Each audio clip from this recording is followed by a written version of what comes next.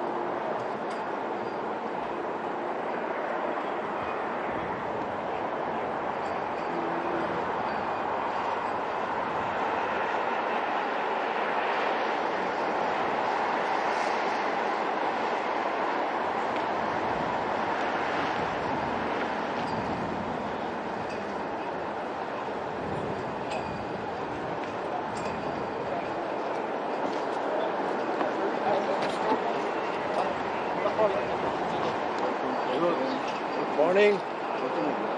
Thank you very much. How are you doing? Yes. And I sure believe we'll have a fruitful meeting with also a very positive outcome of the COP29. A lot of success in the meeting. Yes, thank you. How are you doing? Good. Thank you. Morning. How are you?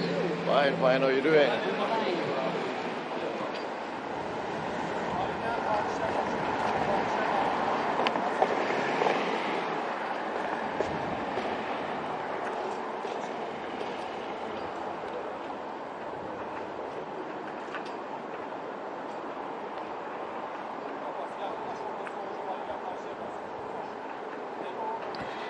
His Excellency Mr. Chandrika Persat Santokhi, President of Suriname.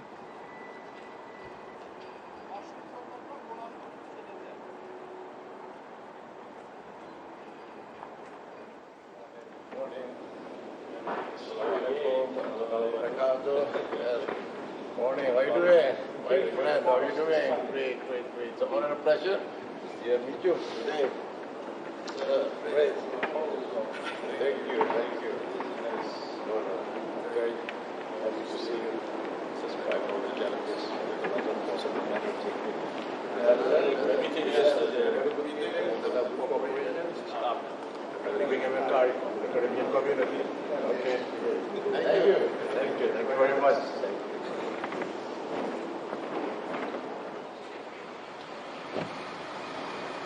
Morning, Your Excellency. Welcome to COP29. Excellency.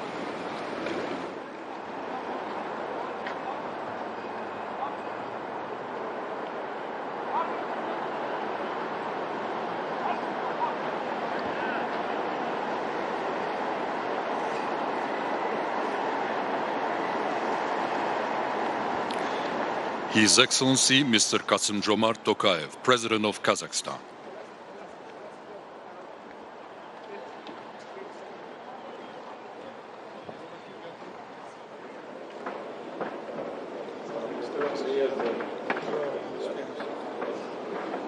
The presidents.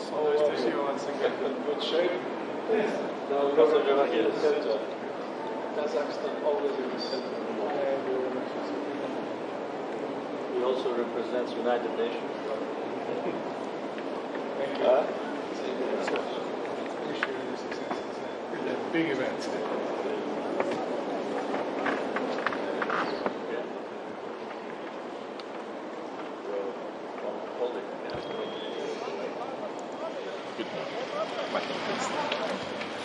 His Excellency Mr. Alexander De Croo, Prime Minister of Belgium.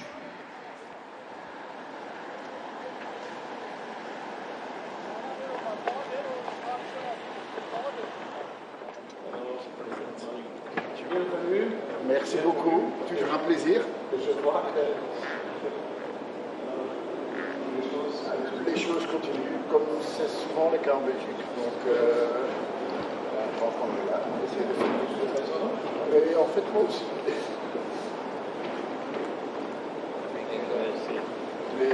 c'est un peu à la belge. Encore quelques mots, j'ai l'impression. Merci. Tout à l'heure. Oui, certainement. Tout à l'heure. His Excellency Mr. Russell Dlamini, Prime Minister of Eswatini.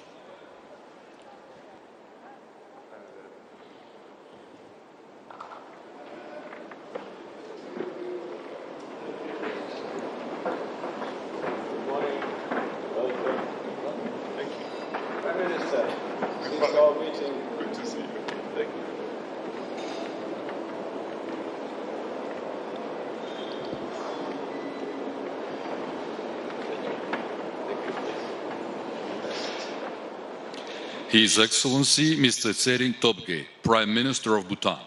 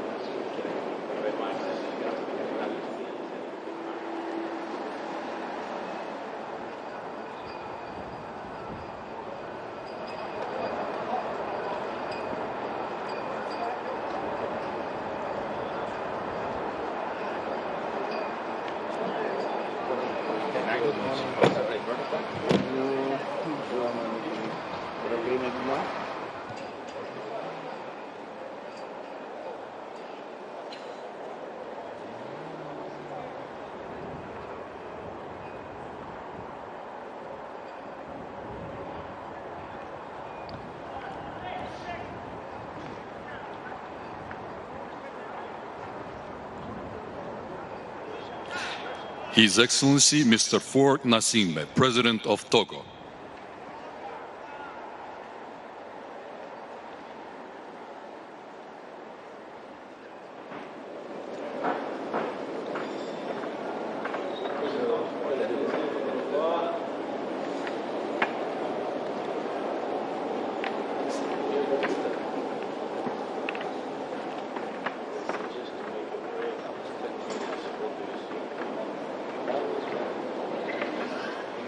Good morning. Thank you. Thank you. Good morning. Thank you. Can you please repeat the wish? Okay.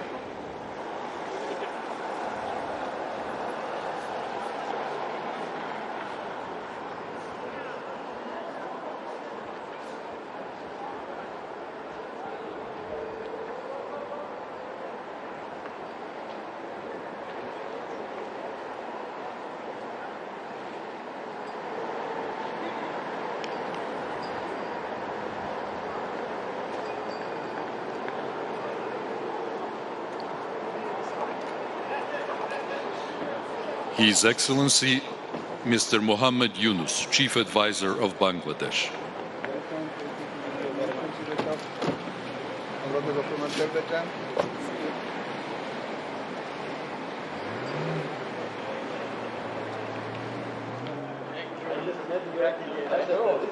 I told me. You gave the book, I told you. Thank you. Congratulations. Good to see you again. Wonderful. Wonderful. Can I give you a hug? Wow, thank you. It's so good to see you. Please, please, please, I need all the support. All the support. Thank you so much. So much.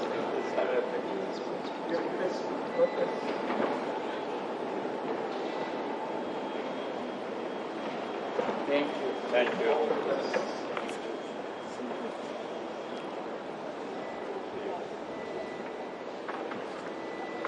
His Excellency Mr. Umaru Sissoco Embalo, President of Guinea-Bissau.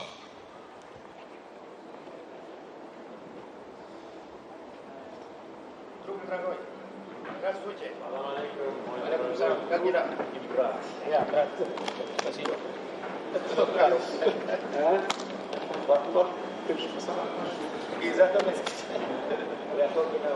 Yes?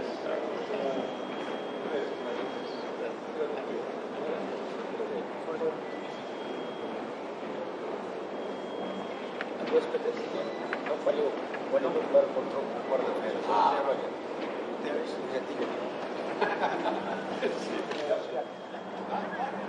His Excellency Mr. Alexander Vučić, President of Serbia.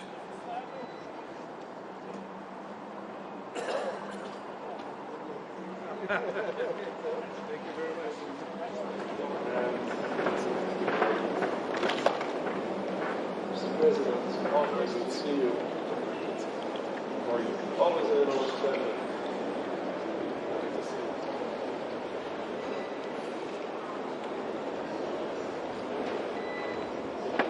See you. All the best.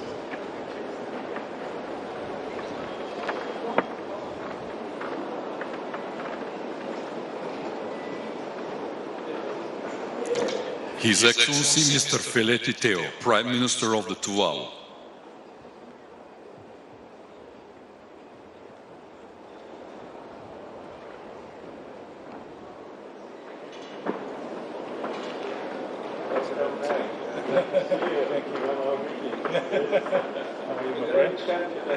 Legal procedures. Good to see you. It's changing the world. Yeah.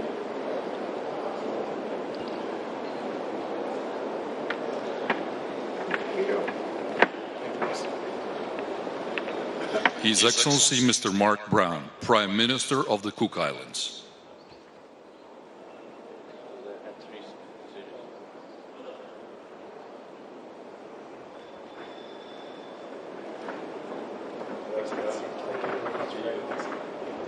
So, Cook Islands, always in the front line of course.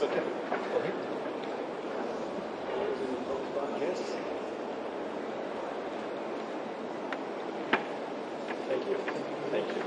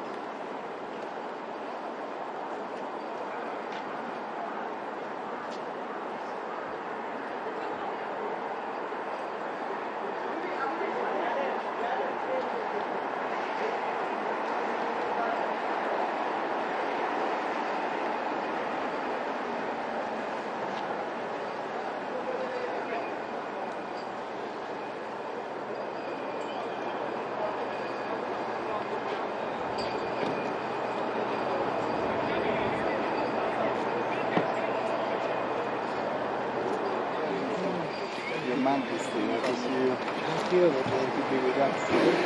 Very supportive. Thank you. We're really glad with your participation.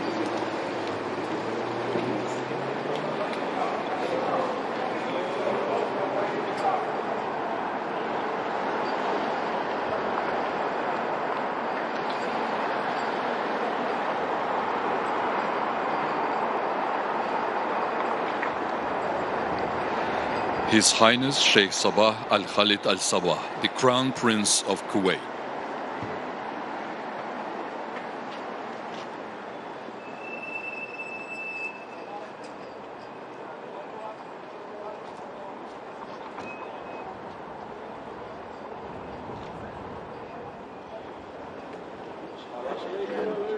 Surely like it. So thank you for everything. My dear friend. I'm still good.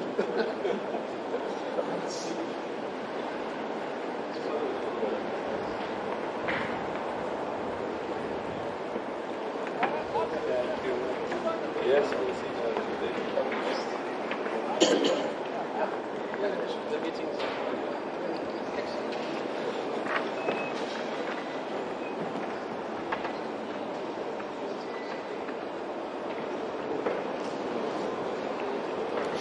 His Excellency Mr. Alexander Lukashenko, President of Belarus.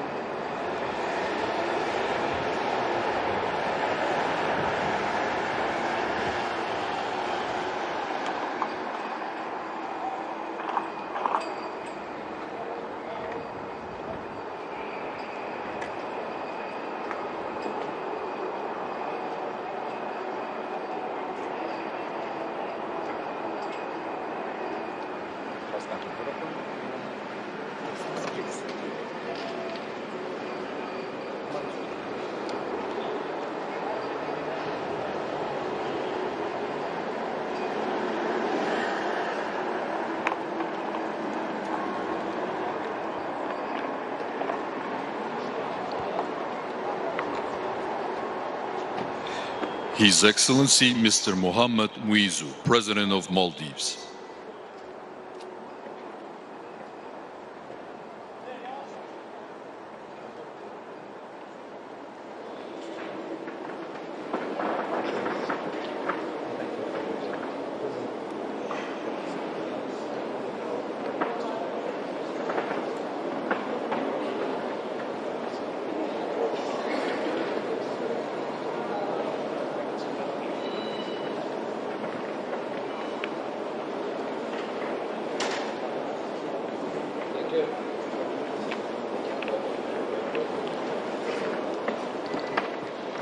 His Excellency Mr. Ramchandra Podel, President of Nepal.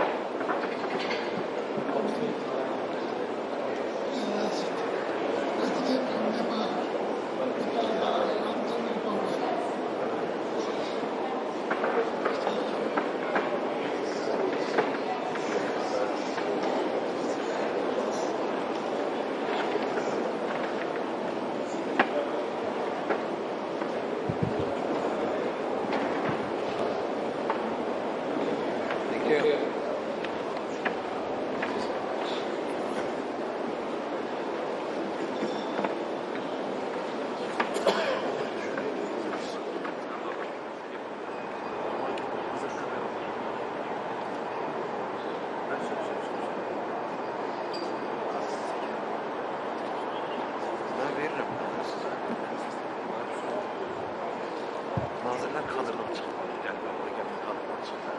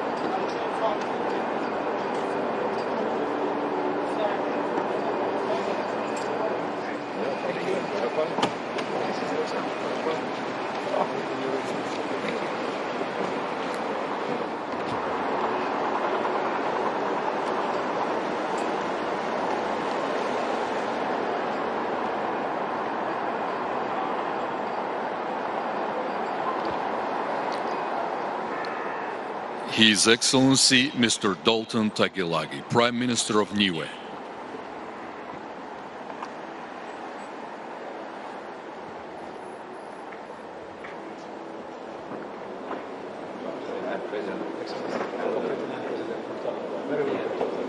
Thank you very much. Welcome to COP29. Great to see you. Okay, good.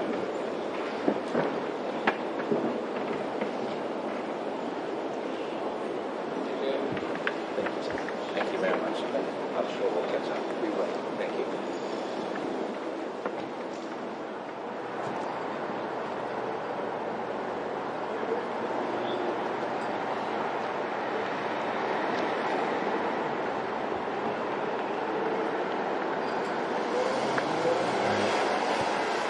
His Excellency Mr. Mohamed Ould Ghazouani, President of Mauritania.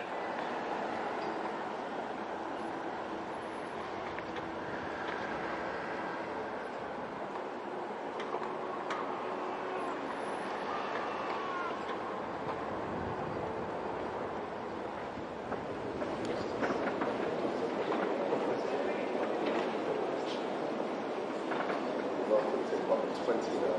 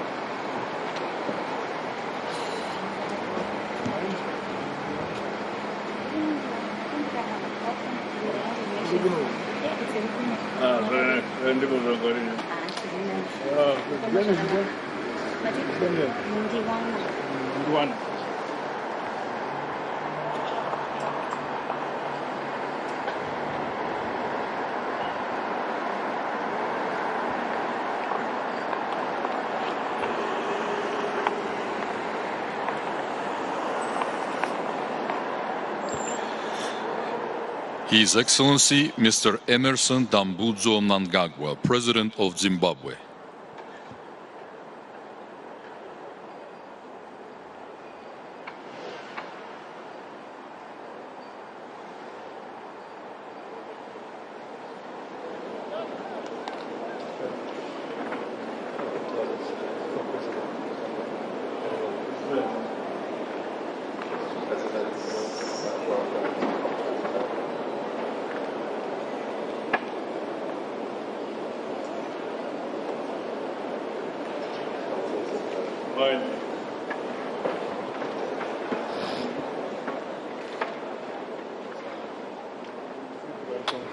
Thank you.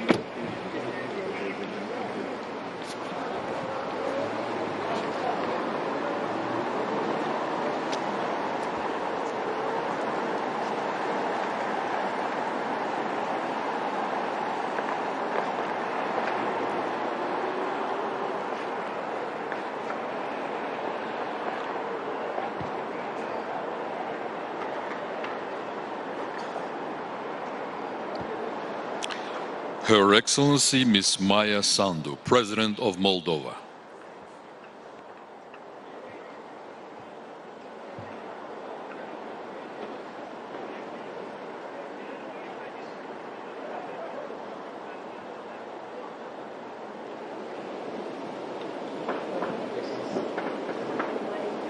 Congratulations. Congratulations. Yes. Yes. Thank you. Thank you.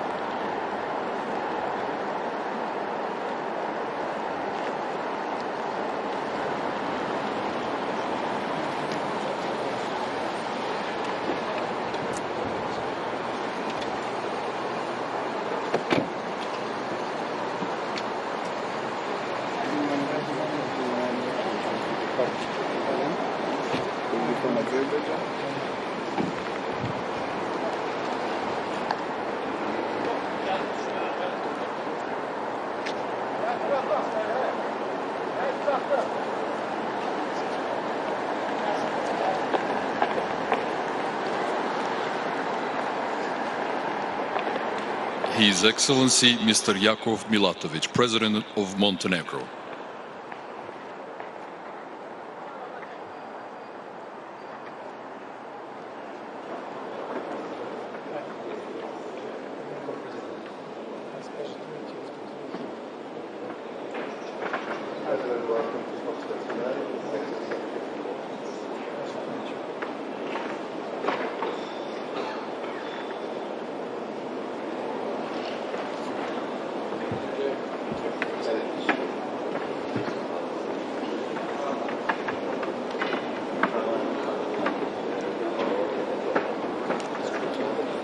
Again, as long as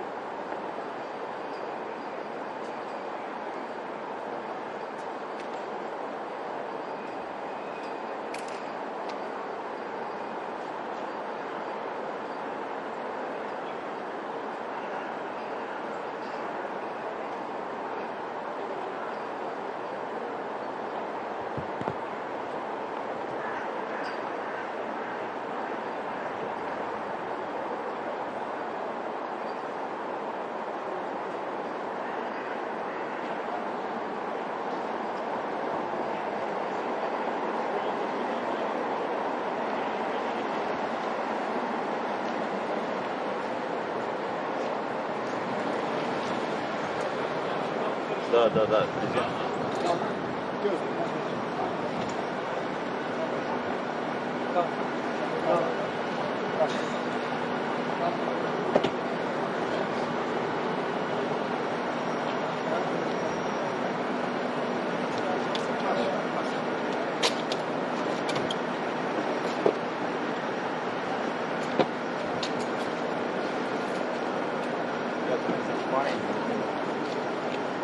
welcome to COP29. Most Good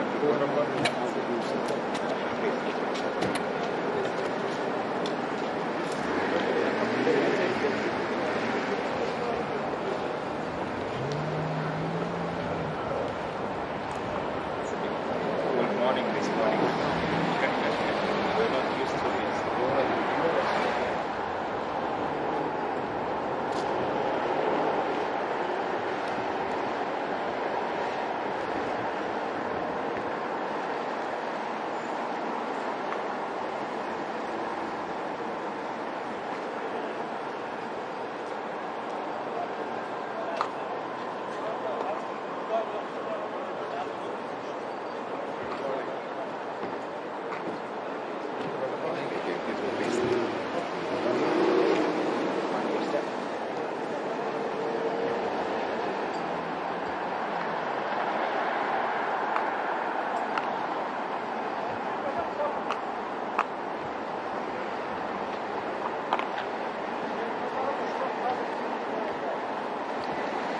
His Excellency Mr. Nana Addo Dankwa Akufo-Addo, President of Ghana.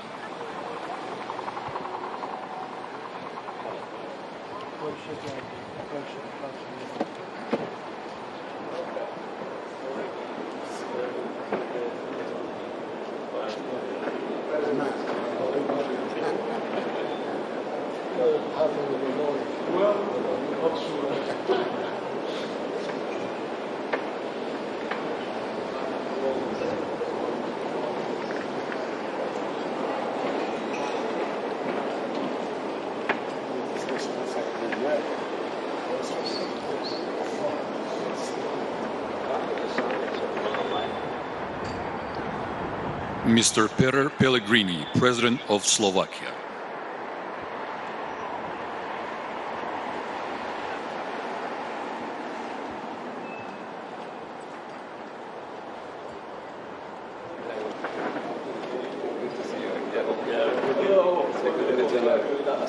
Thank you so much. It's for the first time for me.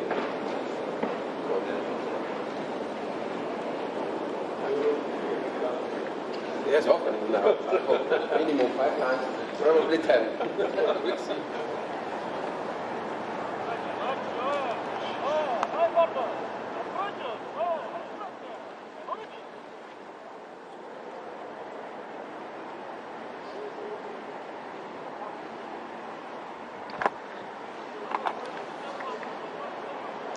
His Excellency Mr. Andrzej Duda, President of Poland.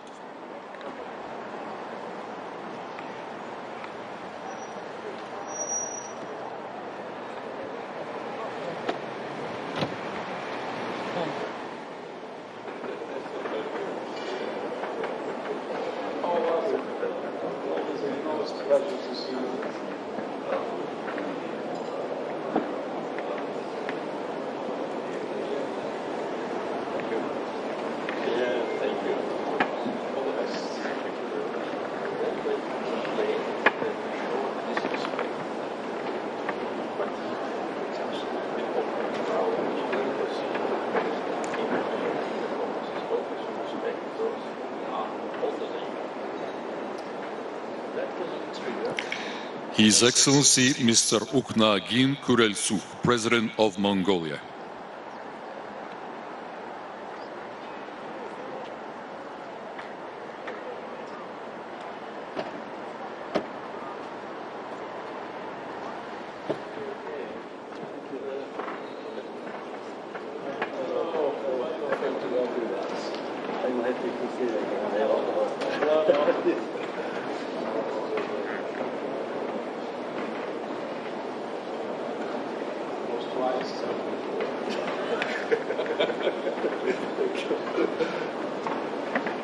His Excellency Mr. Denis Sassou Nguesso, President of Congo.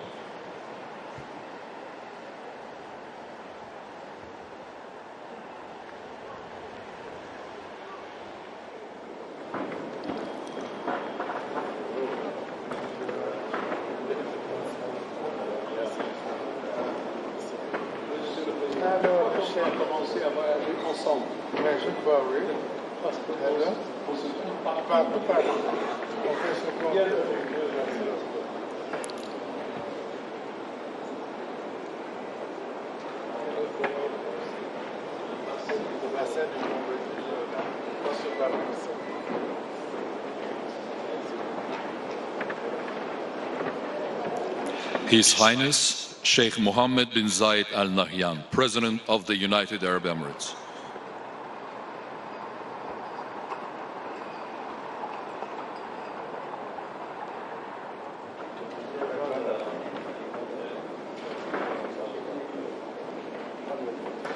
Thank you for all your support in this COP, and I remember your words. But you warned me. Your Highness, it's always a pleasure to see you. Now troubled times, you remain the pillar of wisdom. But I saw you as your president of the COP. What would that be?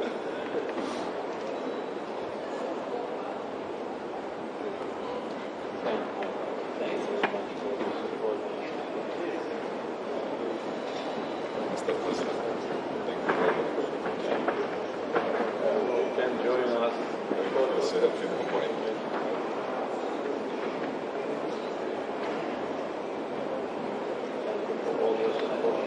Thank you. If I can.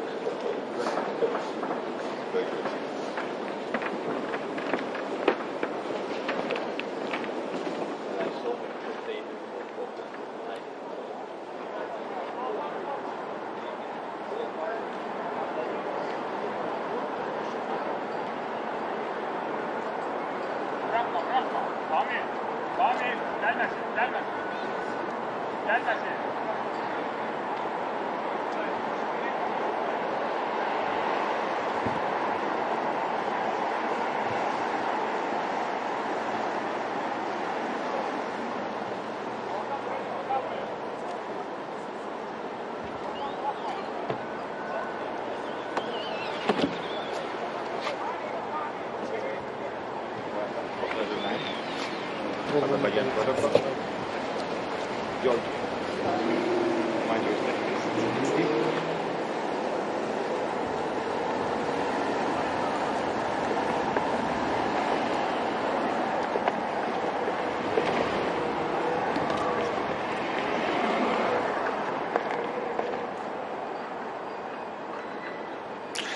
His Excellency Mr. Irakli Kobakidze, Prime Minister of Georgia.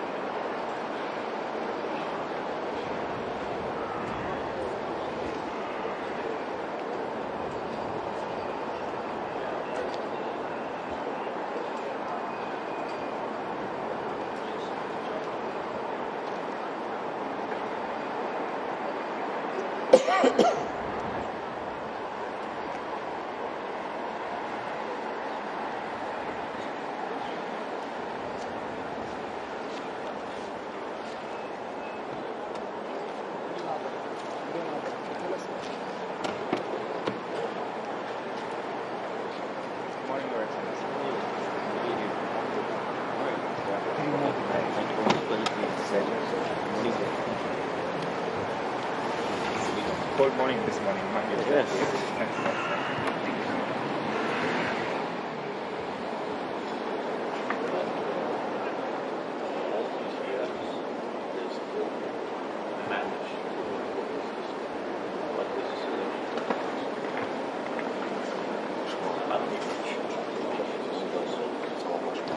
His Excellency Dickon Mitchell, Prime Minister of Grenada.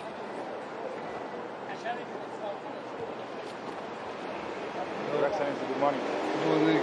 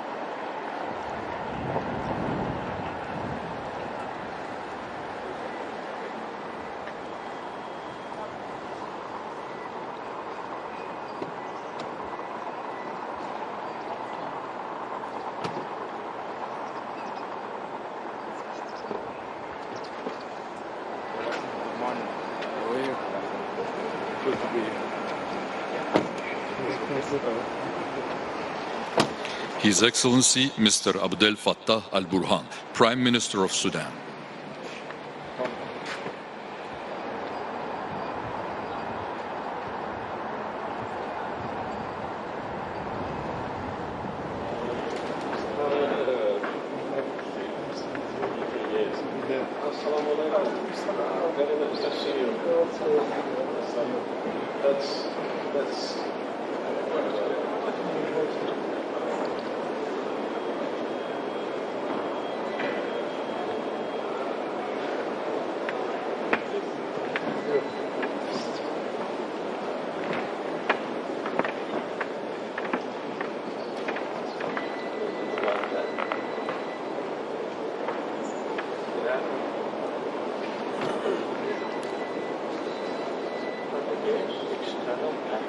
His Excellency Mr. Siaosi Ofakivafalau Sovaleni, Prime Minister of Tonga.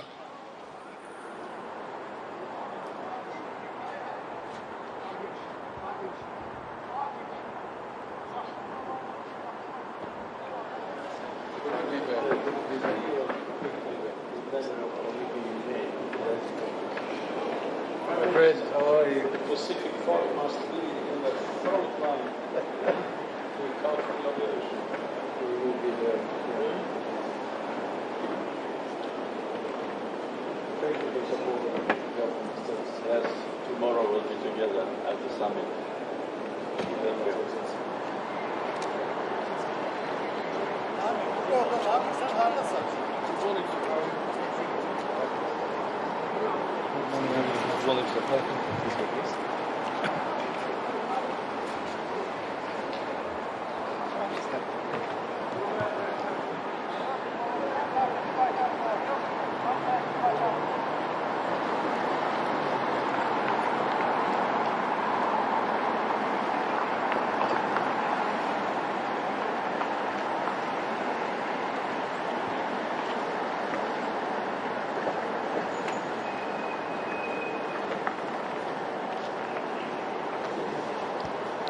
His Excellency Mr. Viktor Orban, Prime Minister of Hungary.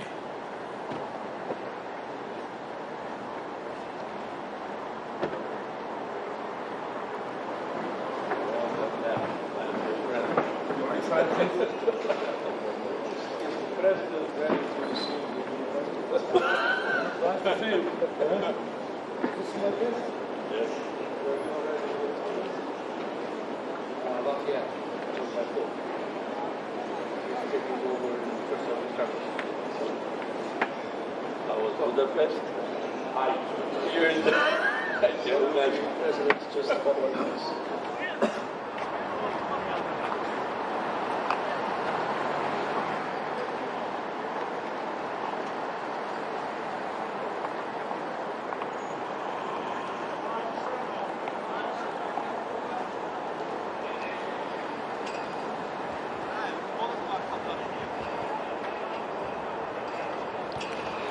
His Excellency Mr. Sadir Japarov, President of Kyrgyzstan.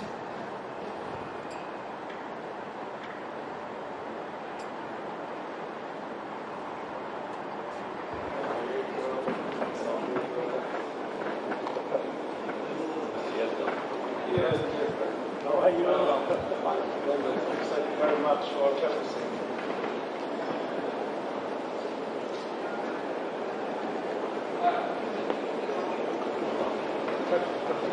Все, готово. Может быть, еще раз одну фото сделаем вместе?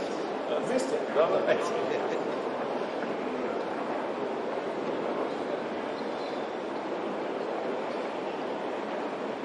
Говорит, что я про горы не забываю.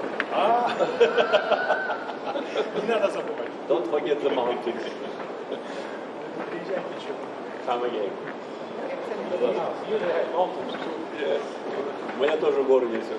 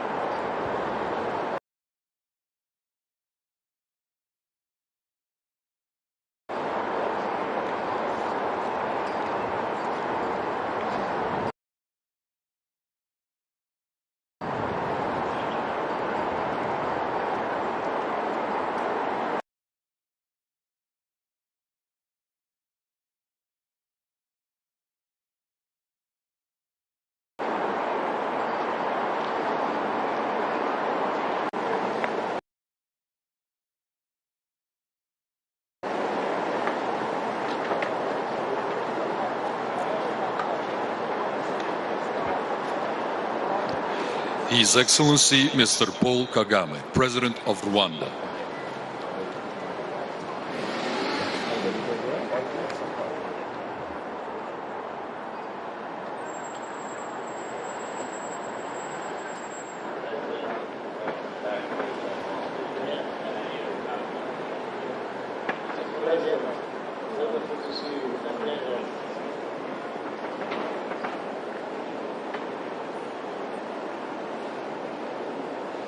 Thank you. See you guys.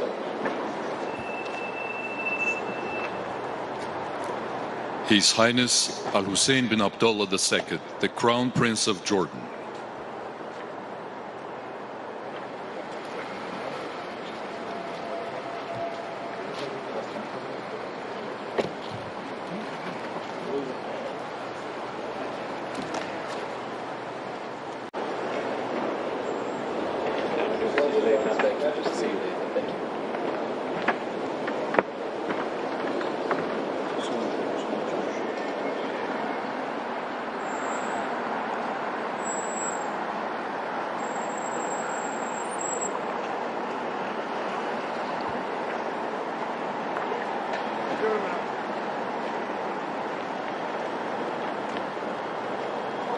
His Excellency Mr. Shafkat Mirziyoyev, President of Uzbekistan.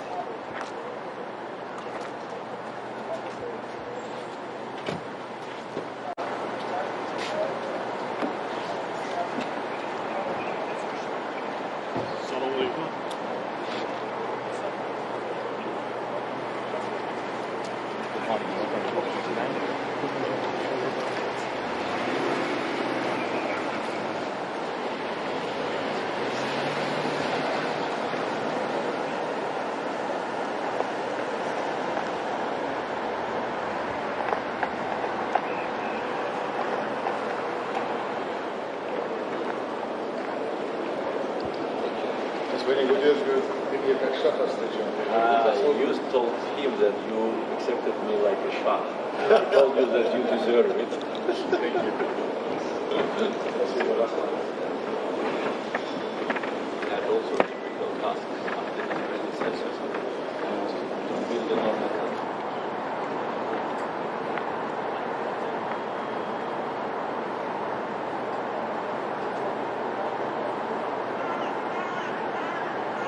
His Excellency Mr. Emomali Rahmon, President of Tajikistan.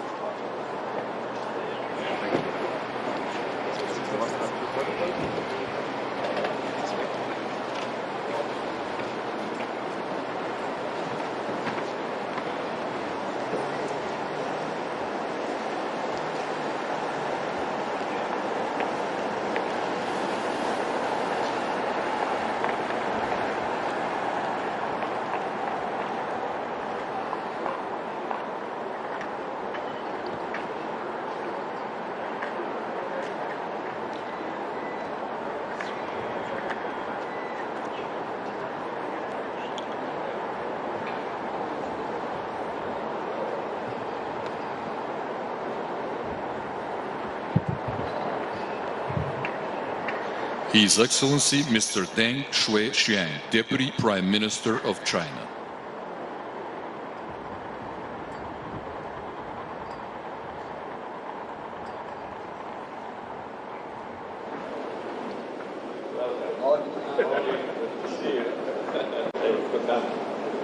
Wonderful to see you again.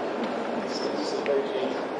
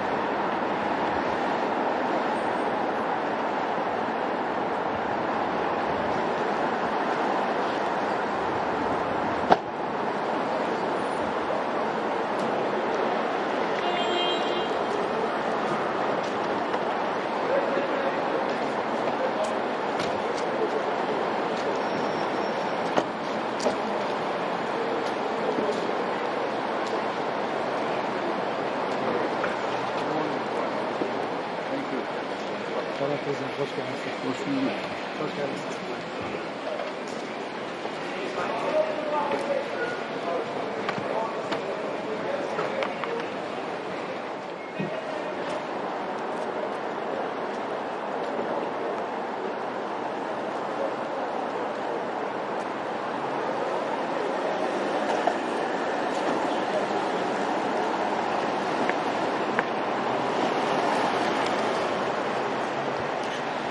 His Excellency Mr. Recep Tayyip Erdogan, President of Turkey.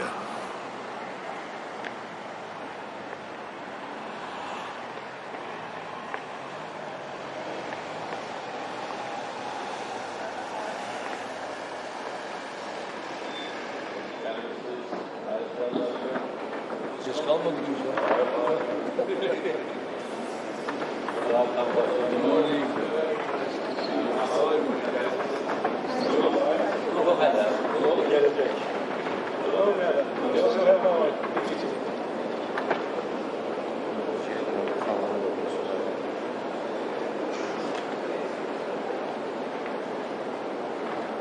Çok sağ olun.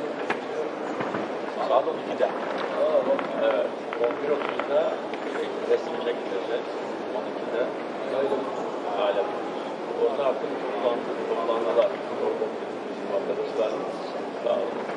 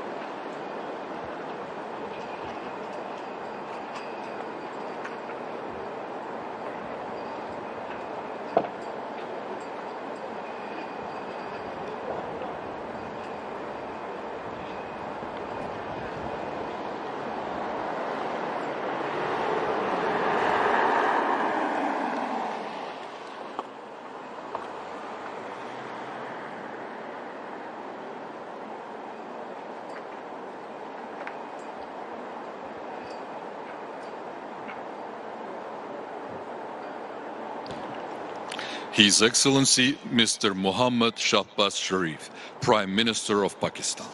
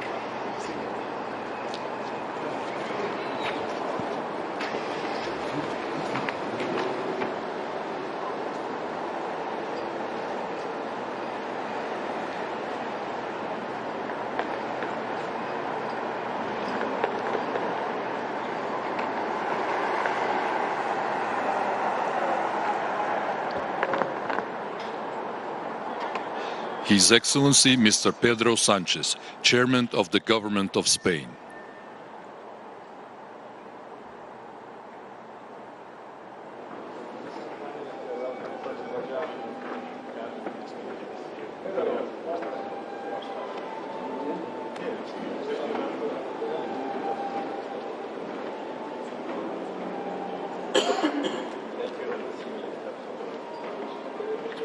Sí.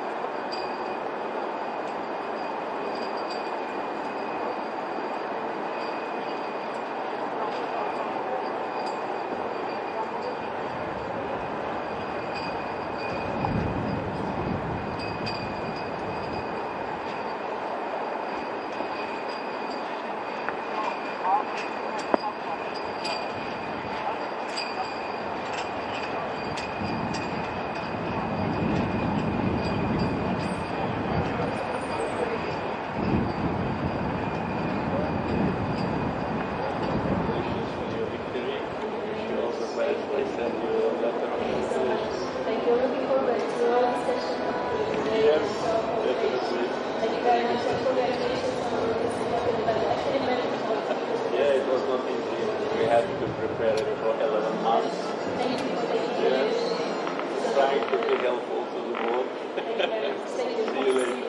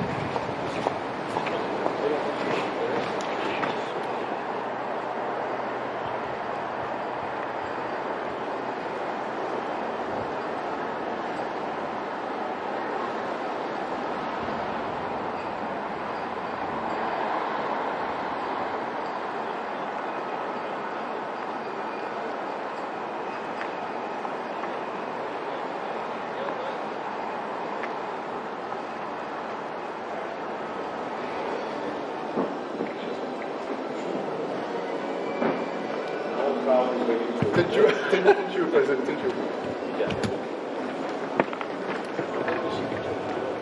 The food is coming.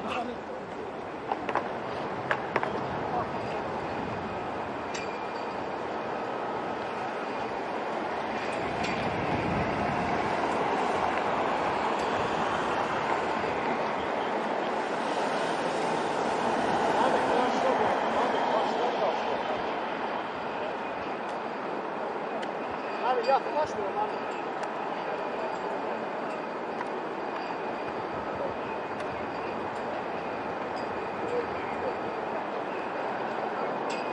Ben yorum etmedim. Bir tam tutalım.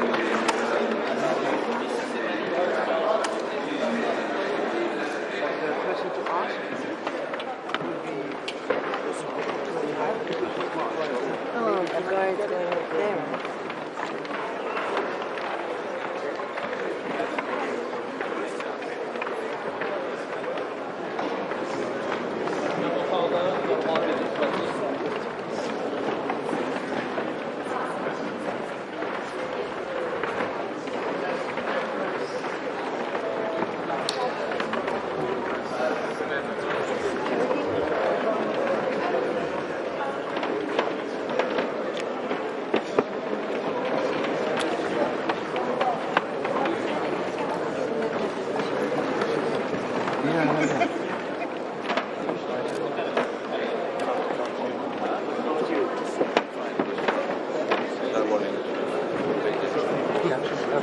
it's fine with all of the shots.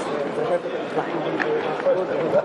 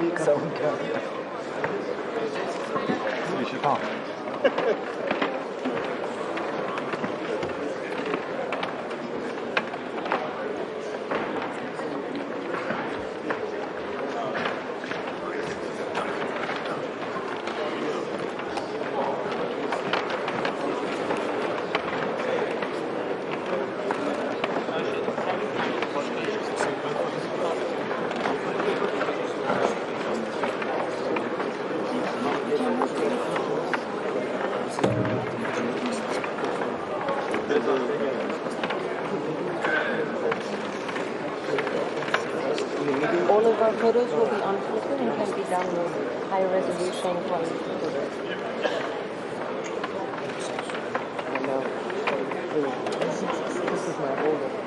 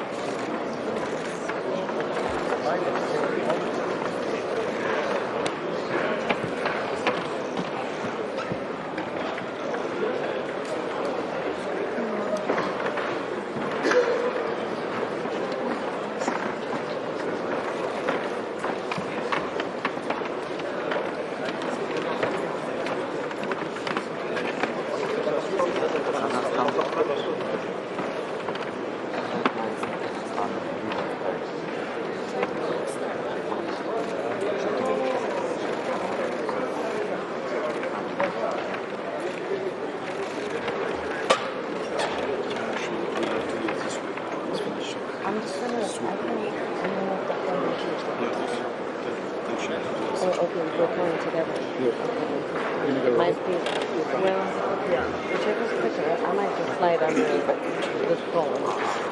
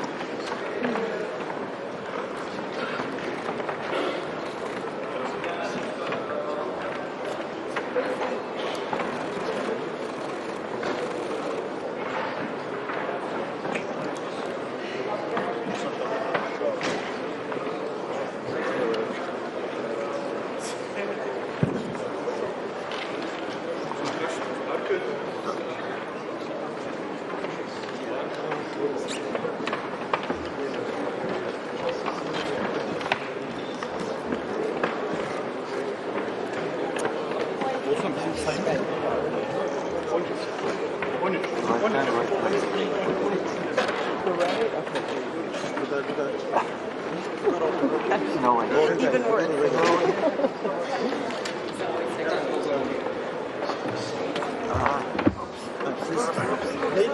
Ladies, excuse me. Sorry.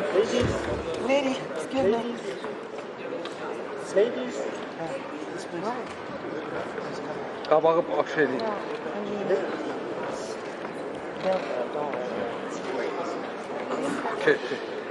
Excuse me. Ma'am. Bunları boşaltsaydı. Bunların hamısına bir kısmı düşür. Çok.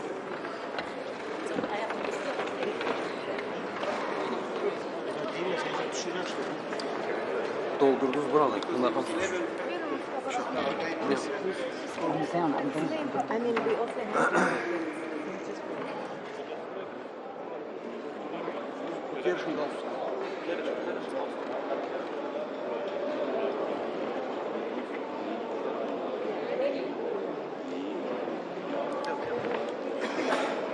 Sorry. Please.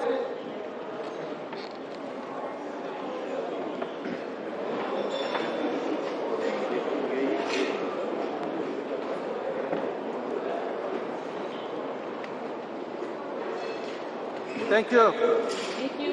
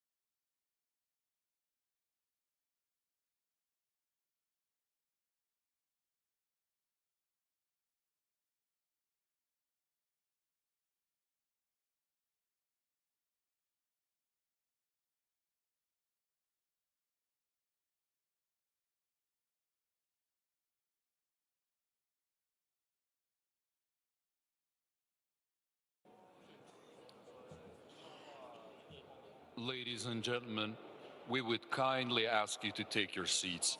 We're starting in 2 minutes. Thank you.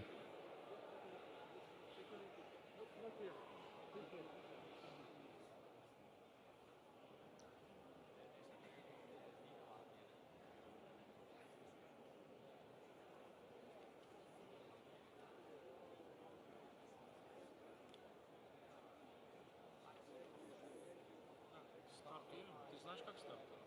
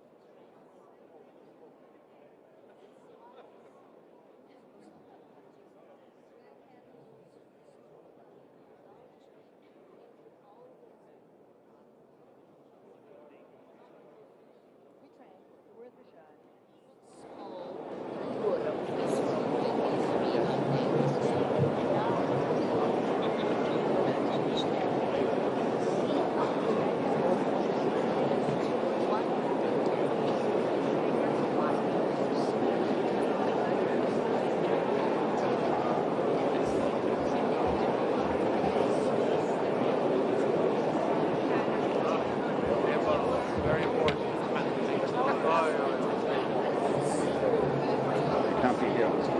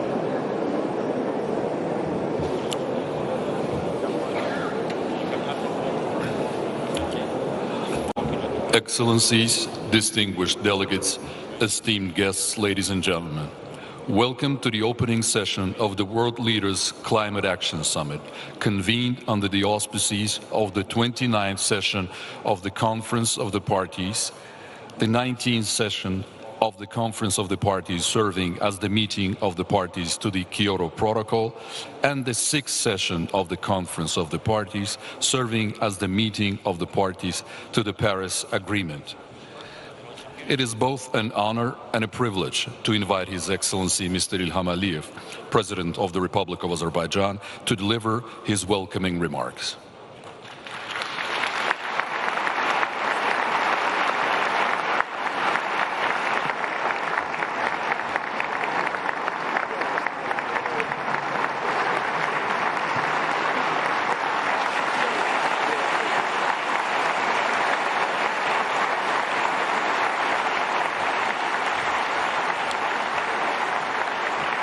Distinguished Secretary General of the United Nations, distinguished heads of state and government, ladies and gentlemen, I welcome you all to Azerbaijan. Many of our guests are visiting Azerbaijan for the first time, so I hope that they will have a chance to get acquainted with our country, its history, traditions and culture. I would like to thank Secretary General of the United Nations, Mr. Antonio Guterres, and the Secretariat of UNFCCC for their support to Azerbaijan on the path to COP29. I congratulate my dear brother, President of UAE, His Highness Sheikh Mohammed bin Zayed Al Nahyan, and all his team with landmark UAE consensus achieved at COP28 in Dubai and their support in preparation to COP29 in Baku. Last December, by unanimous decision of almost 200 countries, Azerbaijan was honored to host COP29. We consider this decision as a sign of respect to our country, as well as appreciation of our active role on international arena. Azerbaijan is a country where East and West, North and South meet, and this is not only about geography. We can build political, cultural, energy, trade, transportation bridges between different international actors. Mega projects initiated by Azerbaijan already changed the energy and transportation maps of Eurasia and led to establishment of fruitful multinational cooperation formats. Despite 30 years long occupation by Armenia of almost 20% of internationally recognized territories of Azerbaijan, despite ethnic cleansing and deportation of 1 million Azerbaijanis from their ancestral lands, we managed to build a strong country with self-sufficient economy and independent policy. 4 years ago, we celebrated the historical victory in the Second Karabakh War. A year ago, we fully restored our sovereignty in accordance with UN Charter, international law, UN Security Council resolutions, which remained on paper for 30 years. We implemented these resolutions ourselves, restored international law, justice, and put an end to Armenian occupation. As the president of COP29, Azerbaijan will do its best to find common understanding between developed and developing countries, between Global South and Global North. For 4 years, by unanimous decision of 120 countries, Azerbaijan successfully chaired the non-aligned movement, the second after United Nations International Institution. Azerbaijan is also an active member of Organization of Islamic Cooperation, which unites almost 60 countries. With 10 members of the European Union, Azerbaijan signed agreements and adopted declarations on strategic partnership. So all this allows us to think that we may be very helpful and useful in building bridges between different important actors on the issue of climate change. Azerbaijan is an active supporter of multilateralism. At the same time, we play an active role in intercultural dialogue. Together with United Nations Alliance of Civilizations, every second year we organize in Baku Intercultural Dialogue Forum. Multiculturalism is our state policy and at the same time is our lifestyle. People of Azerbaijan, regardless of their ethnic or religious identity, live in peace and harmony as one family. Now I would like to say a couple of words about Azerbaijan's green agenda. Our technical potential for renewable energy is estimated at 135 gigawatt onshore and 157 gigawatt offshore. Last year, Masdar from UAE inaugurated the biggest in our region solar power plant of 230 megawatts. Aqua Power from Saudi Arabia is now at the moment constructing wind power station of potential of 240 megawatts. During COP29, agreement will be signed with BP from UK to build 240 megawatts solar power station in the district of Jabrail, which was liberated from Armenian occupation 4 years ago. And this project will provide decarbonization of one of the biggest oil and gas terminals in the world, the Sangachal terminal. By 2030, we plan to build solar, wind and hydro power stations of approximately 6 gigawatts. But this is not all our plans. 10 gigawatts renewable energy projects, contracts and MOUs have been signed. And also we look at the export markets and work actively with our partners in order to implement another important energy security project, the Black Sea Caspian energy cable. This will allow us to export green energy to Europe, and the technical potential of this cable, and by the way, feasibility study is going to be ready very soon, is close to 4 gigawatts. But again, this is only the beginning. Our green agenda also covers different regions of Azerbaijan. So Nakhchivan, Karabakh and Eastern Zangezur regions of Azerbaijan are declared as green energy zones, and this is about a quarter of our territory. Now a couple of words I'd like to say about another segment of energy security, which is oil and gas. I understand that this topic is not very popular at climate change conference, but without that, my comments would not be complete. Just to begin with information. The world's first industrial oil well was drilled in Azerbaijan, in Baku, in 1846. It is situated not far from this place. Maybe it will take 10-15 minutes drive. The first offshore oil well also was drilled by Azerbaijani oilmen in the Caspian Sea in the middle of 20th century. In 19th century, Azerbaijan produced more than a half of global oil production. And if then some Western politicians and media called us a petrostate, probably that would have been acceptable. But when they call us petrostate now, today, this is not fair, and it only demonstrates lack of political culture and knowledge. Today, Azerbaijan's share in global oil production is 0.7%, in global gas production is 0.9%. But fake news media of the country, which is #1 oil and gas producer in the world and produces 30 times more oil than Azerbaijan, call us petrostate.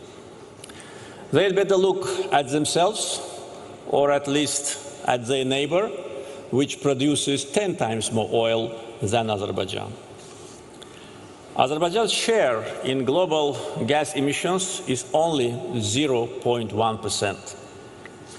I have to bring these figures to the attention of our audience because right after Azerbaijan was elected as a host country of COP29, we became a target of coordinated, well-orchestrated campaign of slander and blackmail.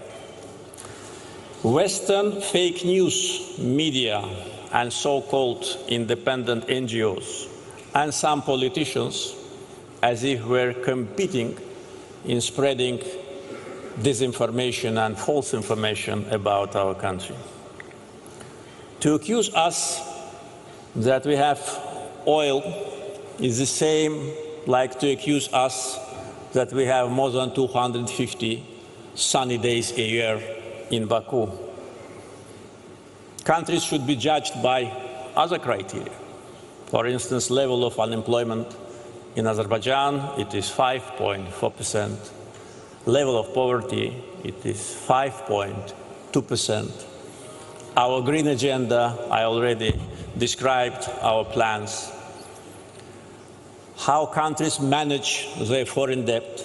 In Azerbaijan, it's only 7.5% of our GDP. So these are, and many other, important criteria which should be a basis for kind of evaluation of the country's performance, but not the country's natural resources, which are the gift of the God. I said it several months ago, and now all those who want, international media, to attack me, just quote me that I said that this is a gift of the God, and I want to repeat it today here at this audience.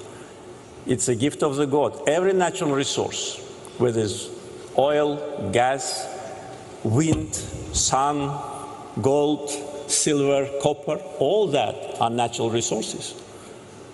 And countries should not be blamed for having them and should not be blamed for bringing these resources to the market because the market needs them. The people need them. So this is my message, and as a president of COP29, of course, we will be a strong advocate for green transition, and we're doing it, but at the same time, we must be realistic. Also, another point of accusation is that 2 years ago, Azerbaijan and European Commission signed declaration on strategic partnership in the field of energy. But it was not our idea. It was a proposal of European Commission. The President of European Commission came to Baku 2 years ago to sign this document with us because they needed our gas due to the change geopolitical situation. And they asked us to help. And we said, okay, we always are ready to help if our help is needed. And we said, okay, we will help Europe with energy security. And when we signed this declaration 2 years ago, the number of the countries which were receiving our gas, I mean European countries, was equal to 2. So now it's 8 countries. 8 out of 10 countries which have access to Azerbaijani gas are Europeans. And European Commission also asked us to double gas supply to Europe by 2027, and this is reflected in the declaration which was signed by President of European Commission and myself 2 years ago in Baku. Unfortunately, double standards, a habit to lecture other countries, and political hypocrisy became kind of modus operandi for some politicians, state-controlled NGOs, and fake news media in some Western countries. And my last message is to those who for almost 1 year were advocating for boycott. They used all the tools in their possession to launch a campaign to boycott COP29 in Baku. And I have bad news for them. We have 72,000 registered participants from 196 countries.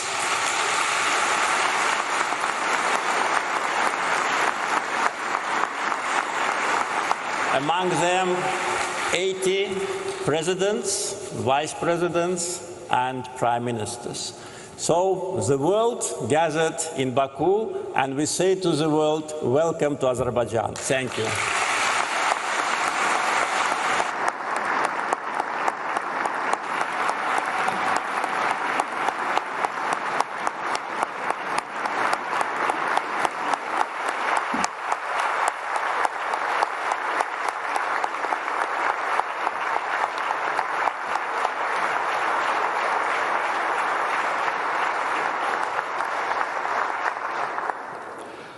Thank you, Mr. President. It is an equally distinct honor to welcome His Excellency Mr. Antonio Guterres, Secretary General of the United Nations, to address this distinguished gathering.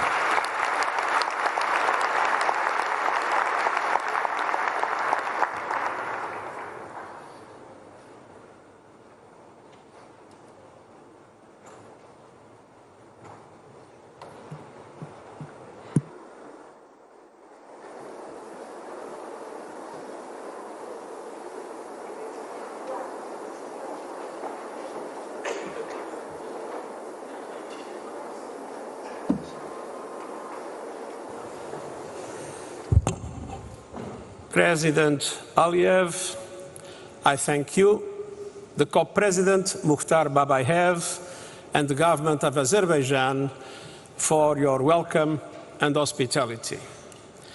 The Presidents can count on our full cooperation in your efforts to achieve the successful COP we all need. Excellencies and friends, the sound you hear is the ticking clock. We are in the final countdown to limit global temperature rise to 1.5 degrees Celsius. And time is not on our side. Exhibit A 2024, with the hottest day on record and the hottest months on record, this is almost certain to be the hottest year on record. And the masterclass in climate destruction. Families running for their lives before the next hurricane strikes, biodiversity destroyed in sweltering seas, workers and pilgrims collapsing in insufferable heat, floods tearing through communities and tearing down infrastructure, children going to bed hungry as droughts ravage crops. And all these disasters and more are being supercharged by human-made climate change. And no country is spared. In our global economy, supply chain shocks raise costs everywhere. Decimated harvests push up food prices everywhere. Destroyed homes increase insurance premiums everywhere. And this is a story of avoidable injustice. The rich cause the problem, the poor pay the highest price. Oxfam finds the richest billionaires emit more carbon in an hour and a half than the average person does in a lifetime. Now, unless emissions plummet and adaptation soars, every economy will face far greater fury. But there is every reason to hope. Excellencies, at COP28, all you agreed to move away from fossil fuels, to accelerate net zero energy systems, setting milestones to get there, to boost climate adaptation, and to align the next round of economy-wide national climate action plans, or NDCs, with 1.5-degree limit. It's time to deliver. Humanity is behind you. A poll by the University of Oxford and the United Nations Development Programme finds that 80% of people around the world want more climate action. Scientists, activists, and young people are demanding change. They must be heard, not silenced. And the economic imperative is clearer and more compelling. With every renewables rollout, every innovation, and every price drop. Last year, and for the first time, the amount invested in grids and renewables overtook the amount spent on fossil fuels. And almost everywhere, solar and wind are the cheapest source of new electricity. So doubling down on fossil fuels is absurd. The clean energy revolution is here. No group, no business, and no government can stop it. But you can and must ensure it is fair and fast enough to limit global temperature rise to 1.5 degrees Celsius. And I urge you to focus on three priorities. First, emergency emissions reductions. To limit global temperature rise to 1.5 degrees Celsius, we must cut global emissions 9% every year. By 2030, they must be down 43% on 2019 levels. Unfortunately, they are still growing at the present moment. Now, at this COP, you must agree to rules for fair, effective carbon markets that support that fight. Yesterday, you made an important first step. You must build on it by agreeing rules for markets that respect the rights of local communities and leave no space for greenwashing or land grabbing. By next COP, you must deliver new economy-wide national climate action plans. And you have agreed that your new plans will align with 1.5 degrees. That means they must cover all emissions and the whole economy. Advance global goals to triple renewables capacity, double energy efficiency, and halt deforestation by 2030. To slash global fossil fuel production and consumption 30% by the same date. And to align national energy transition strategies and sustainable development priorities with climate action to attract the needed investment. All these must be achieved in line with the principle of common but differentiated responsibilities and respective capabilities in the light of different national circumstances. But all countries must do their part, and the G20 must lead. They are the largest emitters with the greatest capacities and responsibilities. They must bring their technological know-how together with developed countries supporting emerging economies. And every nation must have the tools and resources for climate action. And the United Nations is ready to support that effort every step on the way. We are supporting developing countries with new NDCs through the Climate Promise Initiative, and striving for justice in the renewables revolution through our panel on critical energy transition minerals. But ultimately, only you can deliver on national ambition and action. Only you can beat the clock on 1.5 degrees. Excellencies, second, you must do more to protect your people from the ravages of the climate crisis. The most vulnerable are being abandoned to climate extremes. The gap between adaptation needs and finance could reach up to $359 billion a year by 2030. And these missing dollars are not abstractions on a balance sheet. They are lives taken, harvests lost, and development denied. Now more than ever, finance promises must be kept, and developed countries must race the clock to double adaptation finance to at least $40 billion a year by 2025. Adaptation investments can transform economies, driving progress across the Sustainable Development Goals. We need countries' new climate action plans to set out adaptation financing needs. And we need every person on Earth to be protected by an alert system by 2027, in line with our early warnings for all initiatives. And we need climate justice, particularly a surge in pledges to the new loss and damage funds and commitments turning into cash with finance pouring into the fund's coffers. But we also need a fundamental step change across the board. And so, Excellencies, the third priority is finance. Developing countries eager to act are facing many obstacles: scant public finance, raging cost of capital, crashing climate disasters, and debt servicing that soaks up funds. The result? Adaptation denied and a tale of two transitions. Last year, developing and emerging markets outside China received just 15 cents per every dollar invested in clean energy globally. COP29 must tear down the walls of climate finance. Developing countries must not leave Baku empty-handed. A deal is a must, and I'm confident it will be reached. We need a new finance goal that meets the moment.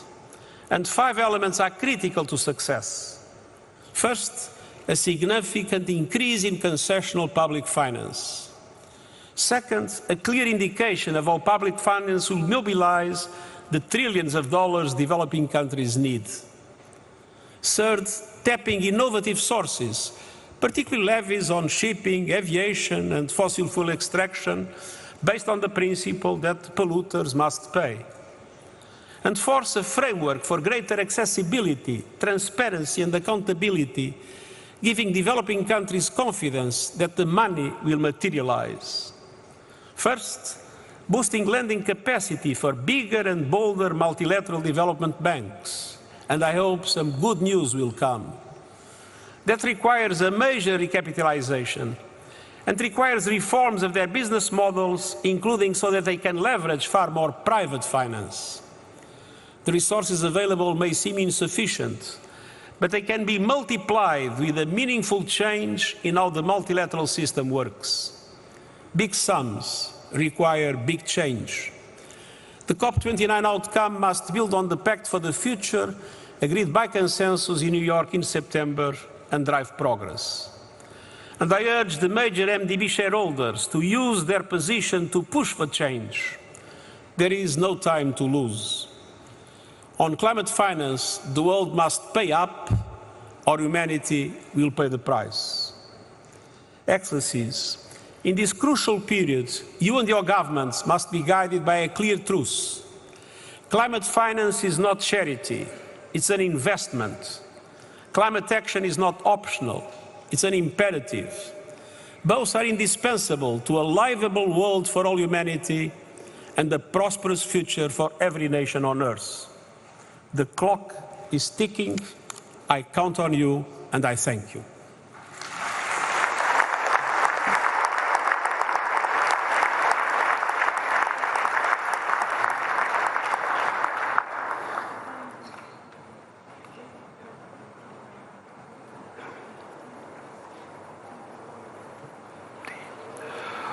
Thank you, Mr. Secretary General. It is a pleasure to invite Ms. Maimouna Mohd Sharif, Mayor of Kuala Lumpur and former Executive Director of the United Nations Human Settlements Program, to the podium to share her remarks.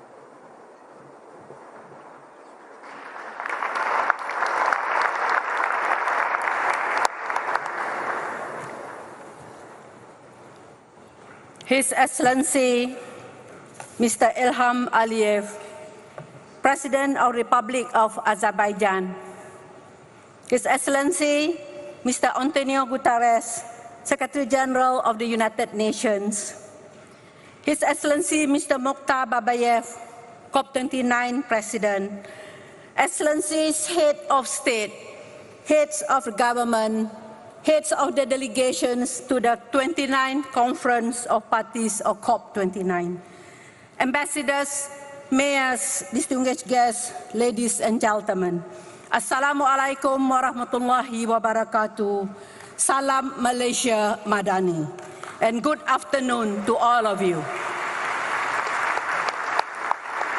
It is a great honor for me to address all of you from the front lines of the climate crisis, speaking for all the major local governments network, the 4 mayors and community leaders, and as a woman leaders from the grassroots community, and also as a grandmother myself.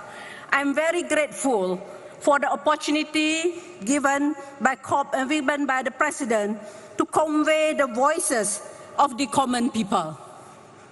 Due to the climate change and the extreme weather events, all our life, especially those of us from the vulnerable communities, have now become a daily struggle.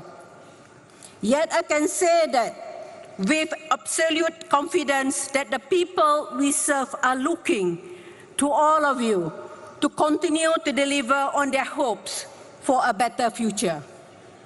As a former Under-Secretary General and Executive Director of UN Habitat, I welcome and congratulate the COP29 presidency for the collaborative and far-sighted manner, forming a partnership with Dubai and Belém that ensures continuity in the deliberation and decision taken as each COP. I also thank the COP29 presidency for the continued commitment to host the ministerial meeting on urbanization and climate change that was introduced at Sharm el-Sheikh during COP27 and was expanded to strengthen multi-level climate action in Dubai at COP28. Distinguished delegates, having returned to my country in February this year and having been appointed as the First Lady Mayor of Kuala Lumpur, the capital city of Malaysia, I can testify to the reality that the challenges of the climate change is very real. From the longest heat wave ever recorded in my region to the biggest storm in living memory, Kuala Lumpur, like many cities all over the world, is facing ever greater challenges on a daily basis. The only way cities like Kuala Lumpur and developing world can continue to contribute to the climate goals is to have a consistent annual funding to enable us to preserve urban green spaces and conserve our forested areas as carbon sinks. If we keep innovating to ensure our cities are walkable and invest more in public transport, we can further reduce carbon emission and over-reliance on motor vehicles. To adapt to extreme climate events, I also advocate for more nature-based solutions, including expanding the smart city concept and making urban centers into biodiversity hubs and create biodiverse cities. Different spelling, S-I-T-I-E-S instead of S-I-T-Y. By 2040, there will be an estimated 1.3 billion tons of plastic polluting the air, water, and food we eat. In fact, each of us now have microplastics in our bloodstream, vital organs, and as for this year, even in babies, in pregnant women. Despite these challenges, I consider ourselves among the luckiest cities and communities living in the region of the world that is relatively peaceful. Mr. President, I thank you for the courage that you have demonstrated in hosting COP29 in Baku, which can only happen because you have managed to convince your fellow leaders to give peace a chance. For without peace, there can be no sustainable development, just as without sustainable development, we cannot win the peace. I thank you for Azerbaijan's contribution to the sustainable urbanization as you rebuild your cities, guided by the new urban agenda and the sustainable development goals. As you know, the Azeri poet Nizami Ganjavi, in his wisdom and his poetic expression, said that, quote unquote, in the hour of adversity, be not without hope, for crystal rain falls from the black clouds.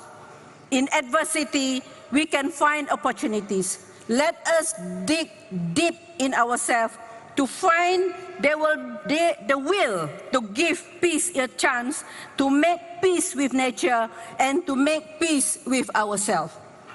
I humbly call upon all member states to strengthen multilateralism and strengthen the hand of multilateral organizations like the United Nations to ensure that we leave COP29 with more concrete actions, timelines, funding to save the planets of today's and future generations. Without collaboration and cooperation, without a whole of society approach, we cannot hope to survive into the next century. The Loss and Damage Fund and this COP29 is Finance COP and Enabling COP. Let us make sure that the available funds reaches the most needed. Excellencies, ladies and gentlemen, I also would like to thank the Nazami Ganjavi International Center for giving me a platform to continue flipping the script on urbanization. I'm very pleased to belong to the COP29 International Advisory Committee organized by the NGIC as a platform for the like-minded eminent leaders and scholars to share their experiences and innovative ideas with the COP29 presidency. I'm glad to say that it is also a gender parity platform, and we will continue to share our recommendation to ensure there is follow-up action during the 12th NGIC Global Baku Forum next year. As we begin our 2-week celebration, let me also urge all member states and all key stakeholders present here today, particularly the business sector, to work collaboratively and find ways to make immediate serious action so that we can have this planet a better place than when we inherited it. More importantly, we need to do it now. And as the Malaysian Minister of Environment said at COP16, planet, profit, and then planet, people, and then profit. Mr. President, distinguished delegates, once again, I thank you for this opportunity to sound the clarion call for stronger multi-level climate action. I have always said enough declaration. We want declared action with implementation. Let us take heed of the word Nizami Ganjavi again, speaking to us from the century past, that in our darkest hour, let solution rain down on us to allow us to find the will to live up to the commitments we have made to heal the planet for future generations.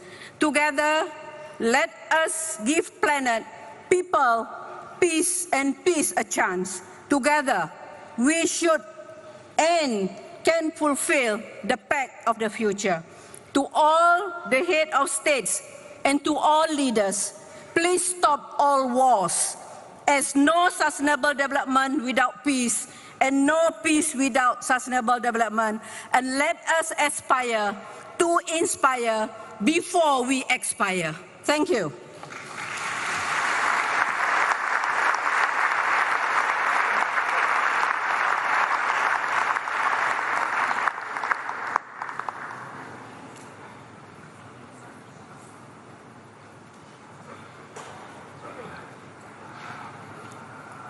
Thank you, Ms. Sharif. Ladies and gentlemen, NASA astronauts Sunny Williams and Nick Hague from the International Space Station shared a video message of gratitude for the COP29 event with special recognition of Azerbaijan's efforts. Greetings from the International Space Station.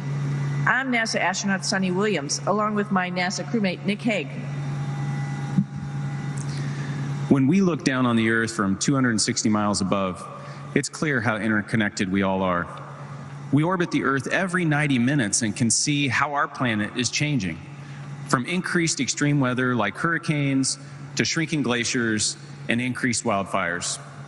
Through instruments on the space station and our fleet of Earth-observing satellites, NASA and our partners are observing our planet and the effects of climate change and making our data free to the world.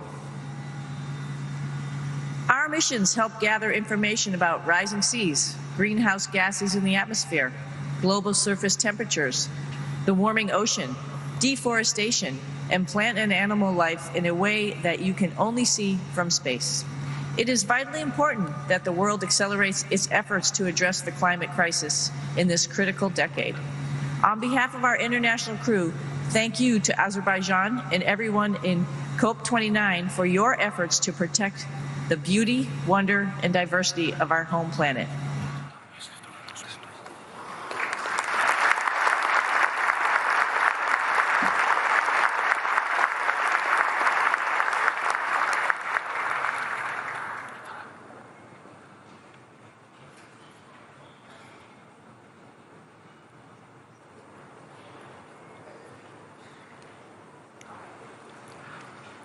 Esteemed guests, we are now delighted to begin the cultural program.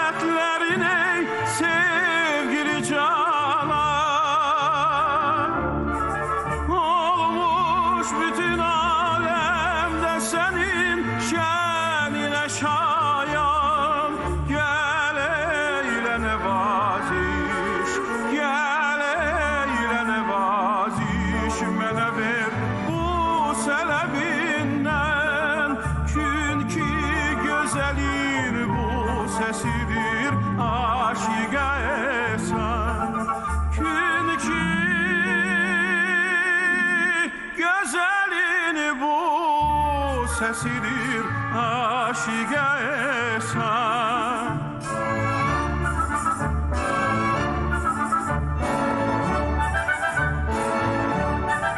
Sordum ki gönül hardadır aldın bu cevabı. Hiç sorma tapılmaz onu aklasa da insan. Rehm eyle dedim gel. Rehm eyle dedim sen kimi göz yaşını tökdü. Gel kalbine oynama ey afeti devran.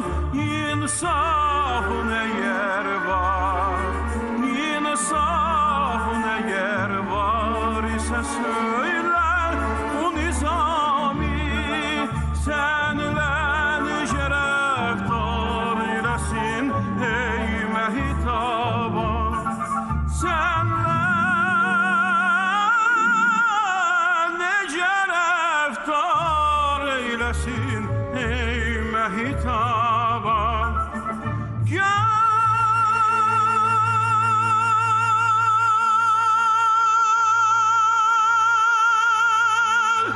Sevgili canan.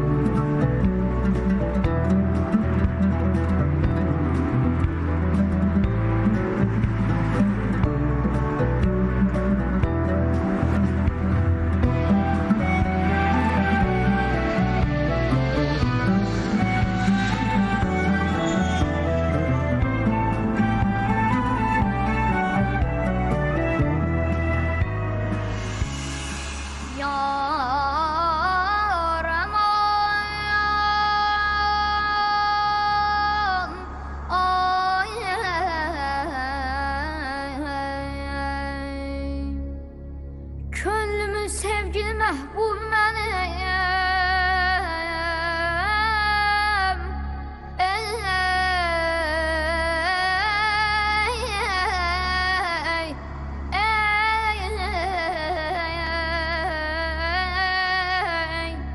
Vətənimdir, vətənimdir, vətənim. Vətən sevməyən insan olmaz.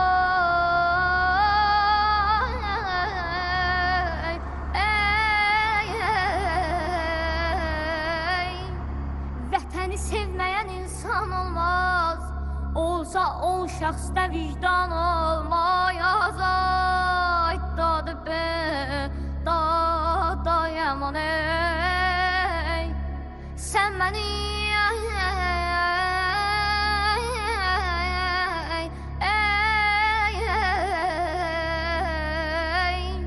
sən mənim köksümdə çarpan ürəksən. Mən sənin köksündə kiçik bir zərrə. Mənə qanad verəyən,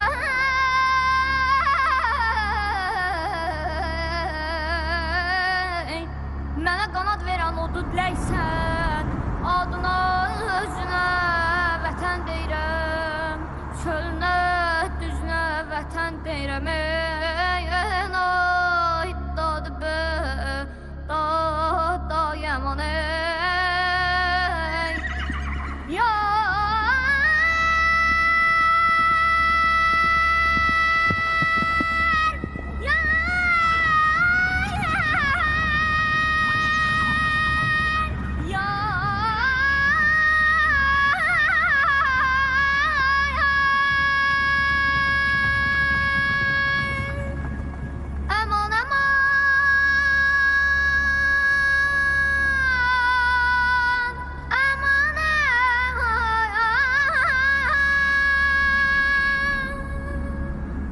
Aman aman, ay aman aman, yar.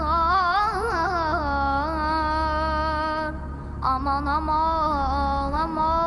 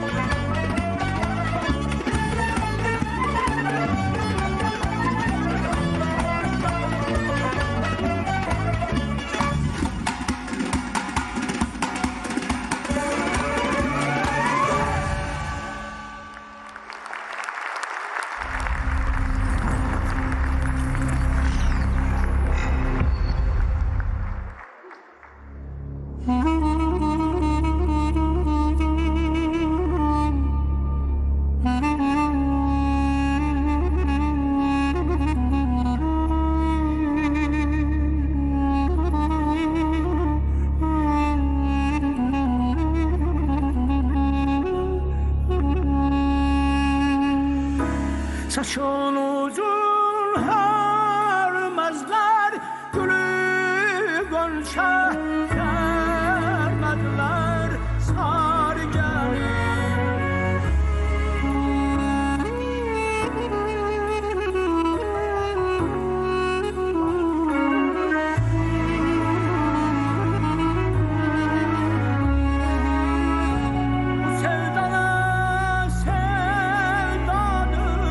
Seni bana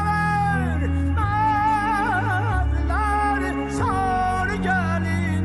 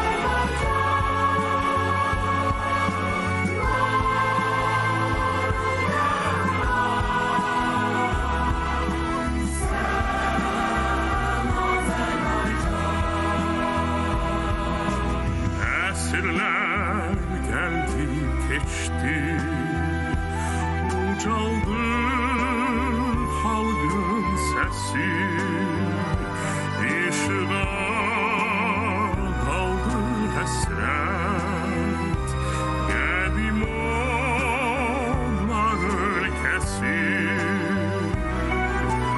Uğruna doldu bahar Ömrü gün nuru aktı Güneşe baktı dağlar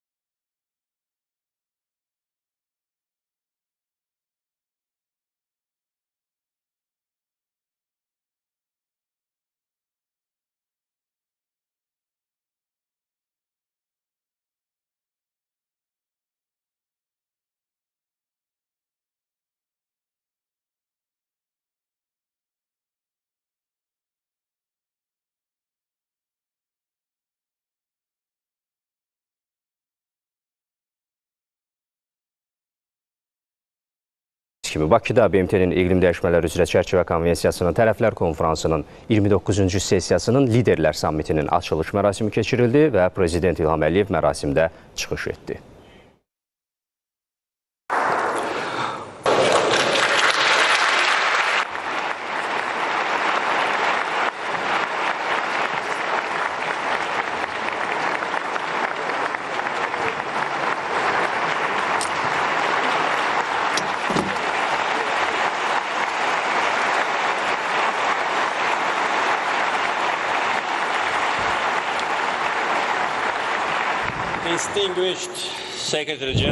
Hörmətli BMT-nin baş katibi, hörmətli dövlət və hökumət başçıları, xanımlar və cənablar, mən sizin hamınızı Azərbaycanda salamlayıram.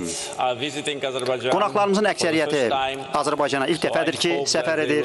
Ümid edirəm ki, onların bizim ölkənlə daha yaxından tanış olmaq, onun tarixini, adət-ənənəsini, mədəniyyətini öyrənmək imkanı olacaqdır.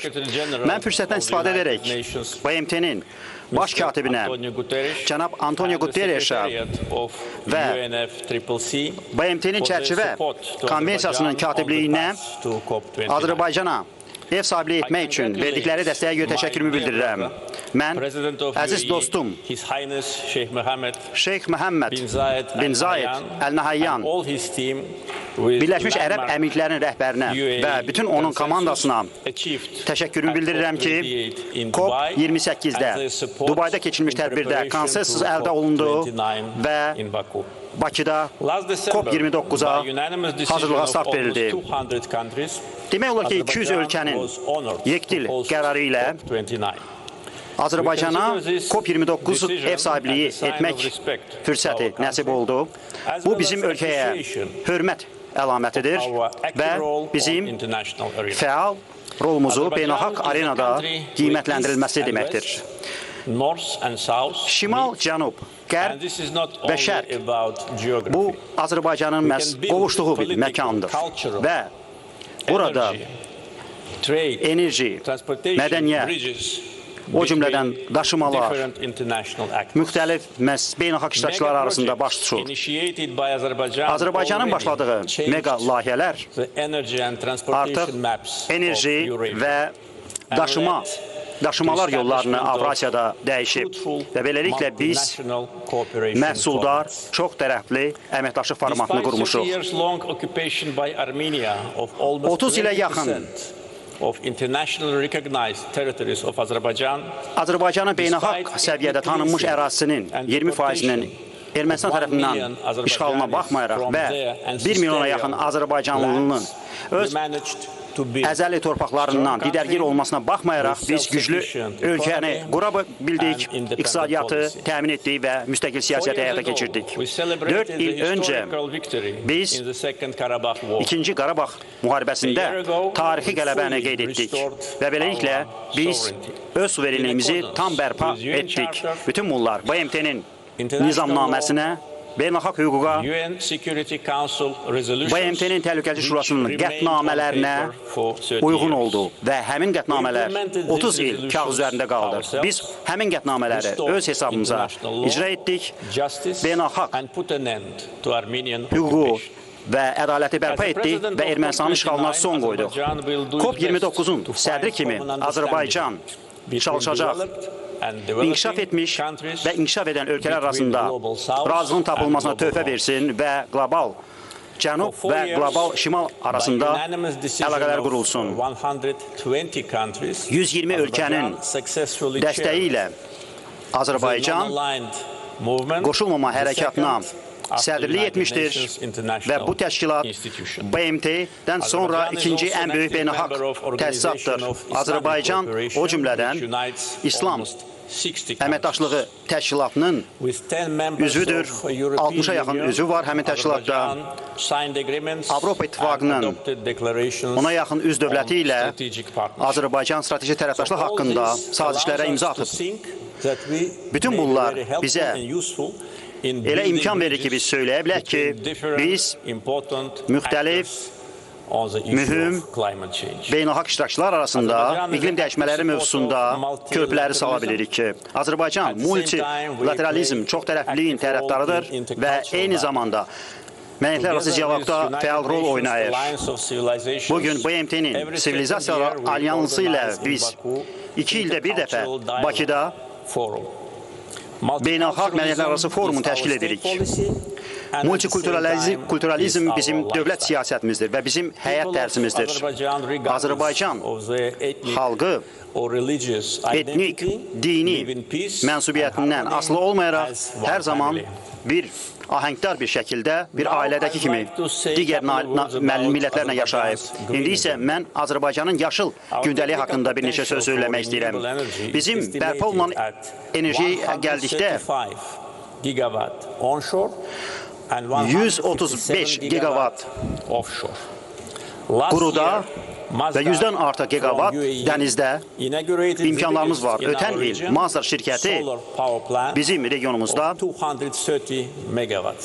230 megavatlıq günəş enerji stansiyasını tikmişdir. Aqua Power şirkəti Səudiyyə Ərəbistanından olan şirkət külək enerji stansiyasını tikir. Onun gücü 240 megavat olacaqdır. COP29 çərçivəsində BP ilə, Birləşmiş Krallığın şirkəti ilə 240 megavatlıq günəş enerji stansiyası Cəbrayıl rayonunda, işğaldan azad olmuş rayonunda, 4 il öncə azad olmuş rayonunda stansiyanın tikilməsi ilə bağlı saziş imzalayacaqdır.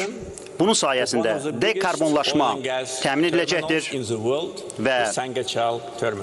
və biz iri terminallardan biri Səngəçal terminalında enerjini verəcəyik. Daha sonra isə 6 gigavatlıq biz elektrik enerji stansiyalarını tikəcəyik. 10 gigavatlıq bərpa olunan enerji layihələri ilə bağlı biz anlaşma memorandumları imzalamışıq.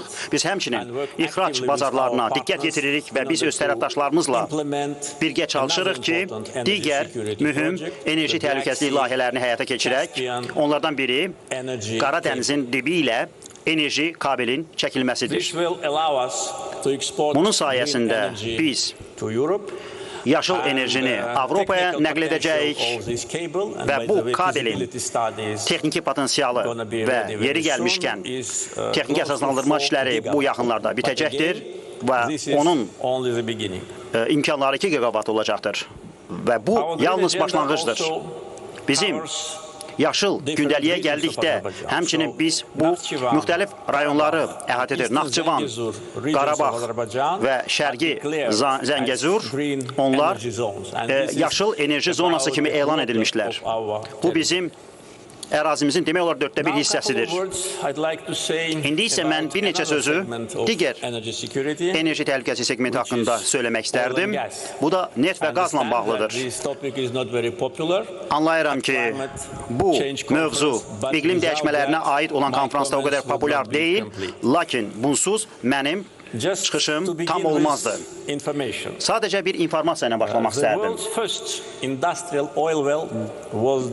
Sənaye yolu ilə ilk neft quyusu Bakıda 1846-cı ildə qazılmışdır. O, buradan uzaq yerdə bir yerləşmir və təxminən bir 10 dəqiqəlik yoldur. O cümlədən dənizdə ilk neft quyusu Azərbaycan neftçiləri tərəfindən Xəzər dənizində qazılmışdır. Bu da 20-ci əsrin ortalarında başlamışdır. 19-cu əsrdə qlobal neft hasilatına gəldikdə onun yarısı Azərbaycanda təmin edilirdi və əgər bəzi qərbi siyasətçilər və media bizi o vaxtı neft dövləti adlandırardısa, bu düzgün olardı. Lakin əgər onlar bugün bu sözdən istifadə edirlərsə, bu ədalətsizdir. Bu, siyasi biliklərin və mədəniyyətin çatışmaması deməkdir. Bugün Azərbaycan 0,7% təşkil edir qlobal neft hasilatında, 0,9%-ə qlobal qaz hasilatında olur. Lakin yalan xəbərlər qeyd edirlər ki, bizim ölkə əslində bizi, yəni dünyada birinci yer tutan və 30 qat bizdən artıq olan dövlətlərdə olmasına baxmayaraq bizi bu baxımdan suçlayırlar. Yəni, bəzi həmin dövlətlərə gəldi, onlar hətta 10 qat bizdən artıq neft və qaz hasil edirlər. Beləliklə, bizim emissiyalardakı payımız cəmi 0,1%-dir. Mən bu rəqəmləri bütün auditoriyanın diqqətinə çatdırmaq istərdim. Çünki Azərbaycan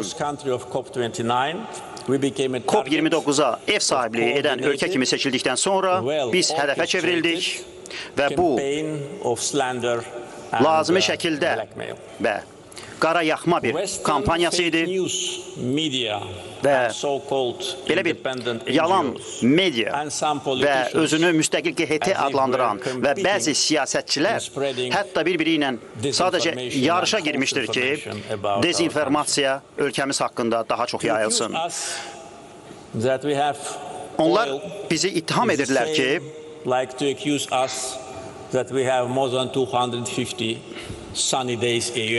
bizim ölkədə baxmayaraq ki, 250-dən artıq günəş enerjisi gününə baxmayaraq onlar bizi daha çox neft ölkəsi adlandırırlar və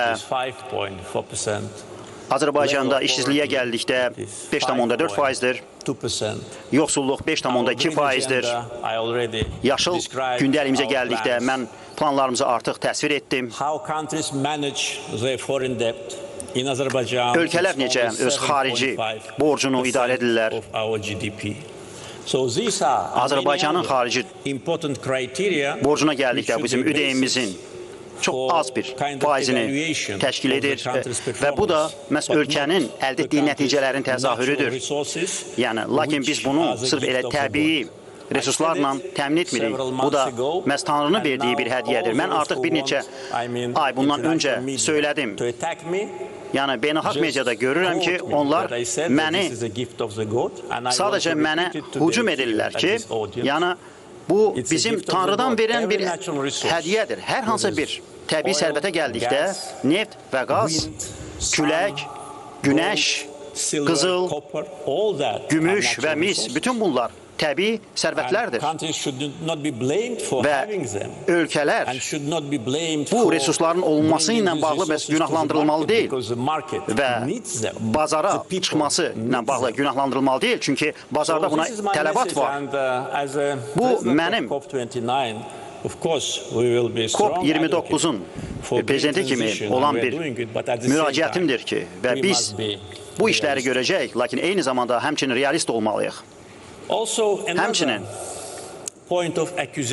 digər bir ittiham məsələsinə gəldikdə 2 il öncə Azərbaycan və Avropa Komissiyası enerji sahəsində strateji tərəfdaşlıq haqqında razılaşmaya imza atdılar. Lakin bu bizim ideyamız deyildi. Bu, Avropa Komissiyasının təklifi idi. Avropa Komissiyasının prezidenti 2 il öncə Bakıya gəlib bu sənədi bizimlə imzaladı. Çünki onlara bizim qazımız lazım idi və bu isə geosiyasi vəziyyətin dəyişməsi ilə əlaqədar idi. Onlar bizdən yardım istədilər və biz dedik, olar. Onda əgər bizim yardımımıza ehtiyac olarsa, biz bu yardımımızı göstərəcəyik. Və belə olan halda biz Avropaya kömək edəcəyik, enerji təhlükəsinin təmin edilməsində yardım edəcəyik. Və 2 il öncə bu sənəd imzalandıqdan sonra Avropada olan ölkələrin bizim qazımıza alan sayı cəmi 2 ölkə idi. İndi isə 8 ölkədir. Yəni, 10 ölkədən 8-i hansı ki bizim qazımızı alır, onlar Avropa ölkələridir. Avropa Komissiyası həmçinin bizdən xahiş edib ki, biz qaz təchizatını həcmini 2 dəfə artıraq. 2027-ci ilə qədər bu planlar həyata keçsin. Və bu da əslində Avropa Komissiyasının prezidenti və mənim tərəfimdən imzalanmış, 2 il öncə imzalanmış, Bakıda imzalanmış sənədə uyğundur. Əfsuslar olsun ki, ikili standartlar digər ölkələrə dərslər vermək, müzahirələri söymək və burada məhz ikiyüzlülük, riyakarlıq bəzi siyasətçilərdə və dövlətlərin nəzarətində qəhətlərdə, yalan xəbərlərdə, bəzi qərb ölkələrdə müşahidə olunur. Və mənim sonuncu mesajım o dairələrədir ki, onlar artıq demək olar ki, 2 ildir ki, boykotu təşviq edirlər.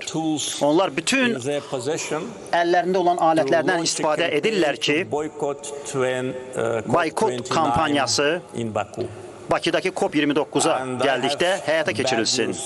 Onlara pis xəbərim var.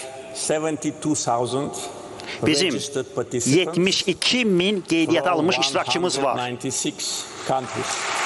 O da 196 ölkədən gəlmiş nümayəndələrdir. Onların sırasında 80 prezidentlər, vitse-prezidentlər və baş nazirlər var. Beləliklə, dünya Bakıya toplaşıb və bütün dünyaya biz deyirik ki, Azərbaycana xoş gəlmişsiniz. Sağ olun. İqlim böhranı iqtisadiyyatın qatilinə çevrilir. Bunu COP29 çərçivəsində İqlim, Səhiyyə və Uşaqlar mövzusundakı mətbuat konfransında BMT-nin İqlim Dəyişmələri üzrə çərçivə konvensiyasının icraçı katibi Simon Stil deyib. BMT rəsmisi təmiz enerji sahəsinə 2 trilyon dollar sərmayə qoyulacağını proqnozlaşdırdıqlarını bildirib. Ayrılan sərmayələr milyonlarla insanın həyatını yaxşılaşdırmaq üçün müvafiq sahələrə yönəldilməlidir. İqlim böhranı həyat xərclərini artırır, iqtisadiyyatın qatilinə çevrilir. Daha cəsarətli tədbirlər görməliyik. COP29-da görməli çox işimiz var. Hörmətli tamaşaçılar, biz indi COP29-un keçirildiyi Bakı Olimpiya Stadionuna bağlanırıq. Rəhlə Rafiq qızı bizlə birbaşa bağlantıdadır. Rəhlə, salamlayırıq sizi. Olduğunuz zonadan son məlumatlar eşidək sizdən.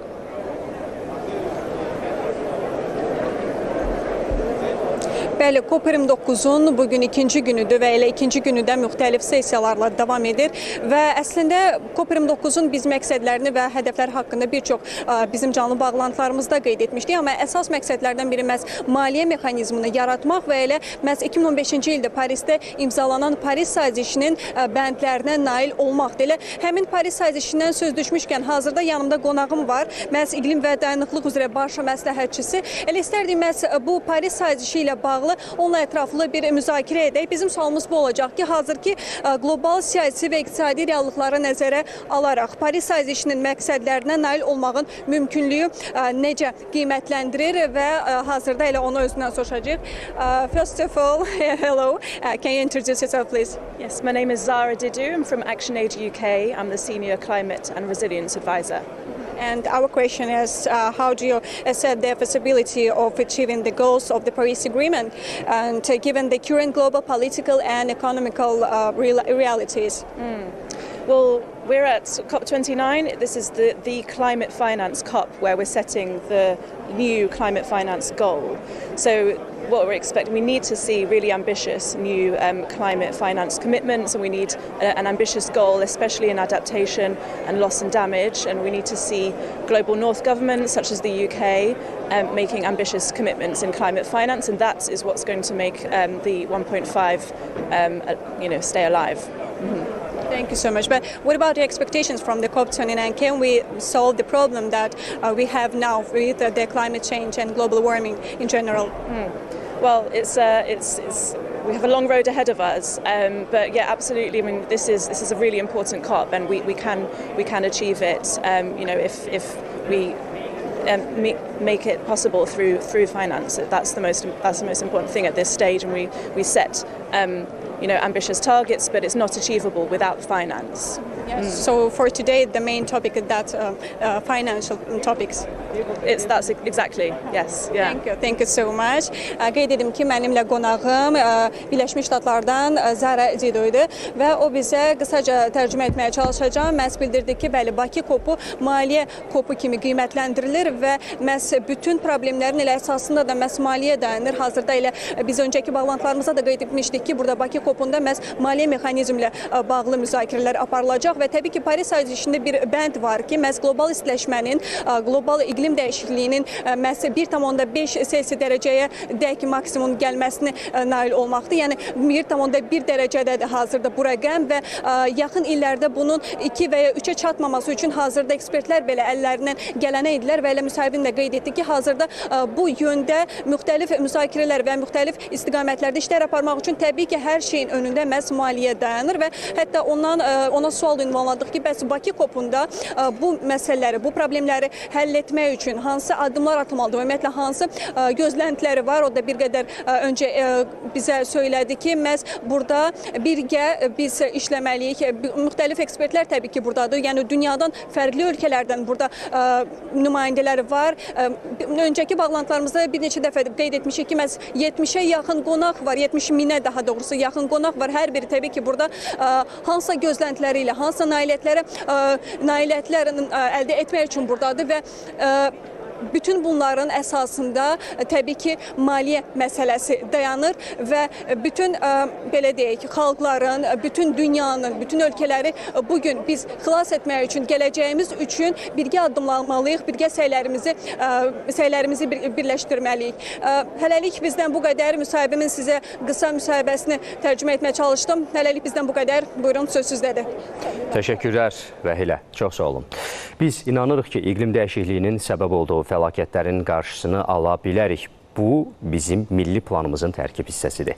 COP29 samiti çərçivəsində ölkəmizdə səfərdə olan Efiopiya prezidenti Taye Atske-Selassie belə bir açıqlama verib.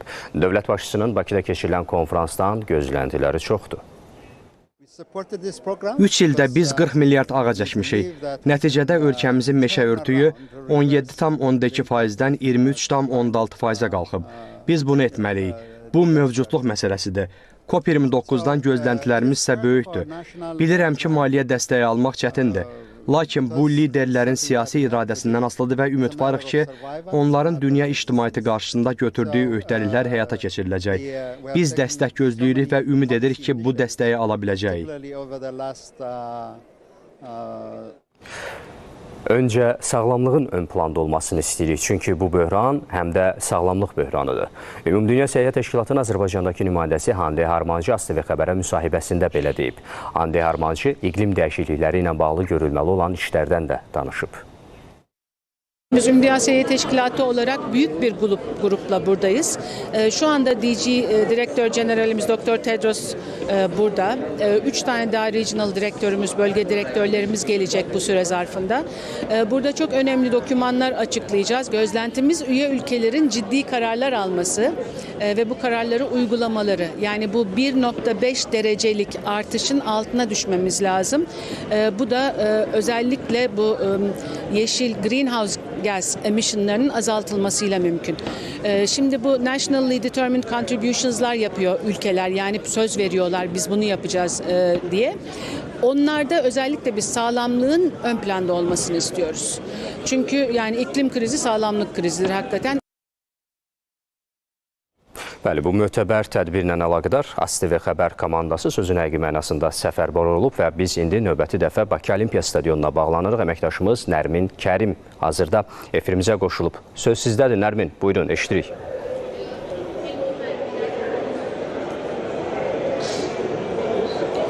Önceki efirlərimizdə qeyd etdiyimiz kimi 29-cu Dünya İqlim Sammitində biz müşahidələrimizi bugün yaşıl zonadan, ərazinin yaşıl zona adlanan hissəsindən davam elətdiririk və səhər saatlarından başlayaraq burada panel sessiyalara start verilib. İlk iştirak etdiyimiz sessiya alternativ enerji ilə bağlı idi, bərpa olunan enerji ilə və ölkələrin bu mövzuda potensialından bəhs edilirdi. Az öncə də iştirak etdiyimiz bir sessiyaya yekun vuruldu. Bu COP29 Azərbaycan əməliyyat şirkəti tərəfindən həyata keçirilirdi. Korporativ dayanıqlılıq və iqlim fəaliyyəti mövzusunda müzakirələrə həsr edilmişdi. Həm yerli, eyni zamanda xarici mütəxəssislər bu belə deyək sessiyada iştirak edirdi. BMT-nin qlobal sazişinin Azərbaycan üzrə ölkə rəhbəri Samir Məmmədov, eləcə də Qarabağ Futbol Klubunun vitse-prezidenti Tahir Gözəl və eyni zamanda xarici mütəxəssislərdən Green Space Tech təşəbbüsünün Braziliya üzrə aparıcı partnyoru innovasiya və dayanıqlıq strategiyası sayəsində aparıcı məsləhətçisi Maria Perez müzakirələrə qatılmışdı. Ümumən təbiətlə rəftar və bu mövzuda dayanıqlıq və digər məsələlərdən bəhs edilirdi. Təbii ki, yaşıl zonada gündən bundan ibarət deyil. Ümumiyyətlə, burada pavilyonlar, yəni ölkələrin, şirkətlərin pavilyonları əsas diqqət mərkəzindədir. Eyni zamanda bugün gün ərzində məhz balinaların öldürülməsini pisləyəcək ekoaksiyanın həyata keçirilməsi gözlənilir və eyni zamanda 2 panel sessiyada gündəmdədir. Bu, yerin qəyyumları və dekolonial perspektiv mövzularını əhatə edir. Amma bugün hazırda bu sessiyadan, daha doğrusu bu zaldan çatdırmaq istədiyimiz məlumatlar bundan ibarət idi. Sözü yenidən mərkəzi studiyaya ötürürük. Təşəkkürlər Nərmin, çox sağ olun. Hörmətli tamaşaçılar, daha bir bağlantımız var. Əməkdaşımız Röya Qarabağlı efrimizə qoşulub. Röya, sizi də eşidək, buyurun.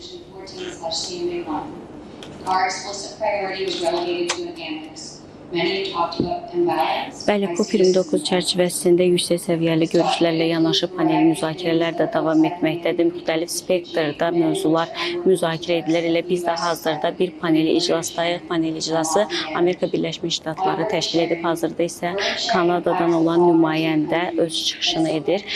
Burada əsas müzakirə olunan mövzu məhz təbiətin qorunması istiqamətində yaradılacaq maliyyə resurslarının idarə edilməsidir. Təbii ki, bu da əsas diqqət çəkilən mövzulardan biridir ki, COP29 çərçivəsində maliyyənin idarə edilməsi məsələsi xüsusilə vurğulanır. Ümumiyyətlə, dünyanı və bütün ölkələri narahat edən bir mövzu olduğuna görə dünyanın müxtəlif ölkələrindən nümayəndələr iştirak etməkdədir. Həm Avropa, eyni zamanda Asiyadan olan nümayəndələri də biz bu panel müzakirədə görə bilirik. Ümumilikdə isə qeyd edim ki, təkcə bu otaqda deyil, eyni zamanda paralel şəkildə digər otaqlarda da müzakirələr davam etdirilməkdədir və bu da belə deyək ki, şaxələndirilmiş şəkildə əsas nüans çəkiləcək mövzuların müzakirə edilməsi və nəticələrin əldə olunmasına xüsusi fayda verəcəkdir. Hələlik isə bizdən bu qədər deyirik. Buyurun yenidən sözü sizə ötürürük. Röya Qarabağlıya təşəkkürümüzü bildirib. Bəli, əməkdaşlarımız COP ərazisindən öz məlumatlarını çatdırmağa davam edir. Növbə Fidan Şakir qızdadır. O da efrimizə qoşulub. Fidan, söz də sizdədir, məlumatlar da buyurun.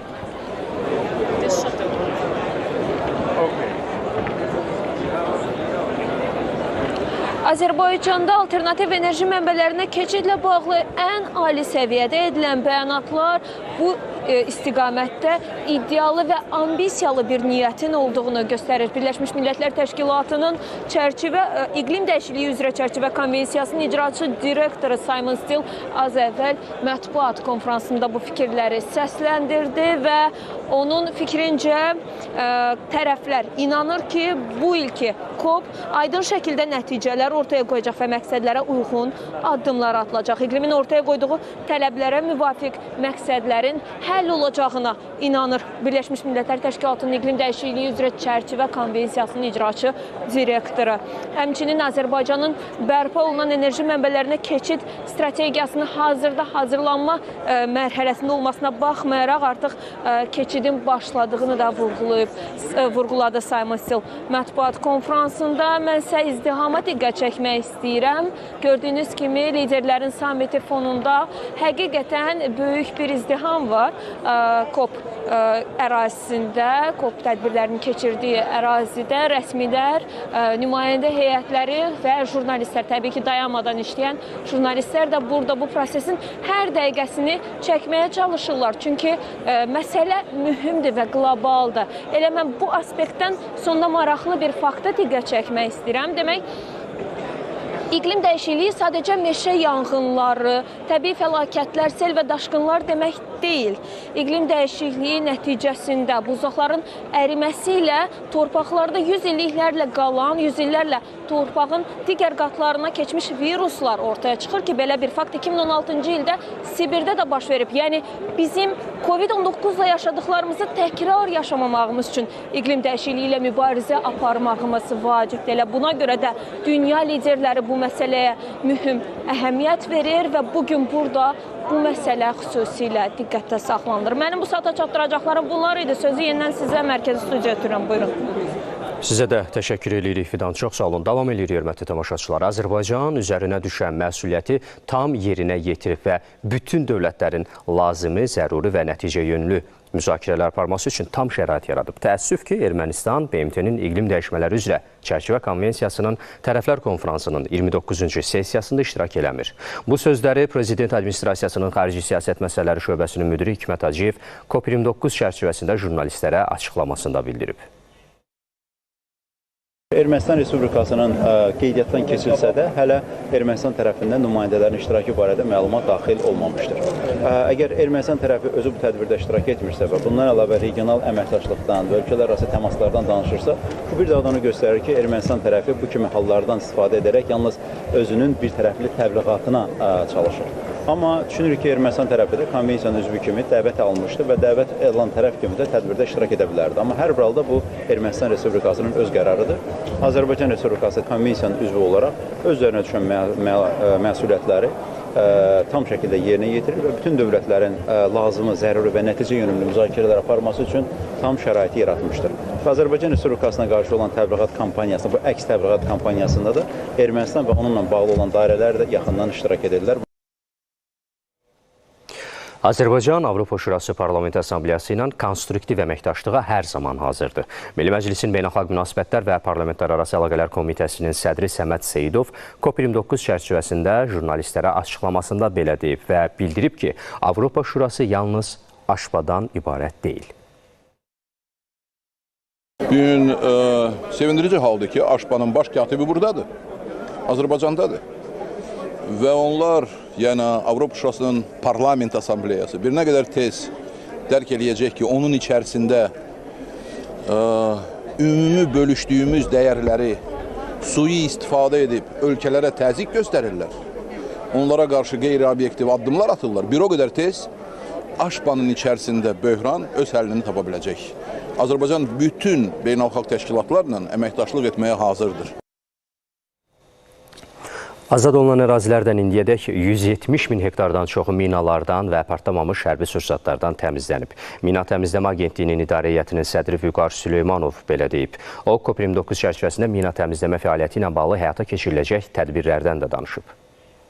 160 mindən çox mina və PHS aşkar edilərək zərərsizləşdirilib. Mina probleminin ekologiyaya ciddi təsiri var.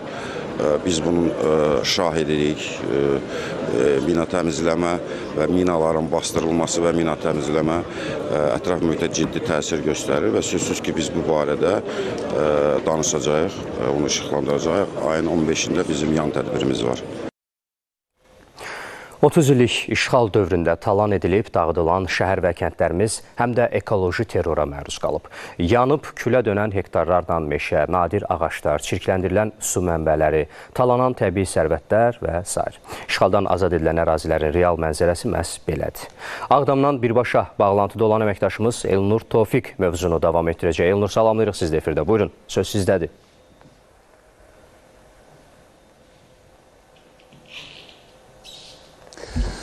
Bəli, bura Ağdamdır, Qafqazın Xirosiması. Əslində torpaqlarımız işğaldan azad olunduqdan sonra bütün yaşayış məntəqələrimizdə bizi qarşılayan mənzərə bax bu cür oldu. Yer üzündən silinmiş kəndlər, şəhərlər və bunun fonunda həmçinin burada olan bütün yaşıllıq zolaltıları, su mənbəyləri tamamilə məhv edilib. Tək Ağdamda 100-ə yaxın kəhriz mövcud olub ki, onlardan günümüzə yalnız ikisi gəlib çatıb. Gülablı və Şahbulaq kəhrizləri, digər kəhrizlər tamamilə məhv edilib. Baxış quyuları, axar quyuları tamamilə torpaqla doldurulub, sıradan çıxarılıb və bu da ərazidə su balansının pozulmasına gətirib çıxarıb. Bununla paralel daha bir məqam məqama diqqət çəkmək istəyirəm. Bildirim ki, Ağdam ərazisindən 2 çay axır. Bunlar Xaçın və Qarqar çaylarıdır və bu çaylar üzərində 2 su bəndi də mövcud olub. Düzdür, artıq torpaqlarımız işğaldan azad olunduqdan sonra Azərbaycanın öz gücü hesabına həmin su anbarlarından biri, Xaçın çay üzərində olan anbar əsaslı təmir olundu, artıq istifadəyə verildi. Amma Qarqar çay üzərində olan Ağdamkənd su anbarının ətrafı daha çox minalı olduğundan hələ ki mina təmizləmə işləri aparılır və bildirim ki, çay yatağı da tamamilə sıradan çıxarılır. Bir zamanlar yaşıllığı ilə göz oxşayan Ağdamdan demək olar ki, artıq əsər əlamət yoxdur və Ağdam artıq yarım səhra vəziyyətinə düşüb. Burada olan meşələr, meyvə bağları, gilas, üzüm, alma bağları tamamilə qırılıb, məhv edilib, kökündən çıxarılıb, aparılıb və yerində bax bu cür boz torpaqlar qalmaqdadır. Və başqa bir məqama da diqqət çəkək, Ağdam ərazisində olan yüzlərlə su artizan və subartizan quyuları da tamamilə məhv edilib.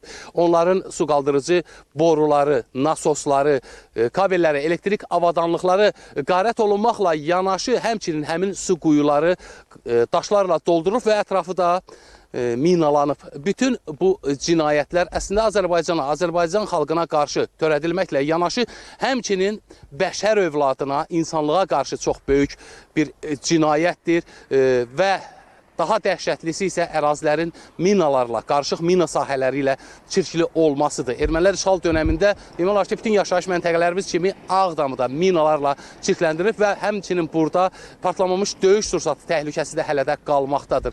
Bəli, zəfərimizdən sonra necə ki, torpaqlarımız qarış-qarış işğaldan azad olundu və bu gün də qarış-qarış elə Azərbaycanın öz gücü, öz vəsaiti hesabına yenidən həyata qaytarılır. Düzdür, burada elə cinayətlər var ki, bayaq qeyd etdiyim kimi, bu artıq Azərbaycan xalqına yox, bəşəriyyətə qarşı törədilmiş cinayətlərdir və bu cinayətin fəsadları artıq bərpa olunmur və buna 10 illiklər, 100 illiklər lazımdır. Necə ki, Ağdam ərazisində olan yaşı min illiklərlə ölçülən, digər rayonlarımızda olan yaşı min illiklərlə ölçülən ağaçlar, həmin meşələri artıq bərpa etmək mümkün deyil, amma Ağdamda artıq yeni meyvə bağları salınıb, yaşıllıq zolaqları salınmaqdadır və ərazilər minalardan təmizləndikdən sonra bu tendensiyada sürətli şəkildə davam etdiriləcək. Bu görüntülər ermənilərin tək Azərbaycana yox, bəşər övladına, insanlığa qarşı törətdikləri cinayətin bariz nümunələridir. Bax, gördüyünüz kimi hansı kökə salınıb kəndlərimiz, şəhərlərimiz. Bəli, Azərbaycan ekoloji balansın bərpa olunması üçün, bura həyatın yenidən qayıtması üçün çox böyük addımlar atır və günbəgün burada törədilmiş cinayətin izləri torpaqlarımızdan silinir. Ağdamdan çatdıra biləcəklərim bunlardan ibarətdir. Sözü yenidən sizə veririk. Elnur, çox sağ olun ətraflı məlumat üçün. Təşəkkür edirik. COP29 çərçivəsində müzakirə olunan əsas mövzulardan biri də ekoloji terror məsələsidir əlbəttə ki. Bu problemin həlli istiqamətində hüquq mühafizə orqanlarının da üzərinə böyük iş düşür. Noyabrın 15-də COP29 çərçivəsində məhz bu mövzuda plenar iclas keçiriləcək. Baş prokuror Kamran Aliyev bu barədə məlumat verib. Ekoloji terror burada həm belə deyək, təbii problemləri nəzərə almaq lazımdır, həm də insan faktoru olan problemlər var. Bu qlobal istiləşmə ilə bağlı. Bu baxımdan da hesab edirəm ki, bu hər iki istiqamətdə mübarizənin aparılması, strategiyanın düzgün qurulması çox vacibdir. Təbii ki, burada mən bir faktor qeyd edə bilərəm ki, ekoloji terror deyəndə burada hüquq mühafizə orqanlarının üzərinə bu sahədə mübarizə üçün müəyyən məsuliyyət düşür. 30 il ərzində işğalda olan torpaqlarımız vəhşicəsinə məhv edilib. Qafqaz Müsəlmanları İdarəsinin sədri Şeyxülislam Allahşükür Paşazadə erməni vəhşiliklərinin dünyaya çatdırılması ilə bağlı mediaya açıqlama verib. Bu qərarlar bütün dünyada baş verən hadisələrə öz təsirini göstərəcək. Fəqət təbiət məsələləri deyil. Çünki biz çox gözəl bilirik ki, bizim işğalda olan torpaqlarımız 30 il içərisində demək olar ki, vəhşiliklə məhv edilmiş, torpaqlar yandırılmış, sular zəhərlənmiş, ağaclarımız kəsildi Qarabağda və bizim məbədlərimiz 67 məsciddən 63-ü məhv edildi, 64-ü məhv edildi və o cümlədən həm də kilsə orada dağıdıldı. COP29 çərçivəsində noyabrın 19-da kənd təsərrüfatı, qida və su günü keçiriləcək. İqlim dəyişikliklərinin aqrar sahəyə təsiri müzakirə olunacaq. Kənd təsərrüfatı naziri Məcnun Məmmədov AZTV xəbərə müsahibəsində bu barədə məlumat verib. İqlim dəyişmələri dünyanın bir çox hissəsinə, müxtəlif sektorlara təsir edir kimi, aqrar sektora çox ciddi təsir eləyir. Azərbaycan Kənd Təsərrüfatı Nazirliyi tərəfindən və Azərbaycan tərəfindən COP29-da irəli sürülən 14 təşəbbüsdən biri də aqrar sahə ilə, iqlim dəyişikliyi ilə bağlıdır. Bakı Harmoniya iqlim təşəbbüsüdür fermerlər üçün.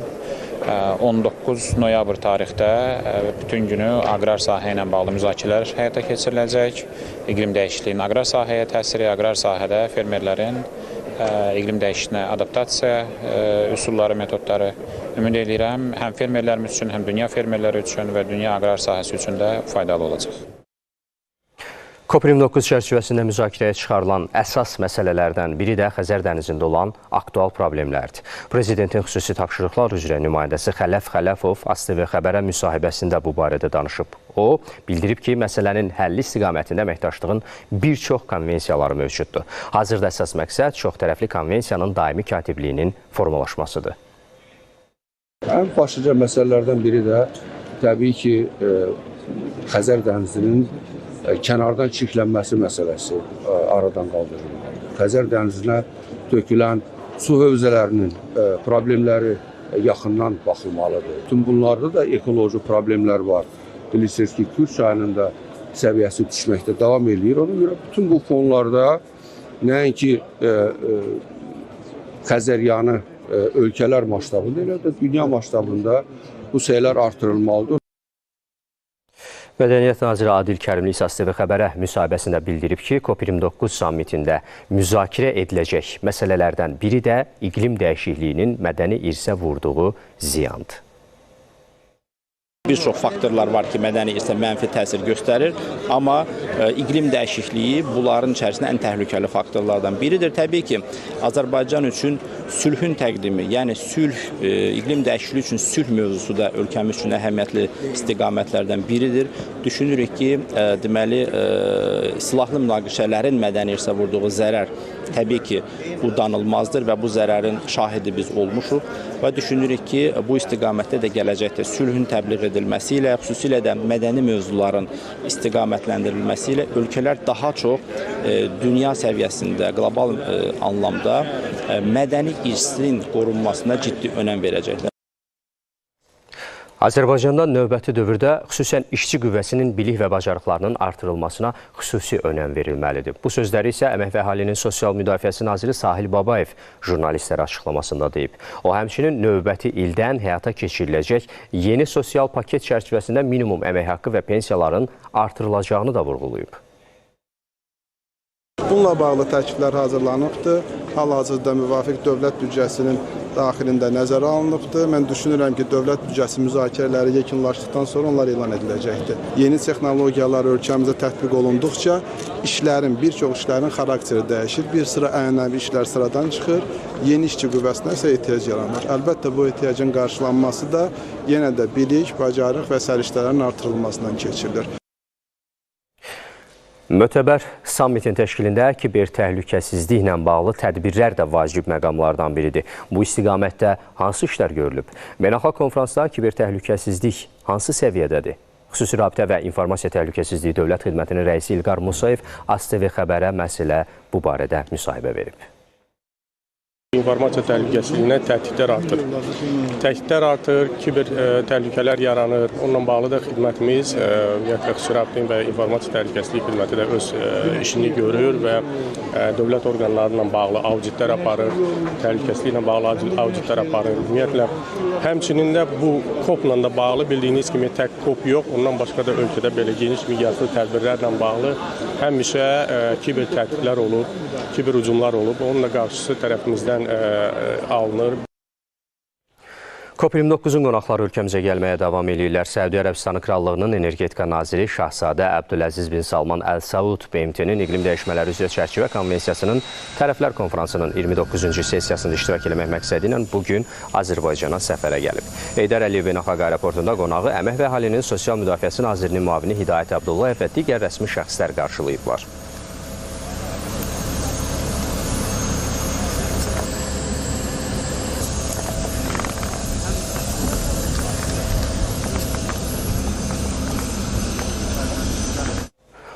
Grenadanın baş naziri Dikom Michel də COP29-da iştirak eləmək üçün bugün ölkəmizə səfərə gəlib Aliyev beynəlxalq aeroportunda qonağı Elm və Təhsil Nazirinin müavini Həsən Həsənli və digər rəsmi şəxslər qarşılayıblar.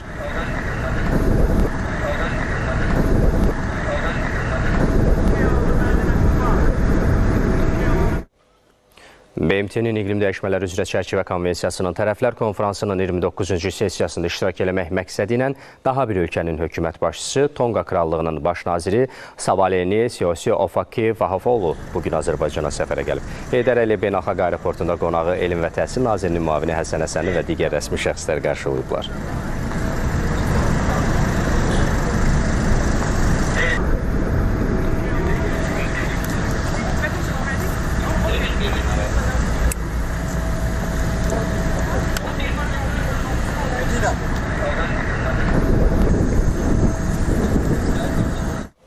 İslam Əməkdaşlıq Təşkilatının baş katibi Hüseyn İbrahim Taha, BMT-nin iqlim dəyişikliyi üzrə çərçivə konvensiyasının tərəflər konferansının 29-cu sessiyasında iştirak eləmək üçün bugün Azərbaycana səfərə gəlib. Aliyev beynəlxalq aeroportunda qonağı Elm və Təhsil Nazirinin müavini Həsən Həsənli və digər rəsmi şəxslər qarşılayıblar.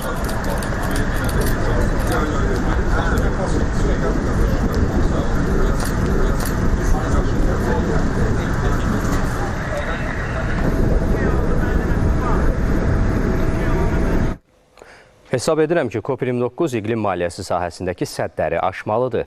İnkişaf etməkdə olan ölkələr Bakıdan əliboş getməməlidir. Bunu BMT baş katibi Antonio Guterres COP29-un liderlər sammitinin açılış mərasimində deyib və baş katib COP28-də ölkələrin götürdüyü öhdəliklərin icrasını xüsusən vurğulayıb.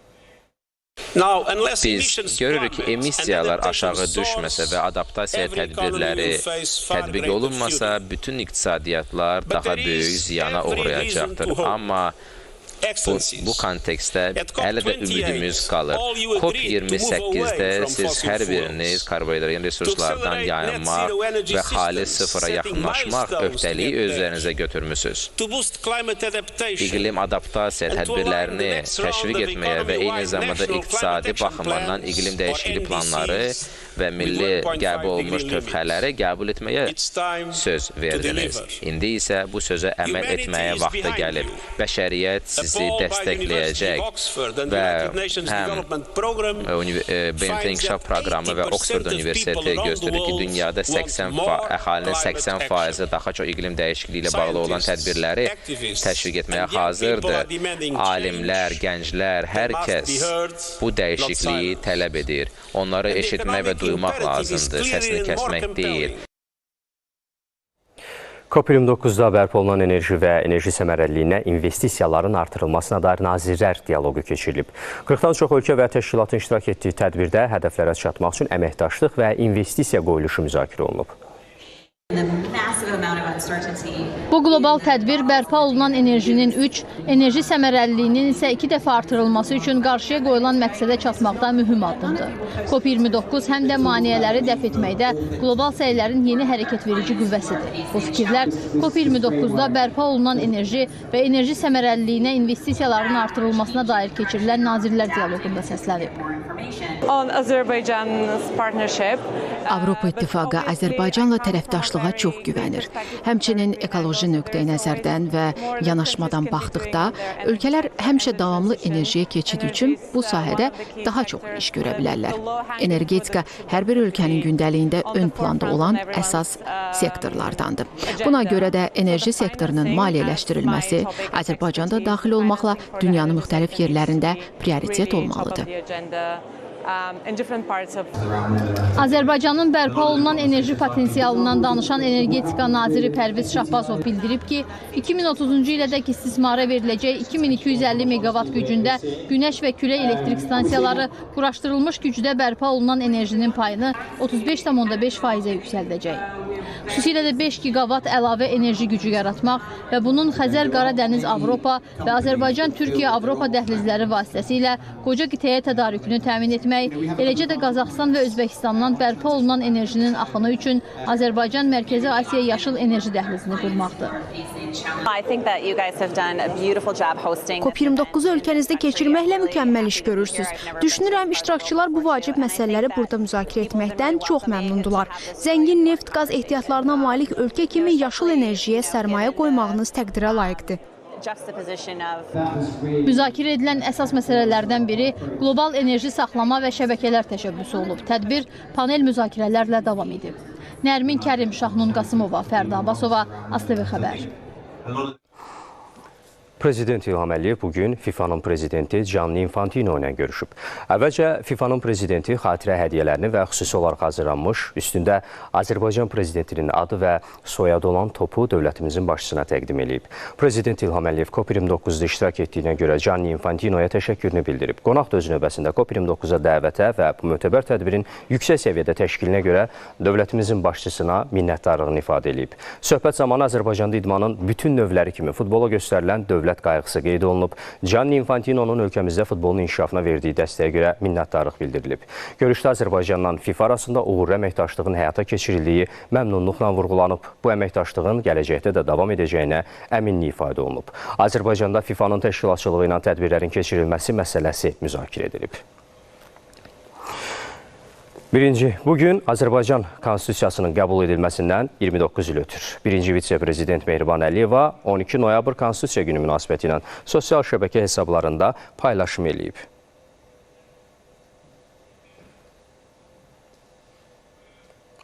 Ulu Öndər Heydər Əliyevin rəhbərliyi ilə hazırlanan ilk konstitusiya 1995-ci il noyabrın 12-sində keçirilən ümumxalq səsverməsi yolu ilə qəbul edilib. 5 bölmə, 12 fəsil, 158 maddədən ibarət konstitusiyada insan hüquq və azadlıqlarına geniş yer verilməsi ölkəmizin demokratiyaya sadiqliyinin göstəricisidir. İlk konstitusiyanın milli dövlətçilik tarixində müstəsna əhəmiyyəti nəzərə alınaraq hər il noyabrın 12-si konstitusiya günü kimi qeyd edilir. Prezident İlham Əliyevin təşəbbüsü ilə 2016-cı il sentyabrın 26-sında keçirilən referendumdan Konstitusiyanın 29 maddəsinə 41 əlavə və dəyişiklik edildi. Artıq Azərbaycanın konstitusiya quruluşu bütün ölkə ərazisində bərpa olunub.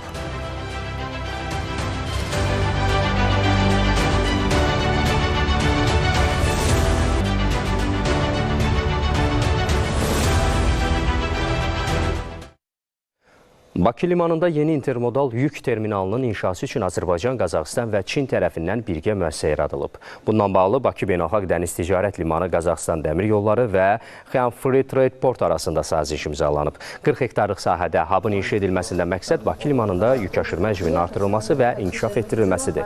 BMT-nin iqlim dəyişmələri üzrə çərçivə konvensiyasının tərəflər konferansının 29-cu sessiyası çərçivəsində imzalanan sazişin hər üç ölkə üçün böyük logistik əhəmiyyət daşıyacağı gözlənilir.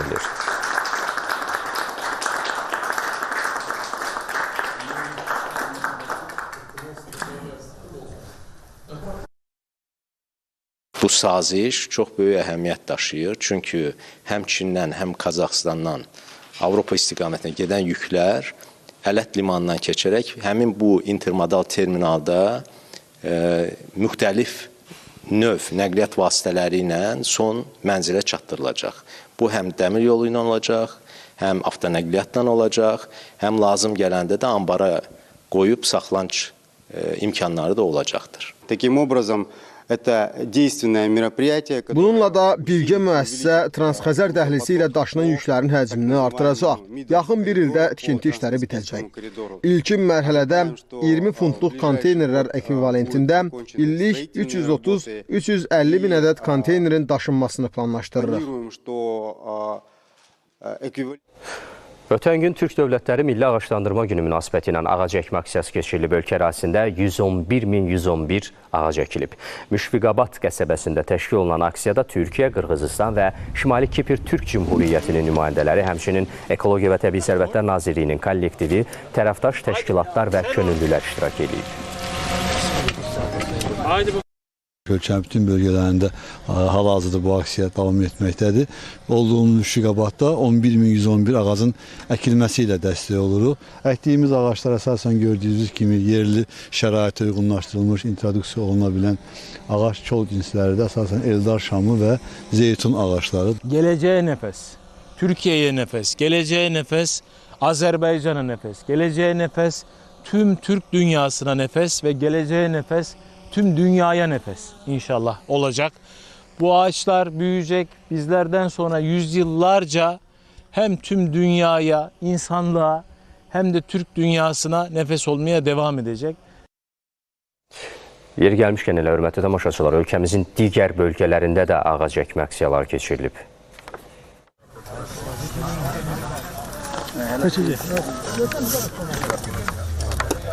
Göygöl rayonunda keçirilən ekoloji aksiyanın iştirakçıları 4 hektarda 13 mindən çox ağac tinqi əkib.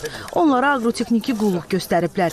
Bununla da yaşıllıq zolaqlarının artırılması və ətraf mühitin mühafizəsinə daha bir töhfə verilib. Həqiqətən də burada olduğumuz üçün çox qürur duyuruq. Bugün əkdiyimiz ağacın kökləri inşallah gələcəyimiz üçün möhkəm təməllər yaratsın. Mən də Göygöl olaraq sevinirəm ki, rayonumuzun yaşıllaşmasına öz töhfəmi verdim. Ümid edirəm ki, bu ağaclar ekosistemimizə töhfə verər. Həmçinin yaşıl dünya naminə həmrəyliyi münasibəti ilə bütün ölkə olaraq həmrəy olarıq və hər kəs ən azı bir ağac əkərək ekosistemimizə kömək göstərər.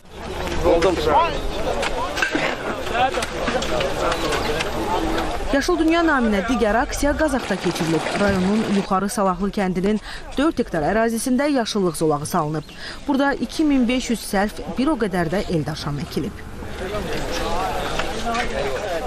Bu cür aksiyalar iqlim dəyişikliyinə qarşı mübarizədə yüksək ruh yüksəkliyi yaradır insanlarda. Biz bu cür aksiyalar keçirməklə insanlara o mesajı ötürmək istəyirik ki, bu cür aksiyalarda hər birimiz birlikdə əl-ələ verərək bu problemin qarşılığında müvafiq addımlar atmalıyıq.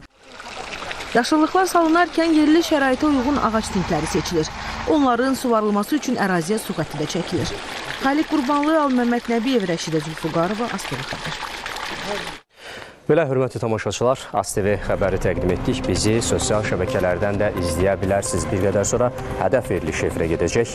Nəzərdən qaçırmayın. Diqqətiniz üçün təşəkkür edirik.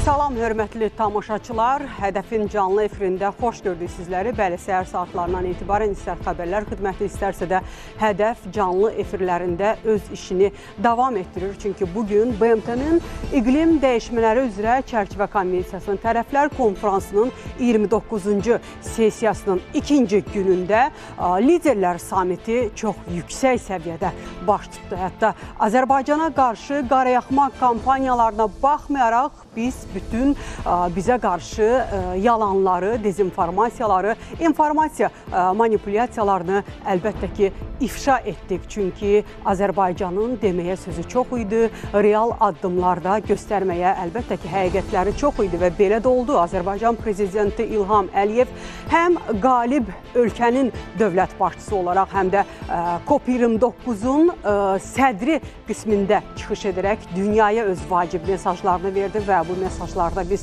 kifayət qədər bəşəri problemlərin həllinə dair çağırışlar gördük və xüsusilə də dünyanın təbiət nizamının pozulduğu bir mərhələdə, həqiqətən də təhdidlərin müxtəlif növlərinin baş aldığı bir dönəmdə COP29-un Bakıda keçirilməsinə, əlbəttə ki, bu bəşəri problemlərin, iqlim dəyişmələrinin, ətraf mühitin sağlamlığının qorunmasının həll olunduğu bir məqamda Azərbaycana qarşı bu qarayaxma kampaniyaların keçirilməsinin əlbəttə ki, heç bir əsası yox idi. Çünki Azərbaycan, baxmayaraq ki, neft, qaz ölkəsidir, dünyaya kifayət qədər yaşıl enerji, alternativ enerji mənbələrini də ixrac edən bir ölkədir və elə ona görə də dövlət başçımız çağırış edərək bildirdi ki, ikili standartlar, qərəzli mövqelərdən çıxış etmək, şəxsi ambisiyalardan çıxış etməkdənsə əlbəttə ki, vahid bir platformada həmrəy olaraq dünyanın ümumbəşəri probleminə qarşı birgə mübarizə aparmaq daha məqsədə uyğun olardı. Bəli, əlbəttə bu tədbirdə dövlət başçımızdan sonra çıxış edən BMT-nin baş katibi Antoni Guterresin çıxışı da xüsusilə diqqət çəkən idi və o bildirdi ki, dünyanın məhz zəngin ölkələri bu iqlim problemlərini təbiət üçün təhlükələri yaradır. Amma təəssüflər olsun ki, kasıb ölkələr, inkişaf etməyən ölkələr isə o zəngin dövlətlərin yaratdığı bu problemlərdən əziyyət çəkirlər. Elə ona görə də bu xüsusi bir tarixi hadisədir ki, dünyanın bəşəri problemləri məhz Azərbaycanda həll olunur, Azərbaycanda təhlil olunur və əlbəttə Azərbaycanın irəli sürdüyü 14 təşəbbüs də burada xüsusi önəm daşıyır və elə COP29-a ev sahibliyi etməyə başlayan gündən Azərbaycanın yaratdığı Troika üçlü format Səudiyyə Ərəbistanı, Braziliya və Azərbaycan da başda olmaqla xüsusilə də maliyyə problemlərinin həllinə böyük çağırış edir. Bəli, əlbəttə COP29-un ikinci gününü liderlər samitini və xüsusilə də Azərbaycan liderinin verdiyi mesajları təhlil edəcək. Odur ki, qonaqlarımızı təqdim edirəm. Diqqətiniz bizdə olsun. Milli Məclisin deputatı Sevil xanım Mikayelova, xoş gəlmişsiniz Sevil xanım. Milli Məclisin digər deputatı Tural Gəncəliyev, siz də salamlayıram, xoş gəlmişsiniz və Eldəniz Vəliyev, iqtisadçı ekspert. Əmirov. Siz də salamlayıram, Eldəniz Əmirov, xoş gördük və hər birinizin bayramı mübarək deyərdim. Çünki bu tədbirin yüksək, ali səviyyədə, möhtəşəm baş tutması əlbəttə ki, hər bir Azərbaycanlı üçün bir bayram əhval-ruhiyyəsidir. Çünki kifayət qədər təzyiqlər var idi, siyasi təzyiqlər var idi, qarayaxma kampaniyası var idi və dövlət başçımız bir gözəl ifadə işlətdi. Boykot təşəbbüskarları artıq əslində özlərinin necə deyərlər, yalan, faş olduqlarını bir daha nümayiş etdirdi. Elə ilk növbədə ona görə ki, dünyanın dörd bir tərəfindən Azərbaycana qonaqlar gəlmişdi və xüsusilə də prezident, vitse-prezident, dövlət başçıları səviyyəsində qonaqların gəlişi bir daha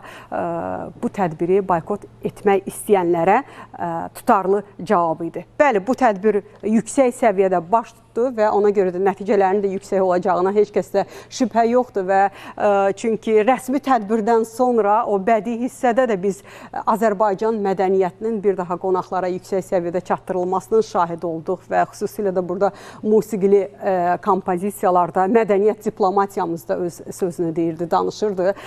Azərbaycanın milli musiqiləri ilə yanaşı, həm də o Qafqaz musiqilərinin də təmsil olunması Azərbaycanın bir daha multikultural dəyərlərini ortaya qoydu. Sevil xanım, dövlət başçımızın verdiyi bu mesajları, ümumiyyətlə bu tədbirin yüksək səviyyədə keçməsini necə dəyərləndirmək olar? Mən sizə söz verməzdən öncə istərdim elə dövlət başçımızın Azərbaycana qarşı qarayaxma kampaniyasını həyata keçirən məhz o şər qüvvələrə dövlət başçımızın gözəl, tutarlı cavabından, sərt mesajından bir hissəni izləyək, sonra davam edərik. Buyurun.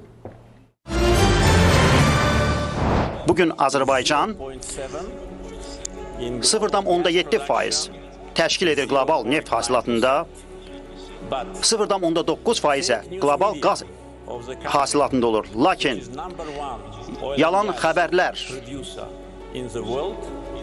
qeyd edirlər ki, bizim ölkə əslində bizi, yəni dünyada birinci yer tutan və 30 qat bizdən artıq olan dövlətlərdə olmasına baxmayaraq bizi bu baxımdan suçlayırlar. Yəni, bəzi həmin dövlətlərə gəldi, onlar hətta 10 qat bizdən artıq neft və qaz hasil edirlər. Beləliklə, bizim emissiyalardakı payımız cəmi 0,1%-dir. Mən bu rəqəmləri bütün auditoriyanın diqqətinə çatdırmaq istərdim. Çünki Azərbaycan COP29-a ev sahibliyi edən ölkə kimi seçildikdən sonra biz hədəfə çevrildik və bu lazımi şəkildə və qara yaxma bir kampaniyası idi və belə bir yalan media və özünü müstəqil QHT adlandıran və bəzi siyasətçilər hətta bir-biri ilə sadəcə yarışa girmişdir ki, dezinformasiya ölkəmiz haqqında daha çox yayılsın. Onlar bizi ittiham edirlər ki,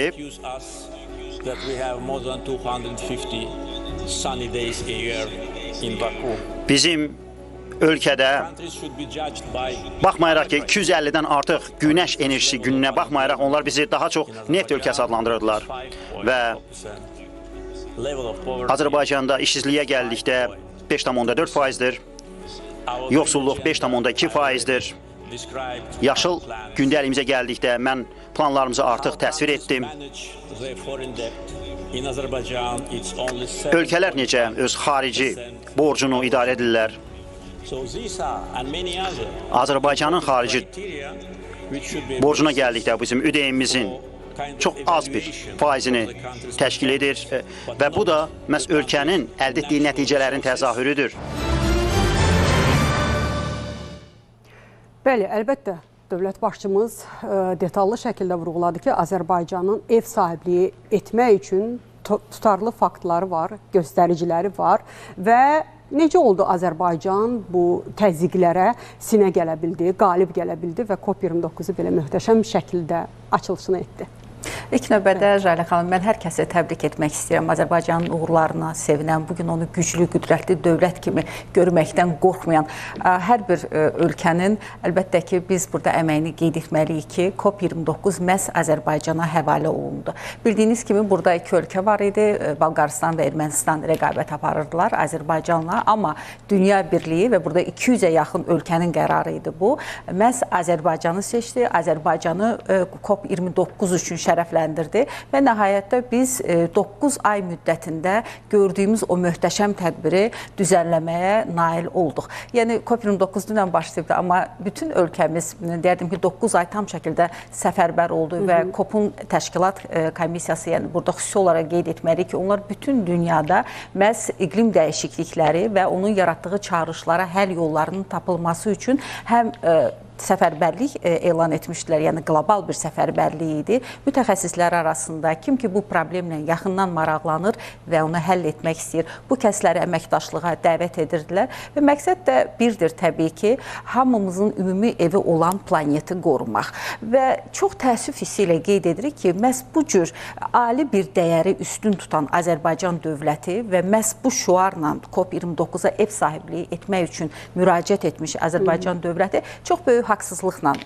rastlaşdı və cənab prezident bugün açılış nitqində də çox düzgün olaraq o notları vurdu və bu ölkələrə, bu qüvvələrə mən deyərdim ki, birbaşa olaraq öz mesajlarını çatdırdı. Eyni zamanda hansı o qüvvələr var idi ki, Azərbaycanla mübarizə aparmaq istəyirdilər, Azərbaycanı qaralamaq istəyirdilər. Düşünürəm ki, dünən açılış və bugünkü yüksək səviyyəli, yəni ilk sammitin biz açılışını izlədik və düşünürəm ki, bu ən doğru və ən düzgün cavabdır. Və cənab prezident əslində qara PR aparan Azərbaycana qarşı bu qüvvələrə, yəni biz onların yolunu tutmadıq. Biz yenə də onları tam şəkildə arxa planda qoyaraq öz düz yolumuzu getməyi bacardıq. Və bugün biz cənab prezidentin çıxışında da çox belə düzgün, hədəfli, məhz COP29-un hədəflədiyi məqsədlərə çatmaq üçün həll yollarını belə deyək bir tezis kimi çözüldüyünü və cızıldığını gördük ki, bu çox vacib bir məsələ idi. Və mən burada xüsusi olaraq qeyd etmək istəyirəm ki, Azərbaycanı ən çox qaralamaq istəyəndə orada Azərbaycanın neft-qaz istehsalçısı olan ölkə kimi, yəni onu bir növ qısnamışdılar. Amma məsələ burasındadır ki, buna qədər də neft-qaz ölkəsi olan, neft-qaz istehsal və ixrac edən ölkələr bu tədbirə ev sahibliyi ediblər. Söhbət təcrübənin bölüşməsindən gedir. Ərəb ölkəsi, Birləşmiş Ərəb Əmirliyi, ona qarşı biz o təzyiqləri görməmişdik. Əlbəttə ki, yəni bu cür belə tək tərəfli, ikili standartlar, bugün söylədiyimiz kimi Azərbaycanın gücünü, qüdrətini görmək istəməyənlər, onlar bütün cinahlarda aktivləşmişlər və mən elə bu son Freedom House tərəfindən Azərbaycana qarşı yenidən, yəni COP ərəfəsində dünən biz açılış etmişik və Freedom House yenidən özünün həmin o tək tərəfli qərəzli bəyanatı ilə çıxış edib, yəni Azərbaycanda insan haqları, Azərbaycanda mövcud olan digər problemlər, əvvələn bilirsinizmi, problemlər hər bir ölkədə mövcuddur. Amma bunun hansısa bir ölkəyə qarşı alət kimi istifadə olunması, bu nə qədər düzgündür, bu nə qədər beynəlxalq hüquqa sayğıdır, bu nə qədər ümumiyyətlə dövlətlərin suveren hüquqlarına hörmətdir. Və bu məsələni bir kənara qoyaraq, bugün hətta Fransada bir sıra aktivistlər var ki, onlar Makron düz etdi ki, getmədi. Yəni Makron gəlmədi, gəldi. Bu heç məsələnin mahiyyətini dəyişmir. Bugün COP29 baş tutub. Bugün COP29-a dünyanın 70-dən artıq prezidentləri, vitse-prezidentləri, hökumət rəhbərləri gəliblər və cənab prezident çox doğru olaraq, çox gözəl şəkildə ifadə etdi ki, dünya Azərbaycandadır, dünya Bakıya toplaşıbdır və onları Bakıda salamlamaqdan qürur duyduğunu bir daha qonaqların diqqətinə çatdırdı. Bəli, çünki belə də olmalıydı əslində. Çünki Azərbaycan ilk dəfə deyildi ki, belə bir düzdür, miqyası, xarakterinə görə daha böyük təşkilatdır, təsisatdır COP29, amma qoşulmama hərəkatı da heç də geri qalmayan məqsədlərə xidmət edirdi və Azərbaycanın bir tarixi təcrübəsi var idi. Eyni zamanda və Azərbaycan öz sözü ilə, əməli ilə qazandığı bir etibar var idi, etimad var idi ki, COP29-da 198 ölkə yekdil şəkildə Azərbaycanı dəstəkləyərək COP29 Azərbaycana təhvil vermişdilər, yəni sahib seçmişdilər. Bu da təsadüfi deyildi və bugünkü tədbirin də belə möhtəşəm keçirilməsi elə təcrübəmizdən, Azərbaycanın həm iqtisadi gücündən, həm siyasi gücündən, həm də intellektual gücündən sözsüz ki, çünki rəqəmsallaşmanın da inkişaf etdiyi bir ölkəyik, həm də yaşıl enerji, yaşıl belə deyək də, dünya naminə çıxış edən Azərbaycan eyni zamanda işğaldan azad olunmuş ərazilərdə kifayət qədər qısa bir müddətdə bu əraziləri yaşıllaşdırmaqla, canlandırmaqla bir daha dünyaya özünün necə bir ölkə olduğunu sübut etmiş oldu. Bəli, və Tural müəllim, əslində Ermənistana da dəvət göndərmişdik və dəvət göndərməyimiz də əbəs yerə deyildi. Çünki 14 təşəbbüsdən biri atəşkəsin elan olunmasıdır. Düzdür, Azərbaycan bu sabitliyi regionda özü təmin etmiş ölkədir, amma bu dünyaya verilən bir mesajdır atəşkəsin dayandırılması, atəşkəs çağırışı və bu baxımdan əlbəttə ki, Ermənistanla həm də sülh platforması olaraq böyük bir şans idi ki, Ermənistan da bir addım ataraq bu tədbirdə iştirak etsin. Amma Ermənistan Fransaya qoşuldu. Fransa kimi çirkin niyyətli ölkələrə, yəni sülh ölkəsi deyil, məhz elə özünü dalana dirəməklə çirkin niyyətlərini ortaya qoymuş oldu. Revanşist meyllərini bir daha ortaya qoymuş oldu. Ermənistan qorxdu mu gəlmədi? Yoxsa Azərbaycanın bu inkişafını görmək kimi açıq niyyətinin olmadığını göstərdi? Yəni, niyə gəlmədi və? Təbii ki, Ermənistan hazır deyildi. Azərbaycanın bu konstruktiv təklifləri, xüsusilə də COP29 kimi dünya səviyyəli ətraf mühitlə bağlı, iqlim dəyişikliyi ilə bağlı konferansda iştirak etmək həm bir sülh mesajı olardı, həm Azərbaycanın konstruktiv təklifi idi. Təbii Ermənistan dəfələrlə demişik, müstəqil siyasət yürüdən ölkə deyil. Düzdür, COP29 sesiyasına qədər Ermənistan rəsmiləri manipulyasiya edirdilər ki, bəs biz fikirləşirik, ola bilsin gələcəyik. Hətta bəzən sülh müqaviləsi, hansısa post-münaqişə dövründəki məsələləri COP29 sesiyası ilə əlaqələndirməyə çalışırdılar. Yəni, bu yersiz, əlaqəsiz bəyanatlar fonunda Ermənistanın COP29 sesiyasına gəlməməsi bir daha Ermənistanın özünü ifşa etməsi ilə nəticələndi. Təbii ki, COP29-un arxasında da bir dünya sülh gündəmi, barışıq, yaşıl dünya naminə həmrəylik. Ermənistan gəlməməklə bütün bu, onun üzərinə açılan qapıları da sanki bağlamış oldu. Yenə də bu COP29-un ümumiyyətlə dünyanın nəbzinin hal-hazırda burada atdığı, dünyanın diqqətinin burada olduğu məlumdur. Boykot çağırışları öz effektivliyini vermədi. Dünyanın əksər ölkələrinin, BMT-nin baş katibindən tutmuş, Avropa İttifaqının əsas bir nömrəli şəxsi, Britaniyanın baş naziri, Avropa İttifaqından da sonra Asiya, müxtəlif regionlar, Afrika, Asiya, hamısının nümayəndələri bura gəldilər və təbii ki, bu Azərbaycanın liderinə, cənab prezidentin dünya səviyyəsində oynadığı qlobal rola, apardığı siyasətə verilən qiymətdir və həmçində Azərbaycanın qlobal iqlim dəyişikliyi ilə bağlı lider ölkə olaraq irəli çıxmasını göstərdi. Cənab prezident çox doğru vurğuladı. Bizim ümumi dünya qlobal qaz və neft ixracında payımız 0,1% olmasına baxmayaraq bizi yersiz ittiham edən ölkələr, güc mərkəzləri var ki, qlobal atmosferə milyonlarla kub karbon dioksitlər buraxırlar, ancaq bununla bağlı heç bir şey demirlər. Hətta 200'lü riyakar həmin o qüvvələr və güclərdir ki, məsəl üçün bir fakt, rəqəm. 2023-cü ildə dünya ictimaiyyəti, beynəlxalq ictimaiyyət, xüsusilə də Avropa İttifaqı qərar qəbul etdi ki, biz dünyada alternativ enerji mənbələrinə 1,7 trilyon dollar investisiya yatırmalıyıq. Təsəvvür edirsiniz, alternativ enerji mənbələrinin əsas coğrafiyası olan Afrika, haradakı günəş enerjisi bolluq təşkil edir. 1,7 trilyon dollardan cəmi 10 milyard dollar Afrika ölkələrinə, hansı ki, çox böyük orada ölkələr, əhali, insan sayı. Yəni, bu nə qədər okeanda bir damcı. Bu nə qədər riyakar, ikili standartların göstəricisidir və cənab prezident öz çıxışında bugün həmin o ikili standartları ifşa etdi. Dünyaya bizdən də qat-qat çox böyük emissiyalar buraxan, məsəl üçün Fransa. Fransa dünyanın ən sənayeləşmiş ölkəsidir. Nüvə reaktorları gecə-gündüz işləyir. Afrikadan, yaxın şərqdən talayıb mənimsədikləri uran yataqlarından gətirdikləri nüvə reaktorlarının işləməsi ilə atmosferə çoxlu-çoxlu zərbələr vurulur. Ancaq bunu görmürlər və gəlib Azərbaycanın 0,1% məsələsində sual etməyəyiz. Yəni, bu qədər həqiqətən də bu riyakar bilim. Ədalətsiz yanaşmadır. Bəli, biz davam edəcəyik, amma istərdim ki, COP29-un keçirildiyi elə Bakı stadionuna bağlanaq və həmkarım Elnar Məmmədlinin müsahibi var və görək xaricilər Azərbaycanda keçirilən COP29-a necə yanaşır və əlbəttə ki, izləyək, sonra davam edərik.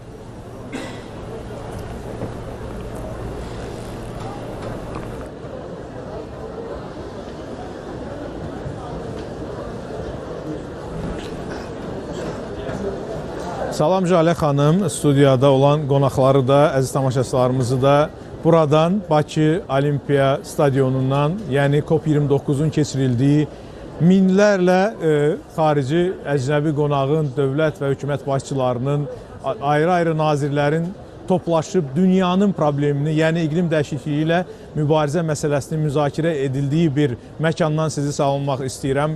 Yenə də qonaqlarımız var. Həmin qonaqlardan biri əbədi səfirimiz, Türkiyənin Azərbaycandakı sabiq fövqəladə və səlahiyyətli səfiri İmza İctimai Birliyinin Türkiyə təmsilçisi Hulusi Kılıçdır. Hulusi bəy, xoş gəlmişsiniz proqramımıza. Hoş gördük. Çok teşekkür ederim. Çox sağ olun.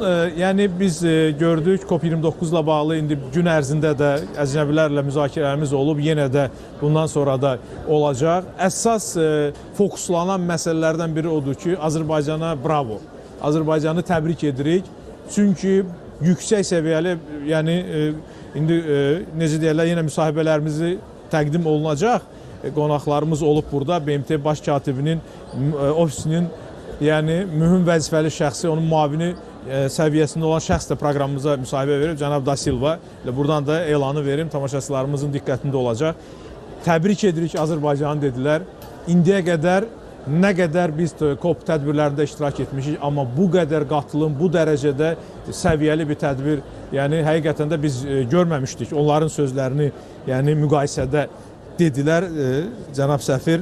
Həmçinin bugün bilirik ki, liderlərin sammiti də oldu və cənab prezident İlham Aliyev, həmçinin BMT-nin baş katibi cənab Antonio Guterres də orada çıxışlar etdilər, mesajları oldu. Bütövlükdə sizdən bir genel dəyərləndirmə alaq, sonra yenə detallı suallarımız olacaq. Buyurun. Çok tebrik ederim. Ben de bu tebriklere koşulmak istiyorum. Bugün Bakü'de bir tarih yazılıyor. Gerçekten bir tarih yazılıyor. Bu tarih ne tarihi?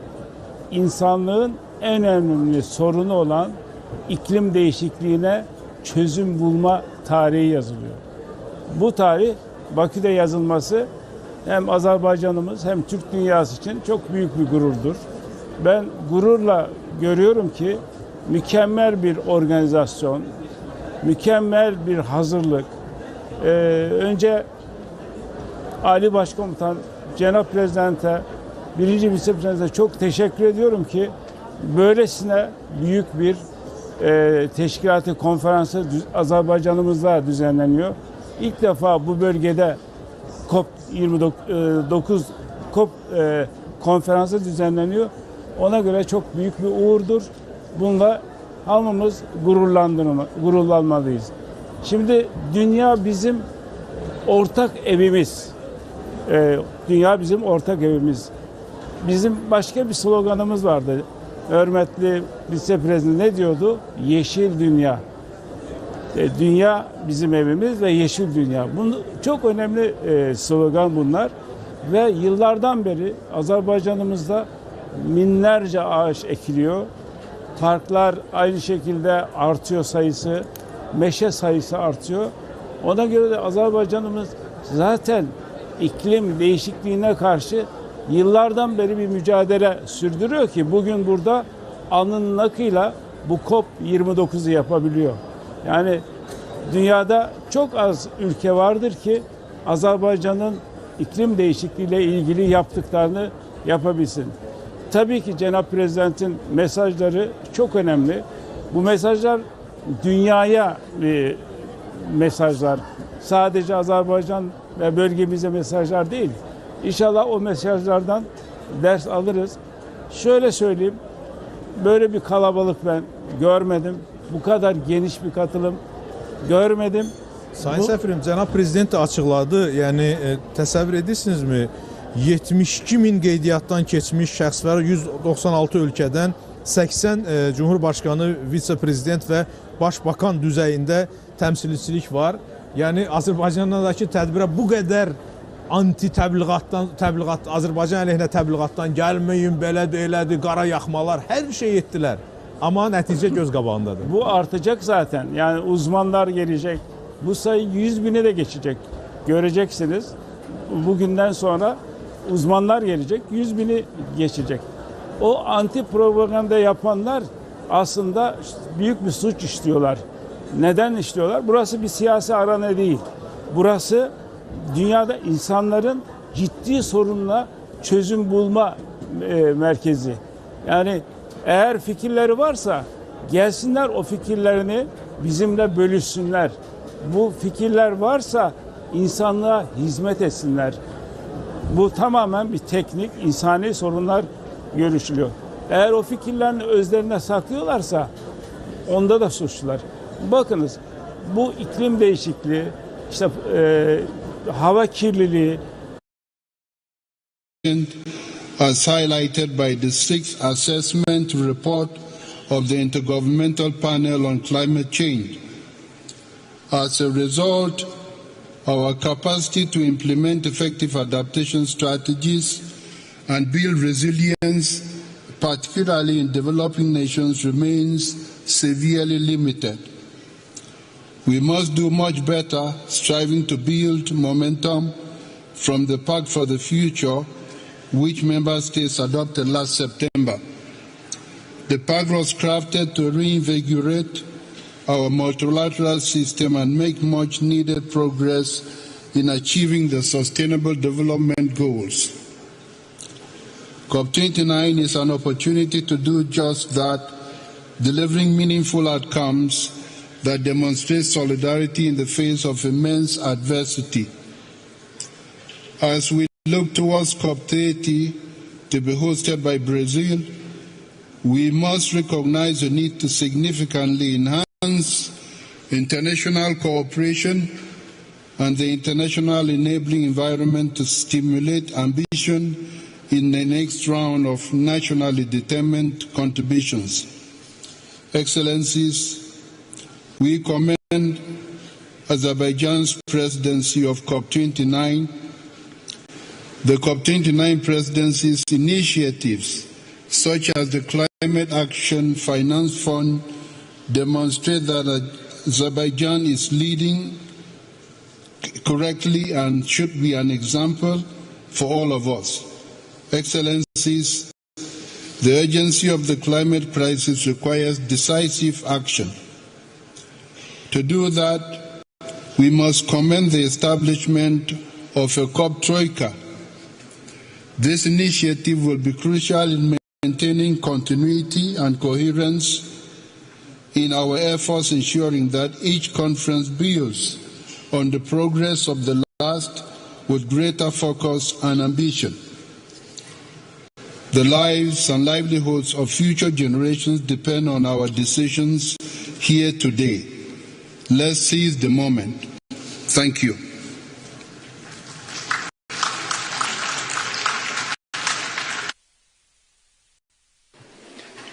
Thank you, Your Excellency. It is my distinct pleasure to invite Professor Jim Skier, Chair of Intergovernmental Panel on Climate Change, to address the plenary. Professor Skier, you have the floor.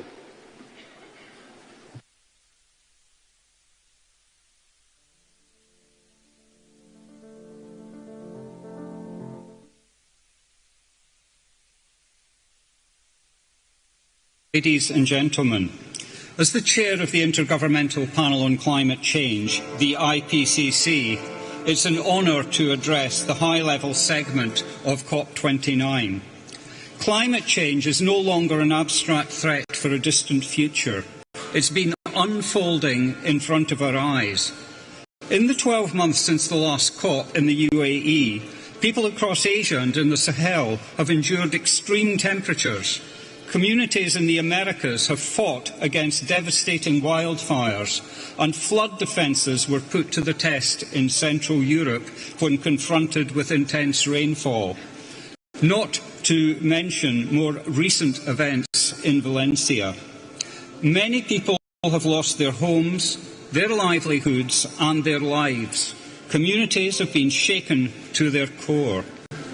And global warming is unequivocally caused by human activities through emissions of greenhouse gases that arise from unsustainable energy use, land use and land use change, and lifestyle patterns. The extremes we are witnessing have been aggravated by human-induced climate change. This is the new normal. Imagine what is in store in the coming decades if we don't act swiftly and decisively. With every fraction of a degree of warming, we face greater threats. Children born today will not know a world without climate change. The IPCC has shown that we, and furthermore they, will live in a world marked by more intense storms, exceptional heat waves, devastating floods and droughts, a world where food chains are disrupted and where diseases reach new countries. Today, our chances of limiting warming to 1.5 degrees Celsius are hanging on a very slender thread. The recent UNEP GAP report concluded that global emissions would need to fall by 7.5% per year through to 2035 to return us to a 1.5 degree pathway. If we delay more ambitious action to 2030, this becomes an unprecedented 15% per year. Even limiting warming to 2 degrees is at risk.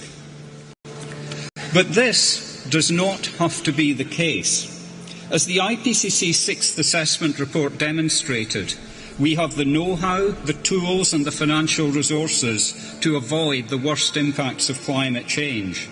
A world where transport is no longer polluting, our cities are green, and where we have transitioned away from fossil fuels. We've shown that carbon pricing, regulations and other interventions have already resulted in gigatons of avoided emissions, and more can be achieved if policies and measures are scaled up and deployed more widely. Furthermore, we've shown that climate action can contribute to other development goals, such as improving air quality and human health. With climate change already on us, we must address adaptation. The IPCC will be paying particular attention to this in the coming cycle. Most adaptation so far is fragmented, small in scale, incremental, sector-specific, and focused more on planning than implementation. Hard limits to adaptation, as well as soft limits caused by lack of resources and institutional capacity, are being reached in some sectors and regions. But we can take measures to address the triple planetary crisis of climate, biodiversity and pollution. We can increase our resilience to the impacts of climate change by leveraging decision support tools and implementing more early warning systems.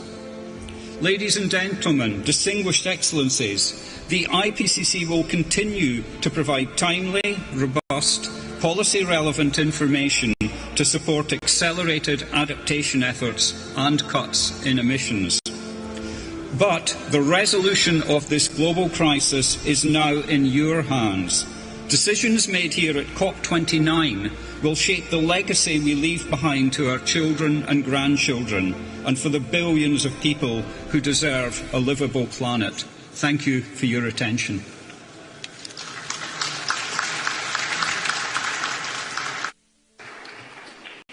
Thank you, Professor Ski.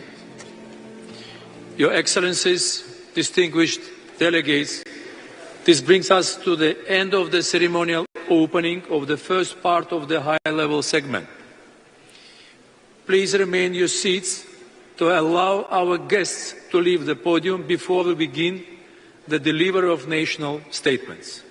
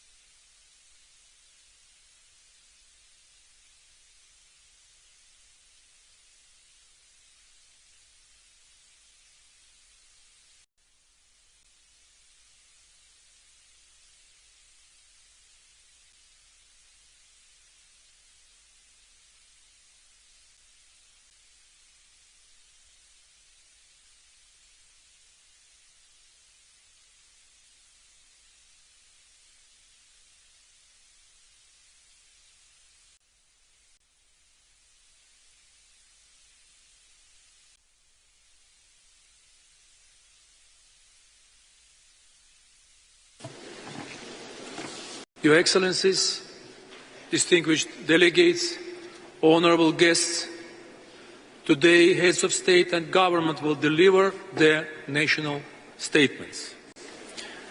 I would like to inform Your Excellencies of action in place to ensure effective time management. There is a 3-minute time limit for statements during the high-level segment. Statements should be as concise as possible, noting that full text of the official statements will be made available on the UNFCCC website. And finally, please note that heads of state or government who are not in the plenary at the time for delivery of their statement will be scheduled to speak at the end of the statements of the same category. Your Excellencies, distinguished delegates, honorable guests, the Republic of Azerbaijan is delighted to welcome over 80 heads of state and government. Your presence here is a testament to your country's commitment in taking transformational steps to implement the Convention and the Paris Agreement. It is essential that we expedite efforts toward implementing climate action. I am looking forward to hearing about your achievements toward that end. Let us begin. It is my pleasure to welcome His Excellency Mr. Kassym-Jomart Tokayev, President of Kazakhstan. Your Excellency, you have the floor.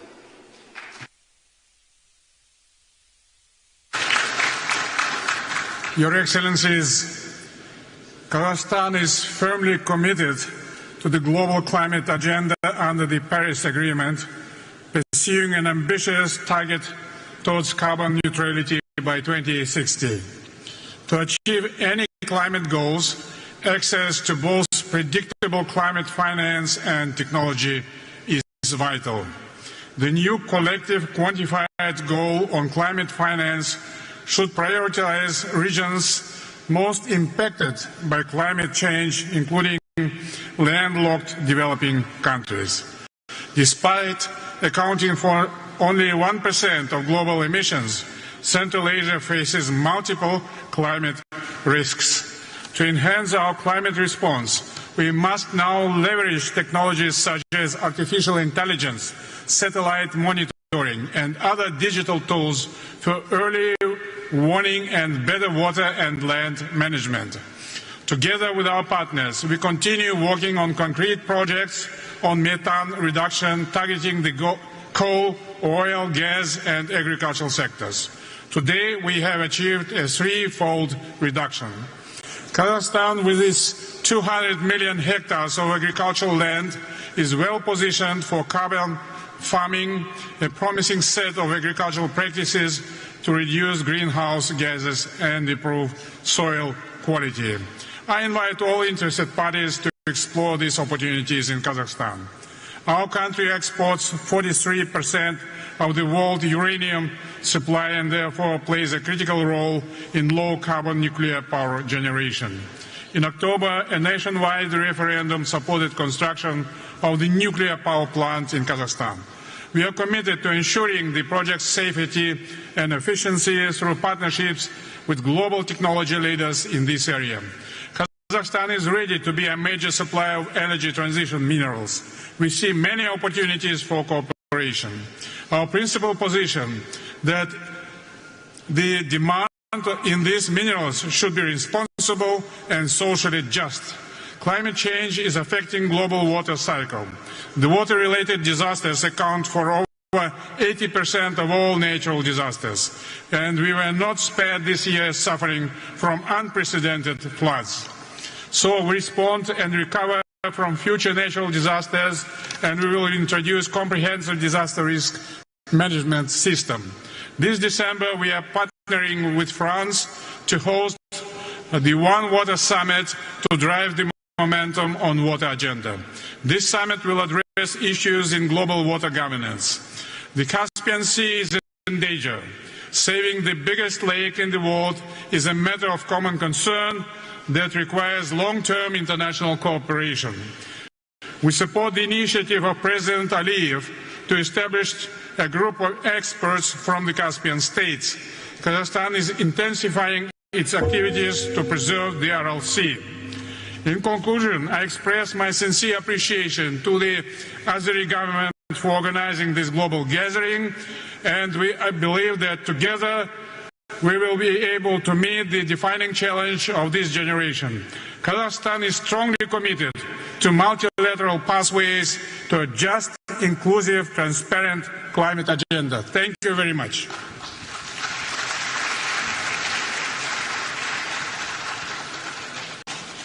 Thank you, Excellency. It is my pleasure to welcome His Excellency, Mr. Alexander Vučić, President of Serbia. Your Excellency, you have the floor. Thank you.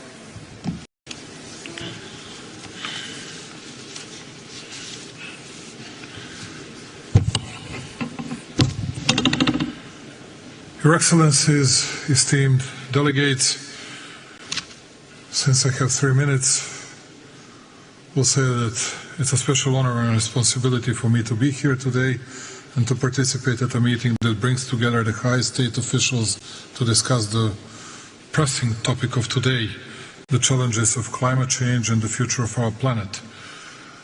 But in the meantime, as I was saying last time in Dubai, we have several prerequisites to start tackling the issue of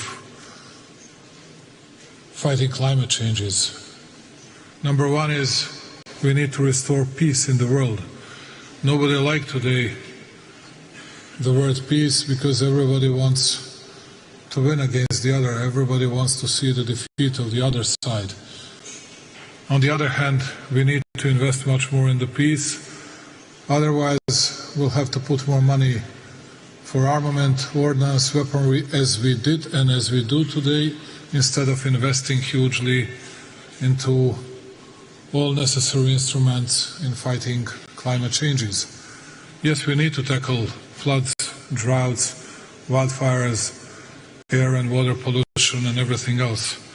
But before that, we need to establish peace. And that's why I'm urging all big powers to settle the problems, to settle the issues in Ukraine, the Middle East, all over the world, then we'll be able to start resolving all these issues. Number two, as you know, it's always the case, big and rich, they cause problems, and the poor countries and small countries are paying the price. And that's why I believe that it's very important for us to find new financial instruments. How are we going to be helpful to non-developed and developing countries, where we can find money to invest into new technologies? Are we able to foster IMF and World Bank to be much more helpful than they used to be? How are we going to tackle the issue of public debt to GDP ratio, because we are getting closer to 100% worldwide speaking, and that will mean a lot regarding climate change fightings. And once again, I'm urging those big and rich to be helpful for poorer countries. At the end, our legacy, first and foremost to the youth, is to create a fair and sustainable society and to shape a livable, thriving world for all. Our legacy must be one of decisive action, rooted in hope. Let us leave this conference not only with renewed commitments, but with actionable plans that will shape our collective future.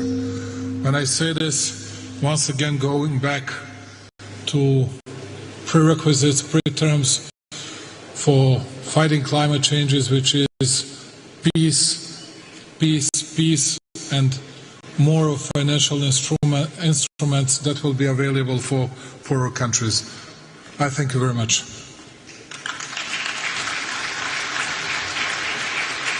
Thank you, Your Excellency. It is my pleasure to welcome His Excellency Mr. Emerson Dambudzo Mnangagwa, President of Zimbabwe.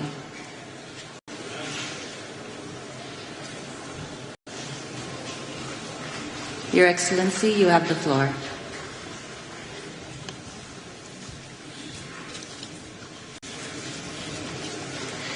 Your Excellency, President of the Republic of Azerbaijan, President Aliyev, Excellencies, distinguished ladies and gentlemen, I extend my profound gratitude to you, Your Excellency, President Aliyev, the government and people of Azerbaijan, for the warm hospitality and superb facilities put at our disposal. The COP29 theme is both timely and urgent, given the escalating global climate crisis. Science warns of the need to drastically reduce greenhouse gas emissions. Regrettably, pollution continues to degrade the environment, threatening the quality of our air and water, while biodiversity loss threatens food security, pushing millions into poverty and hunger. The time for half measures is over, and we all have a duty to fully implement our agreements. Zimbabwe bears the scars of climate change and is currently experiencing one of the most devastating El Nino-induced droughts in history. The drought has negatively impacted nearly every aspect of life in Zimbabwe. My government, in April this year, declared a national state of disaster. The crisis extends beyond Zimbabwe and is affecting the entire Southern Africa region. Our reliance on hydroelectric power has also made our clean energy supply precarious.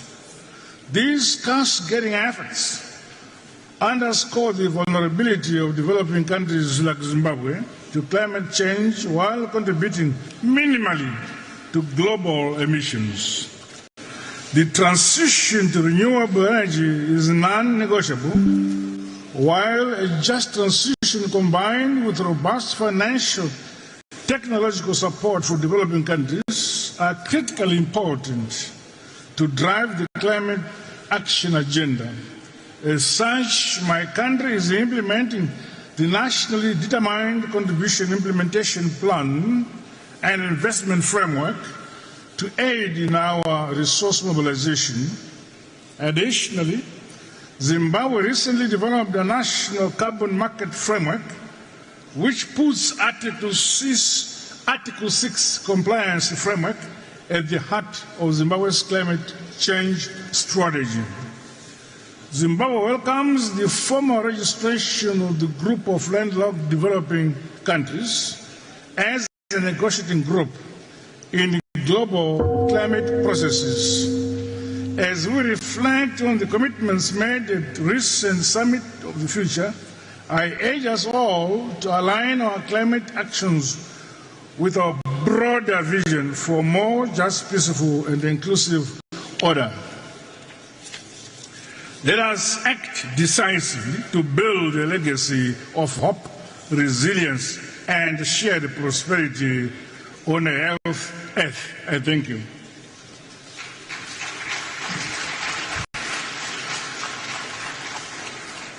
Thank you, Your Excellency. It is my pleasure to welcome His Excellency, Mr. Recep Tayyip Erdogan, President of Turkey. Your Excellency, you have the floor.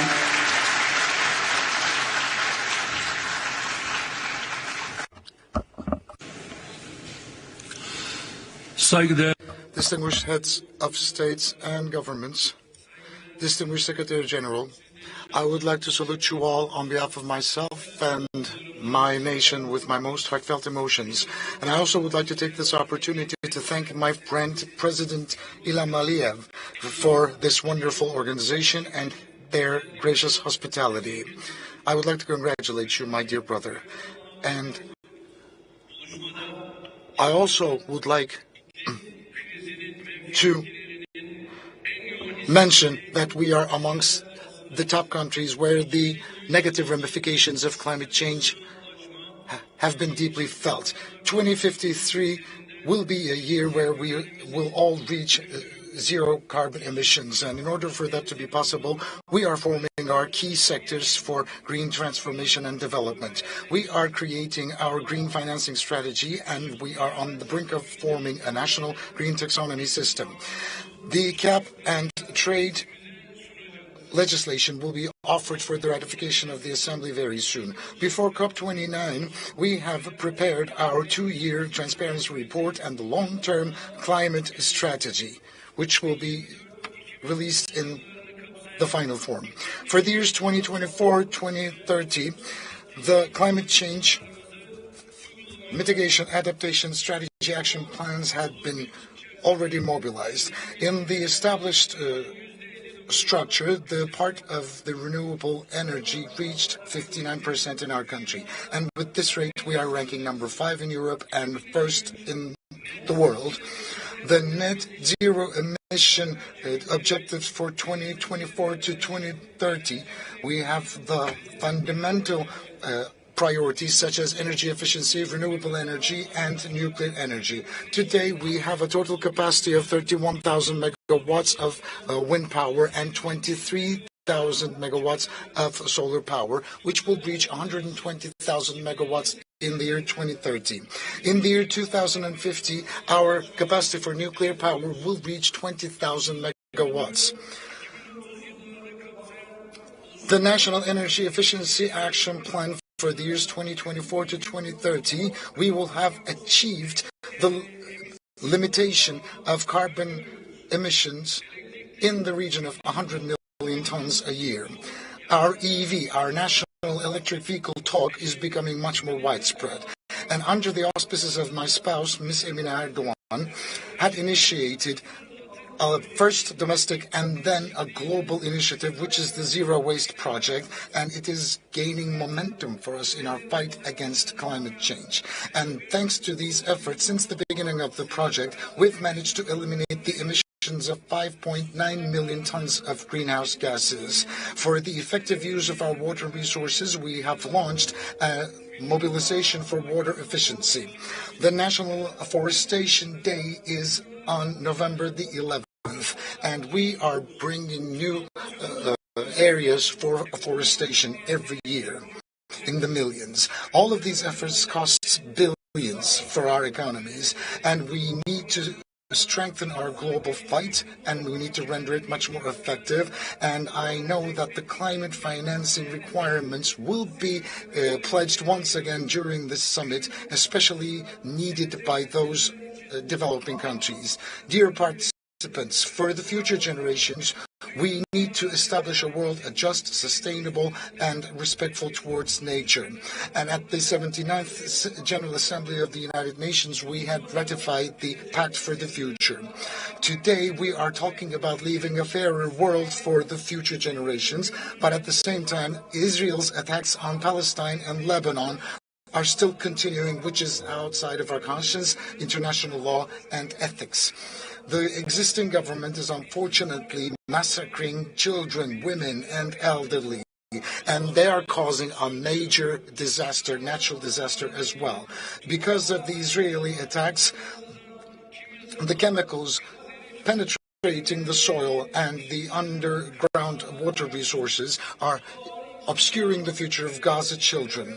This is a heavy humanitarian and an environmental disaster, and those who are responsible should be held accountable in international courts. Dear friends, 2026 United Nations Climate Change 31st Conference of the Parties will hopefully be host in our country, and for that we have declared officially our nomination.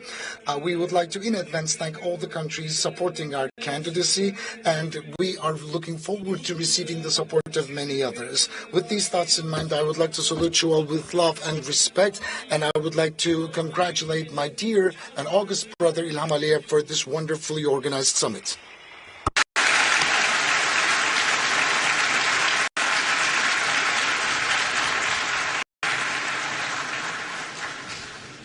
Thank you, Excellency. It is my pleasure to welcome His Excellency Mr. Mohammed Ould Sheikh El Ghazouani, President of Mauritania. Your Excellency, you have the floor.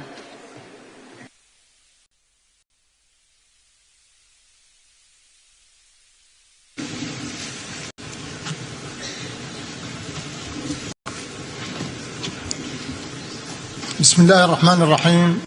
In the name of God, the most merciful and the most compassionate, Your Excellencies, Presidents and Kings and Heads of Governments and States. Your Excellency, the President of COP29, Your Excellency, the Secretary General of the UN, Excellencies, representatives of the international governmental organizations and non-governmental organizations, ladies and gentlemen. I would like to congratulate His Excellency Ilham Aliyev, the President of the Republic of Azerbaijan, as well as the people of Azerbaijan for their excellent organization of COP29, the Conference of the Parties to the UNFCCC.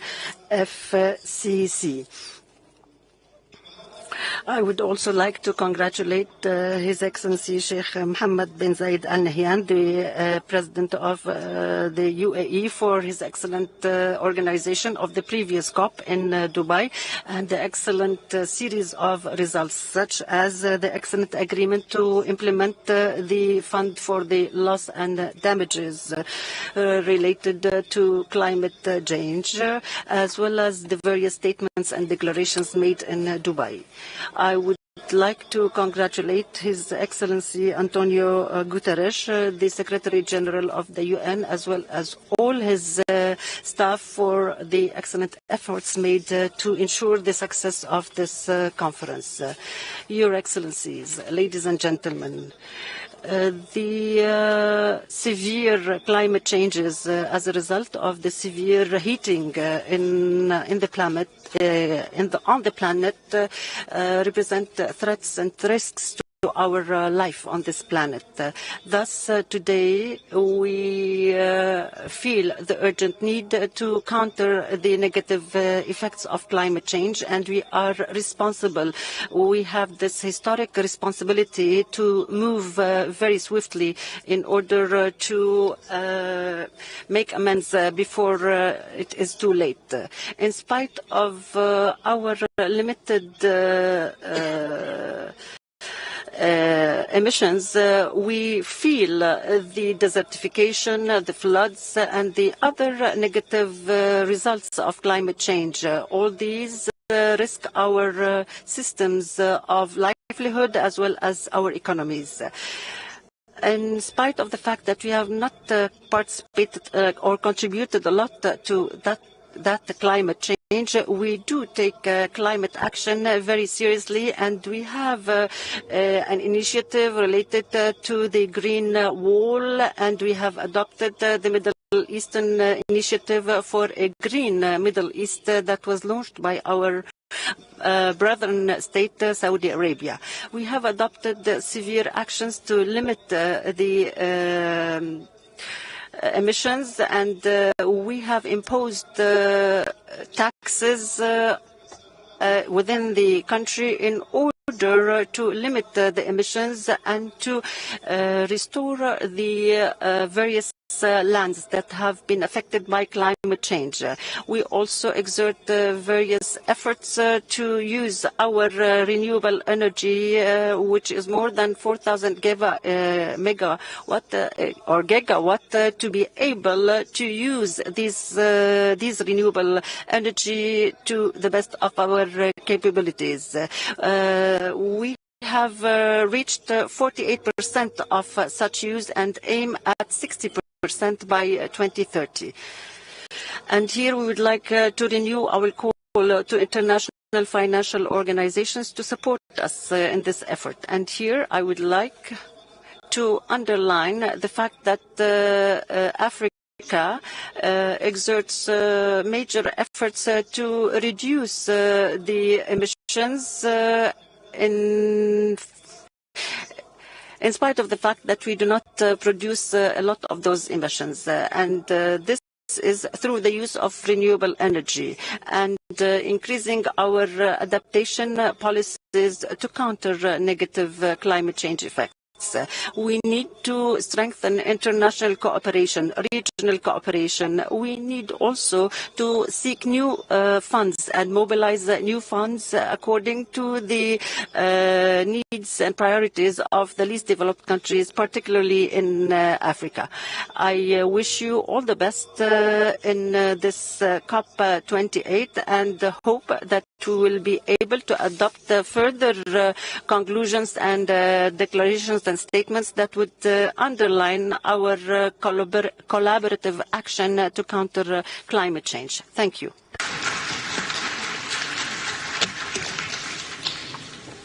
Thank you, Your Excellency.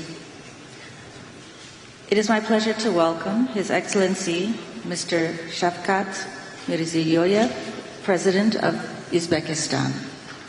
Your Excellency, you have the floor.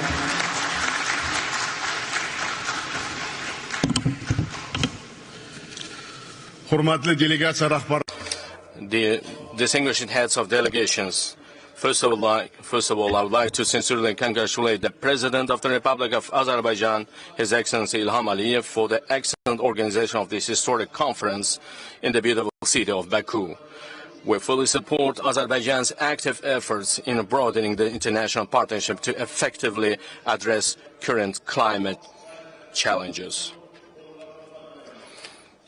Dear participants of the conference, climate change is now emerging as a major global threat and directly influencing the escalation of geopolitical tensions. It primarily exacerbates the problems of poverty eradication, food and energy security, as well as access to water and resources. In Central Asia, we feel these problems especially acutely. Climate challenges are posing new barriers to improving the quality of life of our people and implementing national development strategies. Our main goal under the Paris Agreement is to prevent the region from outpacing temperature rise and to keep it within 1.52 degrees this century. In this regard, we are actively pursuing extensive reforms in Uzbekistan to achieve carbon neutrality.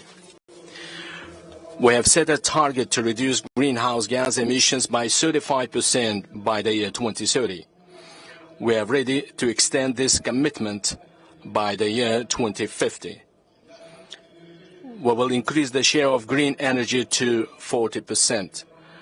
We are creating electric vehicle and green hydrogen clusters, along with hubs for solar and wind energy generation.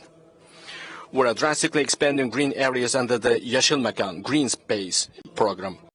Together with neighboring countries, we have embarked upon the implementation of a regional climate strategy. In the coming days, we will sign a multilateral agreement on supplying green energy to the European Union.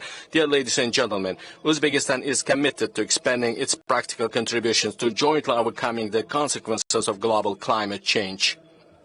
First, increasing the technical support from major powers and multilateral institutions to identify climate risk faced by developing countries is important. In this regard, we propose to consider the establishment of an international center for climate loss and damage assessment. Second, unified approaches are essential in preventing the pollution of transboundary water resources and preserving sustainable biodiversity. Using our region as an example, I would like to highlight that the total disappearance of the RLC before the eyes of a single generation has become a global tragedy. In this regard, we support the development of a declaration on obligations to ensure the ecological safety and health of river ecosystems under the auspices of the United Nations. Third, we plan to launch a regional genetic resources bank involving leading multilateral structures in order to improve crop resilience to climate change.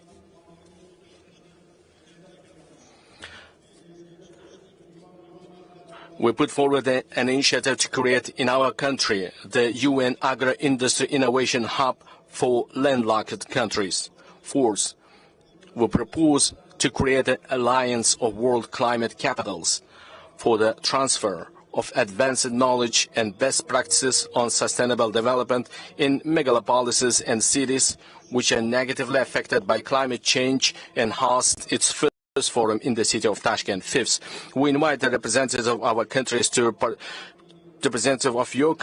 participate at the Global Youth Festival of Digital Green Initiatives on May 15, 2025 in the RLC region as part of the International Climate Day.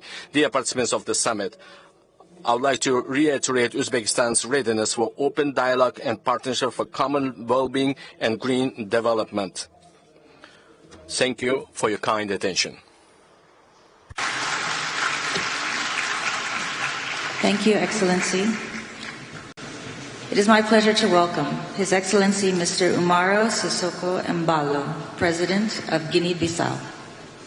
Your Excellency, you have the floor.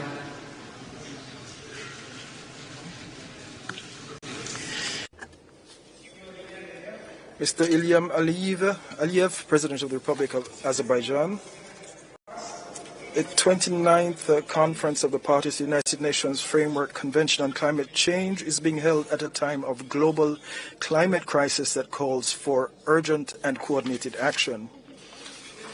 We must have the political will to take responsibility and collectively address the current challenges with the necessary spirit of cooperation and solidarity. In Guinea-Bissau, we have implemented a series of strategic actions to mitigate climate impacts and strengthen the resilience of our communities. We have launched reforestation and mangrove protection projects, which are essential for biodiversity preservation and also for carbon absorption. We're also promoting water conservation initiatives and strengthening sustainable agriculture, which we consider critical sectors to ensure food security. These measures enhance the adaptive capacities of our communities and ecosystems. We will intensify these efforts with new projects outlined in our national strategy. Excellencies, ladies and gentlemen, we reaffirm the crucial role of multilateralism in the fight against climate change.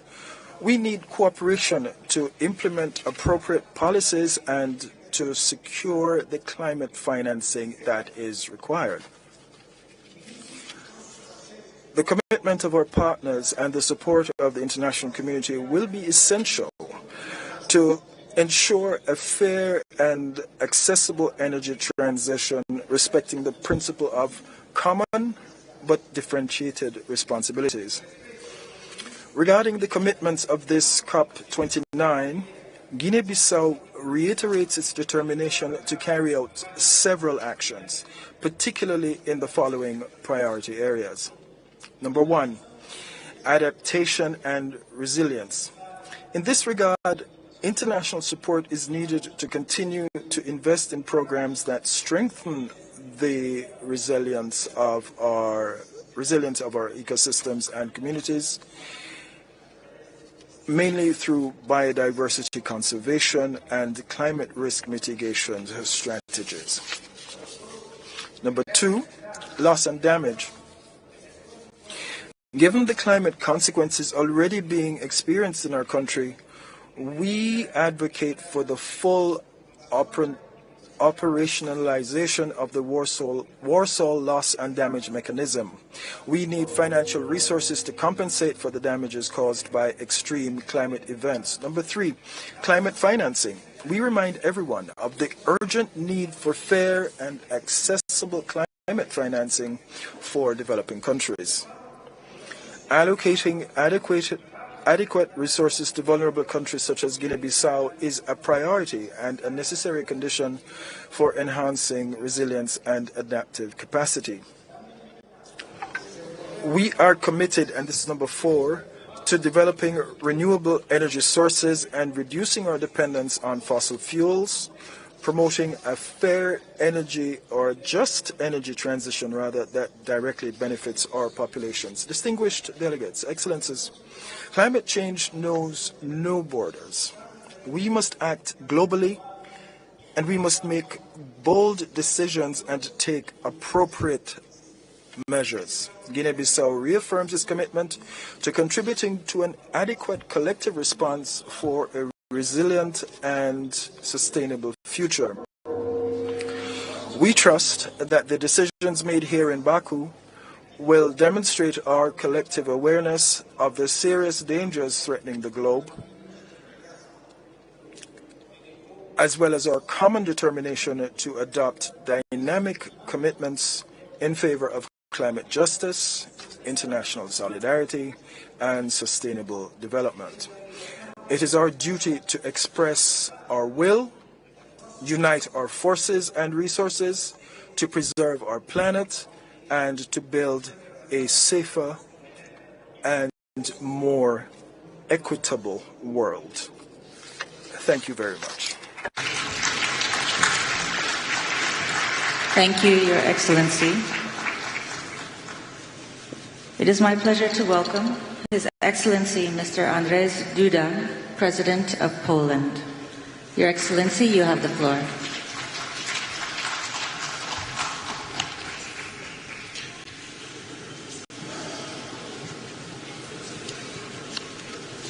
Distinguished Madam President, distinguished Mr. Secretary General, distinguished President Aliyev, distinguished Presidents, heads of the states and the governments, ladies and gentlemen, I warmly congratulate Minister Mukhtar Babayev on taking over this year's presidency of the 29th session of the Conference of the Parties of the United Nations Framework Convention on Climate Change.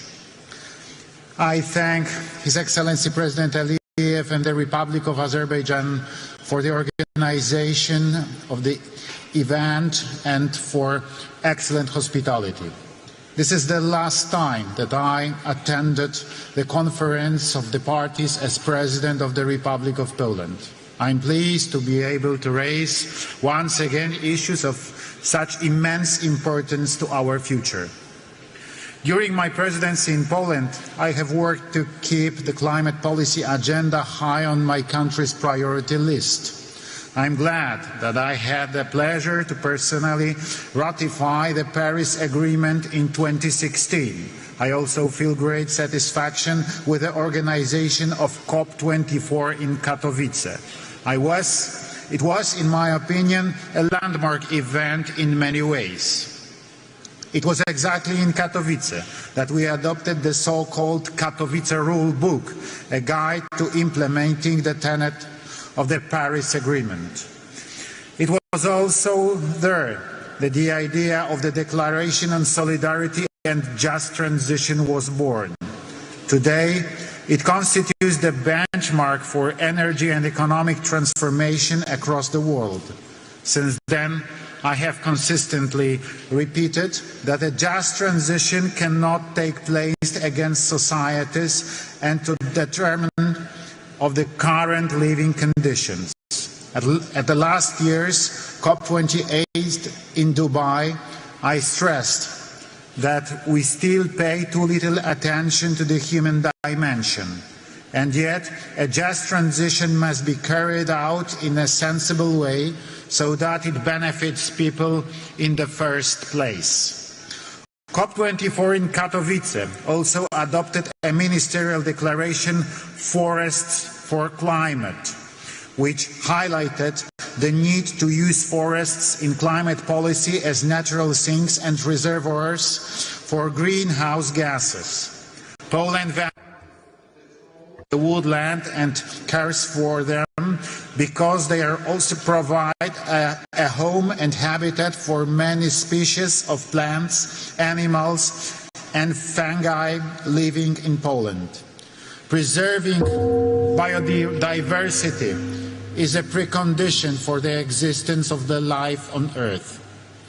I touched upon this issue in my speech at the UN preliminary session on biodiversity in 2020. Ladies and gentlemen, at a time of so many climate changes and threats, a key conclusion for us should be to strengthen synergies between the following conventions: the UNFCCC on climate, the UNCBD on biological diversity, and the UNCCD to combat desertification. It is also important to take joint action on mitigation, adaptation, combating soil degradation, and achieving climate neutrality. Let us also remember that our environmental efforts are being undermined by the wars going on in the world. Russian aggression against Ukraine has shown us that armed conflicts also result in serious environmental damage and pollution. Therefore, our actions must be comprehensive, because environmental protection is also conflict prevention. Excellencies, despite challenges, Poland fulfills all its obligations and is consistent in following the path of sustainable development and just transition. A year ago in Dubai, I mentioned Poland's plans and efforts to create a balanced energy mix that will ensure our energy security, along with the development of renewable energy sources. In Poland, the wind power sector continues to grow, and we have a surge in home and large-scale photovoltaic installations. At the same time, we are drilling more wells for the development of geothermal energy. A year ago, I also presented Poland's ambitions to build a stable nuclear power industry. I am glad that in Dubai, I I was able to take part in the event accompanying the adoption of the Declaration of Tripling Nuclear Power Capacity. I signed it with full conviction because I believe that nuclear is the future. And it is only nuclear that will help us to achieve our climate goals and guarantee clean, safe and stable energy. We are an example of a country which for years has been able to ensure both a steady GDP growth and a decrease in the carbon intensity in our economy. This is the best confirmation that our actions are correct and that Poland is following the path of sustainable development set by the UN. Listening to the current and previously held speeches by other heads of state, I know that Polish solutions are appreciated in the world. I am glad that many Polish ideas, including mine, are being implemented by other countries. Let's cooperate and inspire each other in order to jointly bring about new pro-climate solutions that are beneficial to humans, the environment and the climate. Thank you.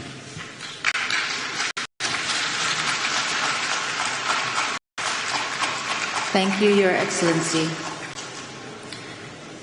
It is my pleasure to welcome His Excellency, Mr. Emomali Rahmon, President of Tajikistan. Your Excellency, you have the floor.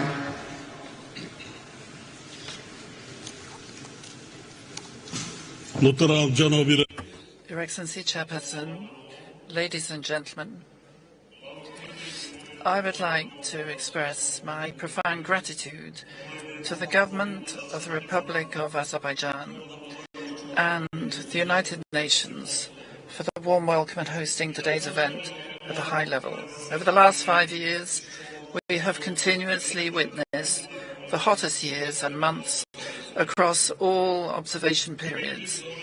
According to experts' reports, 2024 is also recorded as the hottest year ever.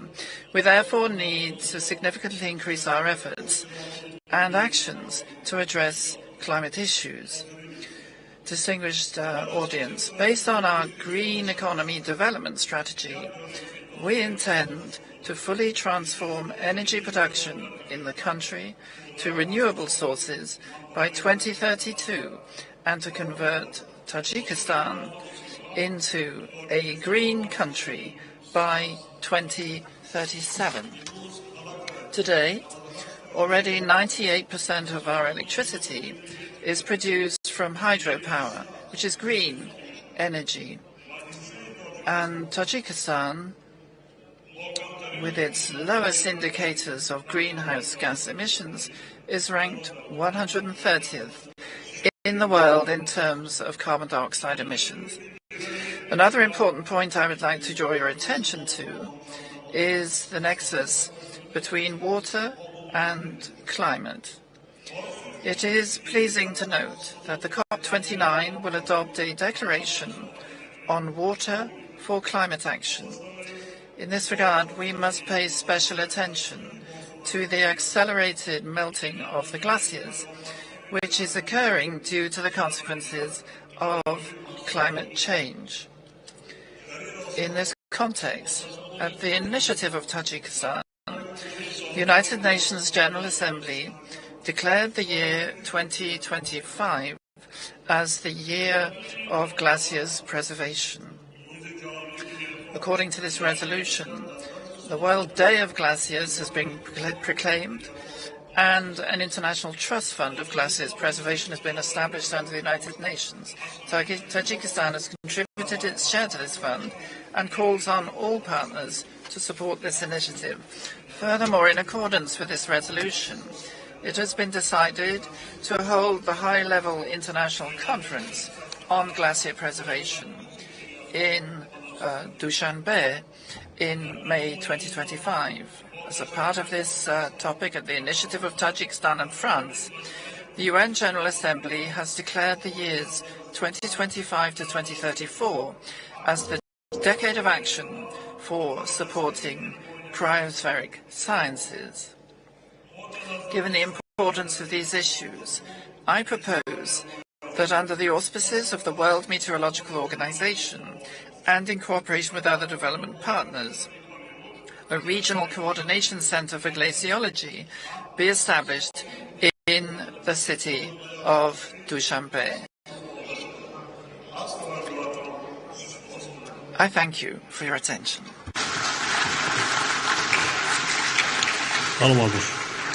Thank you, Your Excellency.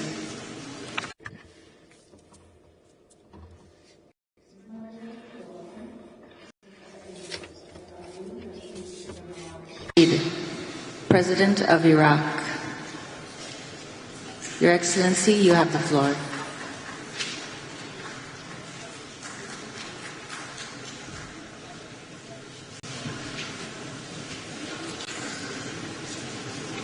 أصحاب السعادة والفخامة والسمو والمعالي السيدات والسادة السلام عليكم ورحمة Your Majesty and Excellencies, may the peace of God be with you. Today we convene for the 29th COP on climate change, a crucial conference which affects us all. But may I begin by expressing our deepest gratitude to the Republic of Azerbaijan for its warm welcome and hospitality.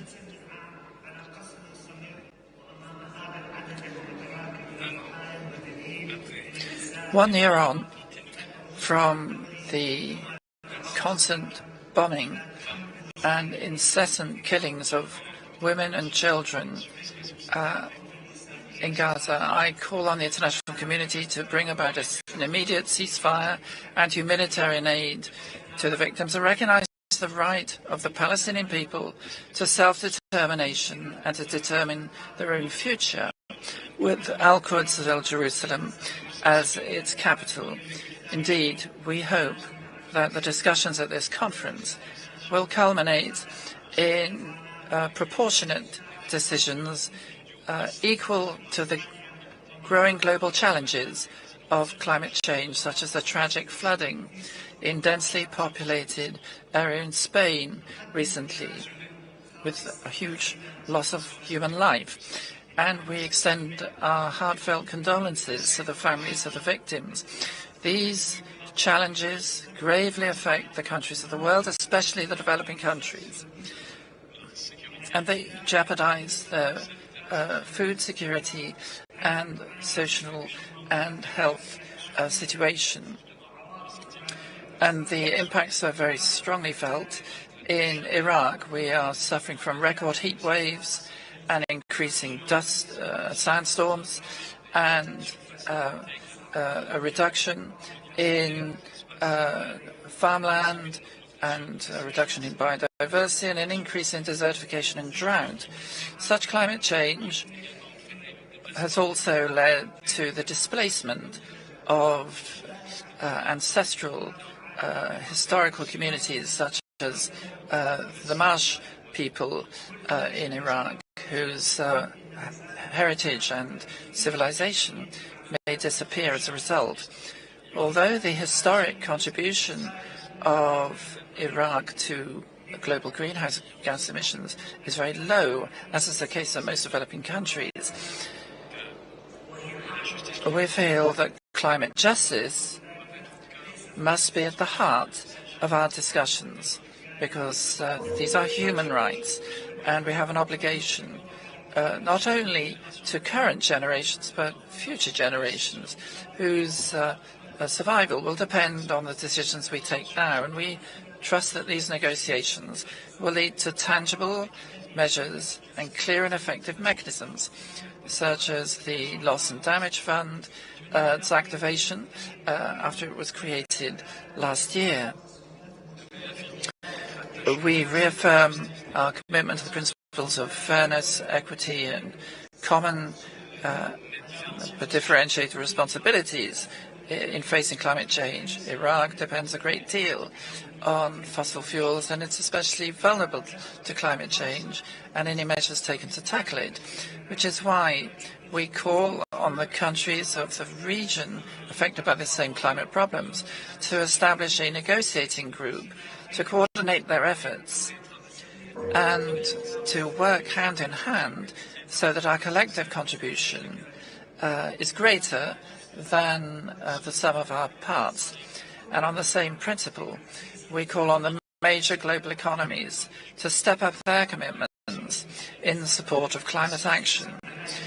And if some of those economies decide to withdraw, then we call on the key players in those countries, whether they're political or private or public, to step up their commitments, because the world cannot progress towards sustainable development without the contribution of all.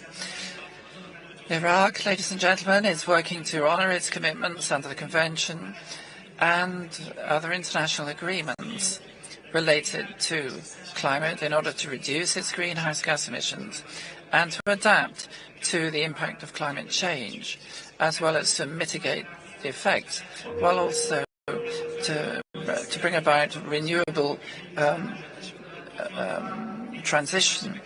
And we have restated our commitments under the Paris Agreement, and we've completed the preparation of a technological needs assessment and a national plan to define our climate technology needs in priority areas. We are also about to complete a climate investment plan to plot the course for public and private investors and meet our climate commitments through national and foreign investment and mobilizing financial resources to tackle climate change and move towards a more sustainable future. Iraq, after taking tangible measures to reduce methane emissions, is one of the first countries in OPEC to accede to the global pact on methane, and we are working for the Global Coalition for Clean Air and reduction of methane emissions, and we seek to eliminate the burning off of this gas between now and 2028. To conclude, I would like to remind the international community of the importance of its role in promoting regional peace and security in the Middle East.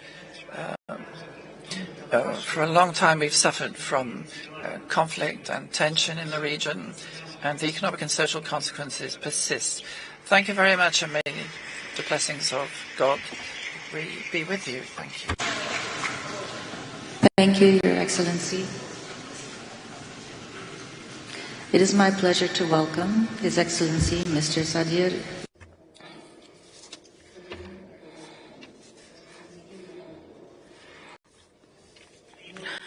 Dear Chairman, dear ladies and gentlemen, against the backdrop of accelerating global climate change, we today must agree on coordinated, well-founded climate action to achieve the ambitions of the Paris Agreement.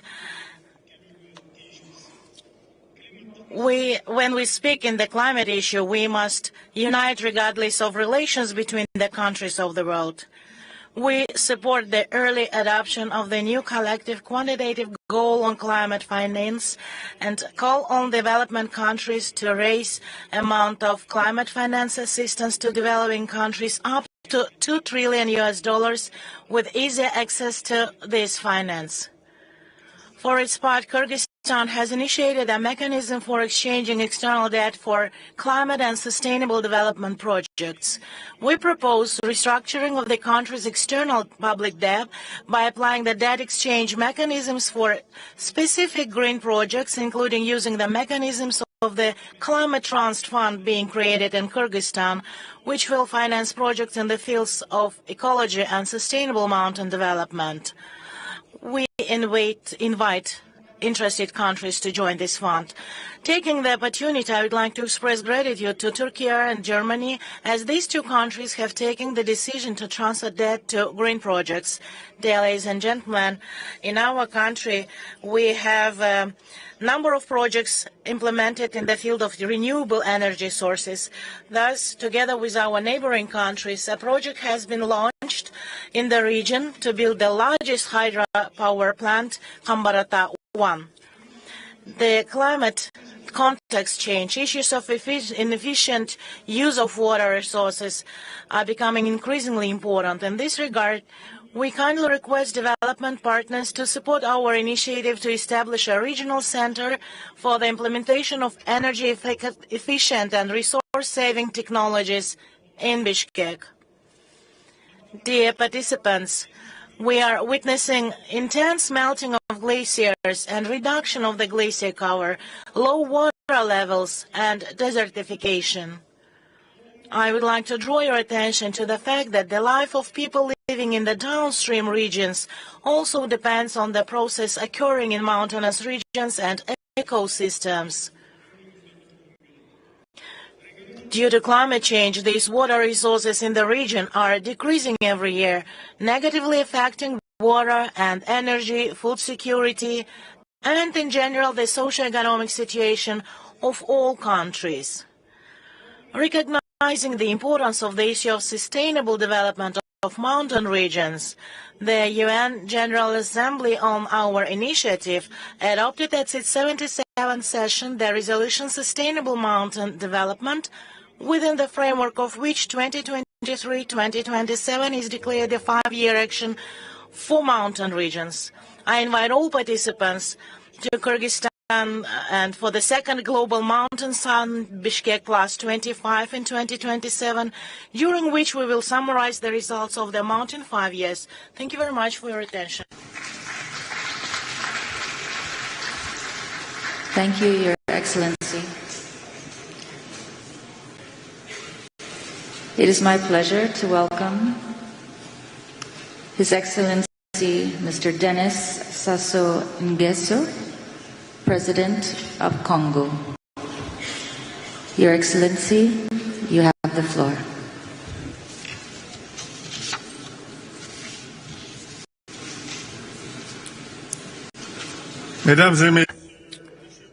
Heads of State and Government,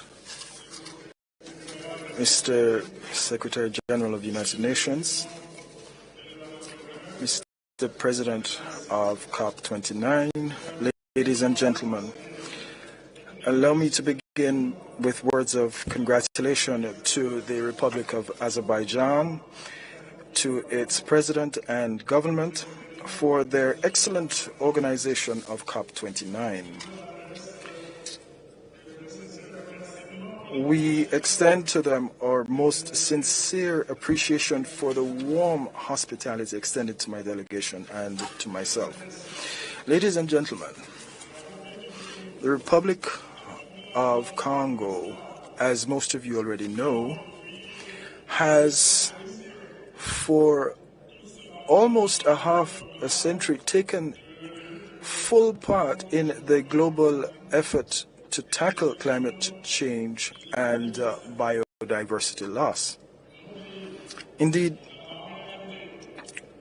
my country has placed issues related to environmental conservation at the heart of its national policy and front and center in its international commitments.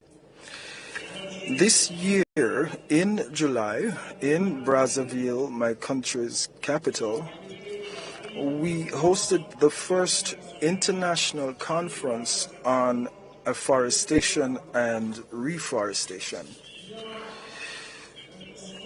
In our bid to deliver on our commitment and to strengthen the essential role of forests in regulating climate, and also in our bid to make the initiative for a global reforestation effort a permanent one, recently Congo submitted to the United Nations General Assembly a resolution on declaring a global decade of afforestation and reforestation. Furthermore, jointly with the group of African forest countries known as the C15, the Republic of the Congo is today carrying what can be styled as a climate justice initiative. This is an initiative which is aimed at including gross natural capital of countries in our calculation of states' GDP. Ladies and gentlemen, in 2015, we had all placed our hopes in the Paris Agreement. For this agreement, which is based on the principle of climate justice and the just transition, clearly establishes a global framework to tackle climate change and to keep global warming to under 1.5 degrees Celsius. We note with regret, however, that the financing mobilized since 2015 is not commensurate with our expectations and in no way corresponds to the level of our commitments. We're particularly concerned over the issue of climate financing, and here I must note that the commitment or pledge rather of $100 billion in 2009 for the period running 2010 to 2020 was fulfilled only in 2022. The new collective quantified goal for climate financing must be based on scientific data that take into account the impact and needs of developing countries in tackling climate change. Now, we know that these needs total over $1,000 billion. Our fervent wish is that the amount in this new goal will be established and defined from a perspective of climate justice and the just transition. This objective should enable our countries to reduce our debt burden rather than worsen it. Lastly, this new collective quantified goal should cover mitigation and adaptation in a balanced way. And in order to do so, substantial efforts must also be made to ensure that loss and damage are taken into account, because we must have substantial resources in place to tackle the impact of extreme events and to deal with any eventualities. And here I must welcome the fact that an encouraging step was taken here when we adopted here in Baku Article 6.4 of the Paris Agreement. We believe that this tool under the Paris Agreement, which enables us to transfer carbon credits between low greenhouse gas emitting countries and emitting countries, will open a pathway to interstate, international, and structured cooperation that will foster sustainable development, resilience, and economic diversification in developing countries.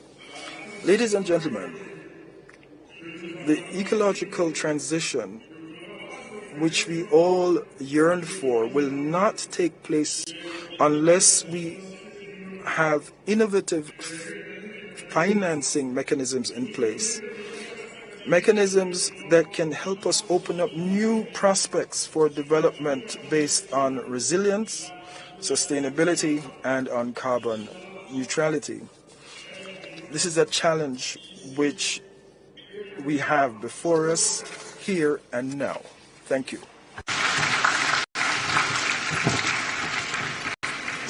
Thank you, Your Excellency.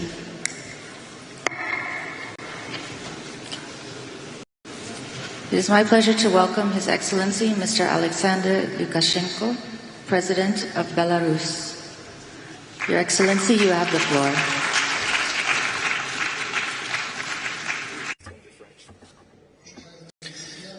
Distinguished friends, much has been said about how much has been done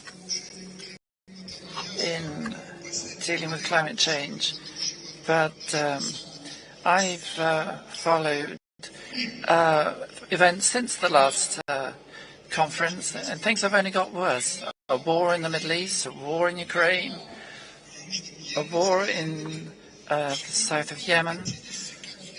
There are more than 50 conflicts in the world which are having a harsh effect on the climate and on our planet. So what's got better?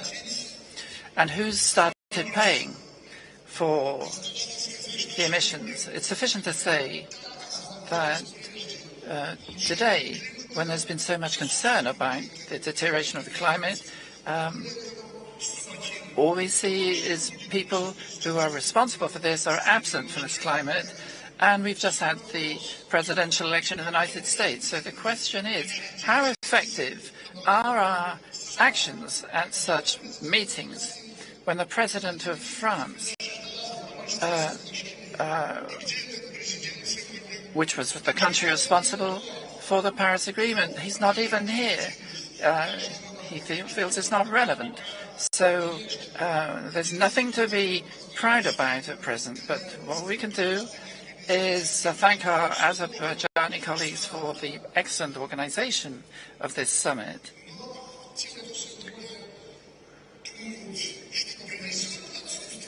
But what will come from the absence of people from this summit? It's not going to come from the United States. Recently, so many people died in Valencia, which shows what we're doing about improving the climate. But I have to say that there's nothing to hold against our country. We are strictly complying with all our obligations. But since there is this deep-seated bureaucracy in the UN Secretariat, it's almost impossible to say anything substantive. I will say just a few key things. The climate has changed. It's a fact of life, and therefore the prime task is to restructure national economies, first and foremost agriculture, to take into account of the changing conditions and adapt it to these difficulties. And we have experience which we're prepared to share. Secondly, there's a need to help the developing countries to secure equal access to green technologies without impairing their national interests, and so that they don't become enslaved as a result. And everything needs to be done to do away with those things which hamper international technology, trade and exchange of innovation and best practice. Thirdly, we've already had to deal with a situation when new production, which is positioned as more environmentally safe, nonetheless does even more damage. And objectively, there's a need for new approaches to a comprehensive assessment of the potential impact of innovation on the environment throughout the entire life cycle of such production. This and other areas require a consolidation of international efforts, and not mere words but deeds. And therefore it's time to move from words to deeds. And those who have to pay must pay, and not hide in the shadows. Thank you very much.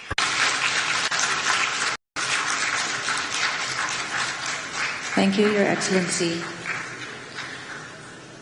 It is my pleasure to welcome His Excellency Mr. Mohammed Yunus A. Menfi, President of Libya. Your Excellency, you have the floor. Okay. Okay.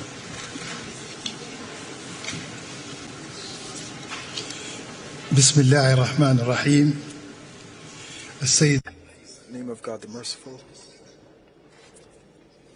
Your Excellencies, ladies and gentlemen, Let me begin by thanking the government and people of the Republic of Azerbaijan for their generous hospitality. I also thank the President and for their wonderful organization of this conference. We greet you all well. Today, from our direct experience in Africa of climate events, that climate change is having a devastating effect on the planet, and this is imperiling the human development and lives. And our concerns for the future of current and future generations are even worse because of the increasing disasters leading to human and material loss. We notice that intensifying conflicts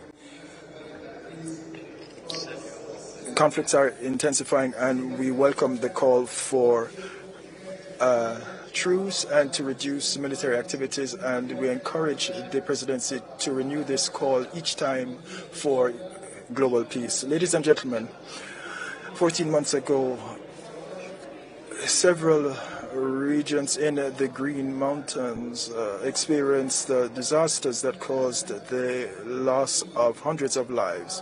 Today we can only note that we cannot deal with these disasters alone, which are often sudden disasters. We can only deal with them if we have financing that is easy to access and can respond to the situation in each state, as well as through the transfer of technology and techniques, and by building national capacity as well. And if we allow the private sector to participate along with civil society in our countries in this endeavor, this can help improve lives, and we need a better approach to water security, and this can help strengthen our resilience to climate change. We reaffirm the need to look into the pledges undertaken by the developed countries under the UNFCCC with respect to transfer of technology, financing, and so on. Libyan cooperation announced the initiative following COP29 that we will be expanding the plant cover in Libya to reduce emissions and to capture carbon emissions. We believe we'll be able to achieve net zero by 2030, but also create a carbon credit bank. Like the other countries, we wish to deal with the financing gap. We need financing that will come from multiple sources, and we must enable access to financing through the World Bank, the IMF, and other IFIs, so that there will be access to credits, especially for adaptation and mitigation projects, so that these projects can actually become investment projects. We wish to reiterate our commitment, especially to education and for sharing best practices, and we stand determined to participate in any international effort to reduce greenhouse gas emissions and to strengthen biodiversity. Thank you. Thank you, Your Excellency. It is my pleasure to welcome His Excellency, Mr. Rumen Radev, President of Bulgaria. Your Excellency, you have the floor. Excellencies, let me first express my gratitude to our host, the Republic of Azerbaijan, and the presidency of the conference for organizing this significant event in times of political, security, and climate challenges all around the world. The continuity of our actions is crucial to deliver ambitious and balanced approach to achieve the climate goals in the complex geopolitical context. Agreeing on the achievable new collective quantitative goal on finance will be the main expected outcome of this conference. The new goal must provide financing from all possible sources, both public and private, to address the financing needs for mitigation and adaptation measures, focusing on the most vulnerable countries. At the same time, we must significantly strengthen the mitigation ambition and remain on the course of decarbonizing global energy systems. This can only happen if we embrace all available technologies, significantly improve energy efficiency, upgrade energy infrastructure, and ensure that energy security remains of utmost importance. Bulgaria is committed to not only be a part of regional energy cooperation initiatives across Central and Eastern Europe, the Balkans and the Black Sea region, but also beyond, by strengthening the links between the European Union and non-EU countries who share our priorities on climate neutrality, just energy transition, energy security, and low-carbon technological innovation. As no region is spared from deadly and costly climate-related disasters, all parties should undertake greater efforts to integrate climate change adaptation and resilience into all policies and strategies. We call for continuing support for climate science and education. Bulgaria proudly hosted the IPCC session this summer. Science holds the key not just to reducing our carbon footprint, but also to improving human lives in an age of climbing instability. Finally, let me conclude by reiterating Bulgaria's commitment to climate policy goals. We stand with all countries willing to strengthen climate diplomacy and regional cooperation, as only together we can achieve a better and resilient future for us and for the future generations. Thank you.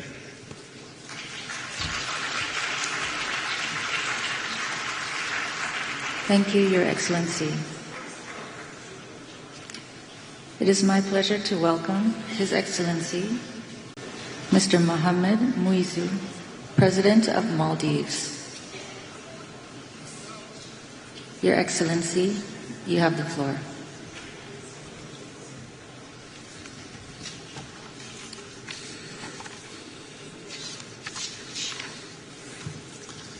Bismillahirrahmanirrahim. Excellencies, ladies and gentlemen, I extend our gratitude to the government and people of Azerbaijan for the exceptional hospitality and leadership. We pledge our full support to ensure the success of this COP. We also congratulate the UAE for its successful COP28 presidency. Vulnerable, this is how the Maldives is often portrayed. But we are a nation of extraordinary fortitude. We speak not from desperation, but from a belief in the power of collective action. Our story is not of fragility, it is a testament to resilience, leadership, and international cooperation. Since hosting the first Small States Conference 35 years ago, we have called for stronger climate action. Our call has not changed. Our course has not strayed. Because for us, the environment and the ocean are more than resources. They are our cultural identity. Their protection remains our sacred duty. At COP28, I shared my vision for a climate-resilient Maldives. Despite formidable challenges, we are now seeing the dawn of hope. We recently launched our energy policy and roadmap, green initiatives to strengthen food security and affordable housing, and economic diversification through expanding port services, special economic zones, in addition to new development banking, unlocking new investment opportunities. We will soon unveil our 20-year vision, the blueprint for a sustainable, climate-resilient, developed nation by 2040. Mr. President, it is the lack of finance that inhibits our ambitions, which is why this COP, the finance COP, we need to deliver. The new climate finance goal must reflect the true scale of the climate crisis. The need is in trillions, not billions. It must consider the special circumstances of small island developing states. It must include adaptation, mitigation, and loss and damage, and increase contributions to it. As we approach the next round of nationally determined contributions, developed nations must increase their ambition to close the emissions and finance gap and align with the 1.5-degree goal. Mr. President, as we look around the globe, we see funds flowing freely to wage war, but scrutinized when it's for climate adaptation. We need to reprioritize, revise the international financial system. We must choose the path that changes lives, not the climate. My delegation here is determined that the finance goal should be scored right here in Azerbaijan. Mr. President, 28 COPs later, emissions still rise, finance falls still short, and our hopes fades. Let us prove this time it will be different. I thank you.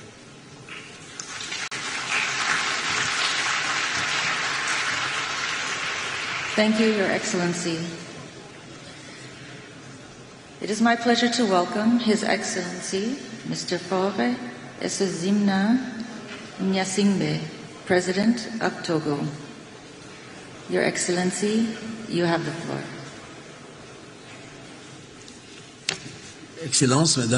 Your Excellencies, ladies and gentlemen, heads of state and government, ladies and gentlemen, heads of delegations, distinguished delegates, ladies and gentlemen, we are here to recall a simple truth.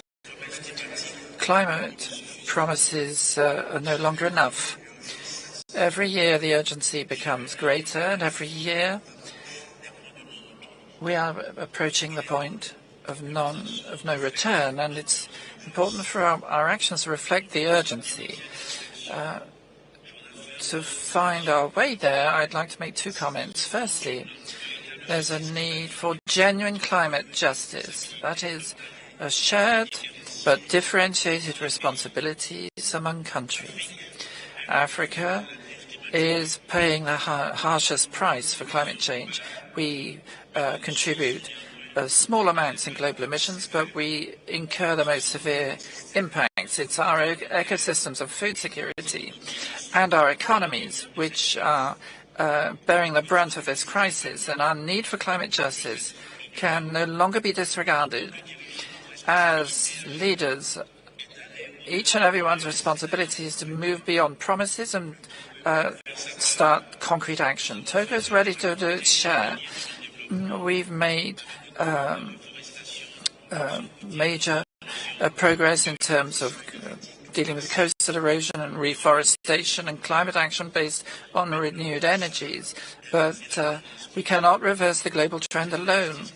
It is climate justice which should be the compass guiding all our discussions here, with major support funds being rolled out to support our populations and our biodiversity. This also requires that major emitters recognize once and for all explicitly this issue of climate justice in international agreements. The second point is that we need tailor-made solutions for African climate challenges. There are specificities in Africa regarding the climate crisis, as well as a disproportionate effort. And very often, the profiles in our countries are different from those elsewhere. We also need to recognize that climate adaptation poses unique challenges for developing economies and mostly rural populations. These specific challenges call for specific responses. We need solutions which are tailored to the realities of Africa, as well as mechanisms which are tailored to achieve the solutions. We cannot confine ourselves to generic, simplistic discussions or standardized solutions. That means financing the ecological regeneration of our coasts and redeveloping resilient rural infrastructure. It also means flexible forms of investment and funding which are flexible to help the developing countries, and making sure the investment is consistent with our other needs and commitments. So I therefore call for genuine climate solidarity where the financial commitments are kept and strengthened. Our solutions for climate must be thought in terms of investments in our collective future, not as temporary assistance. Thank you.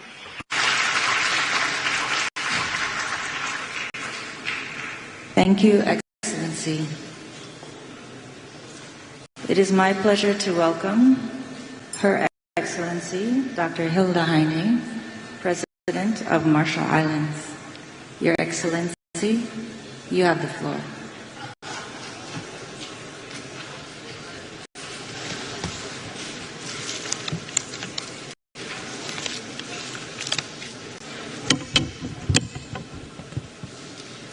His Excellency Ilham Aliyev, President of Azerbaijan, His Excellency Antonio Guterres, UN Secretary General, COP29 President Mukhtar Babayev, distinguished heads of states and governments, heads of delegations, ladies and gentlemen. Yahweh, on behalf of the Republic of the Marshall Islands, it is an honor to once again participate in this critical summit. The Marshallese people are navigators. We are the descendants of those that found tiny strings of islands, atolls that just glance above the waves of the wide Pacific Ocean and made them our homes. Our forebears mapped the tides with sticks, coconut fronds, and shells. So it is in our blood to know when a tide is turning. And on climate, the tide is turning today. It is no longer a question of whether the energy transition will occur, but how. Will it be fair and inclusive? Will it be fast enough? Will those that defy our agreements to transition away from fossil fuels and go home to pump more oil, extract more gas, and mine more coal be held to account? Time will judge those that fail to make the transition.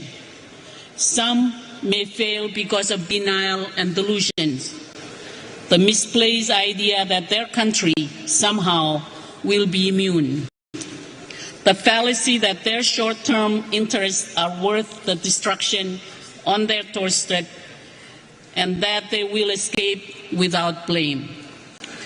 Other risks falling behind because they lack the resources to make the transition happen. In the Marshall Islands, we have a vision for a future with clean energy and the resilience to withstand climate impacts. But to make that vision a reality, we need much more money, and we need it much faster. Our National Adaptation Plan sets out a pathway for our entire nation to become resilient in the face of the climate crisis. As one of the most vulnerable places on the planet, every aspect of our lives will change, from infrastructure to education to healthcare to our economy and culture, to protect our right to live in our homelands and exercise our right to self-determination. We cannot do this by cobbling together project-based funding, waiting for support that takes years to arrive. By improving access, coordinating processes, and reducing choke points, donors can put decisions in our hands where they belong. We've shown that with cooperation, we deliver. In collaboration with Germany and South Korea, a new innovative low-carbon cargo ship, the Juranai, has joined our domestic fleet that will have 80% lower CO2 emissions than comparable ships. The Republic of the Marshall Islands will soon submit a new enhanced NDC. Let me be clear. We have only received half of the finance we need to deliver our last NDC. But we will develop and submit a new one because we know that this system only works when everyone continues to strive and plays their part. But those parts are not all equal. Our contribution to global emission is tiny. Major emitters, members of the G20, if we can do it, so can you. You can and must submit 1.5-degree aligned NTCs that set absolute economy-wide reduction targets and that cover all greenhouse gases and categories. The urgency of these commitments and the urgency to act on them before 2030 is paramount. The repercussions of low ambition and inaction will only get worse. We will be watching for 1.5 greenwashing. You can and must spell out to the rest of the world whose safety relies on your action, how you will deliver, and the energy goals set in Dubai last year. President and Excellencies, the winds are shifting too on climate finance. With the explosive increase in the cost of the climate crisis, it is obvious to everyone that the system isn't working. We can no longer afford to be unrealistic and unresponsive about the cost of the crisis, which we all know are in the trillions of dollars per year.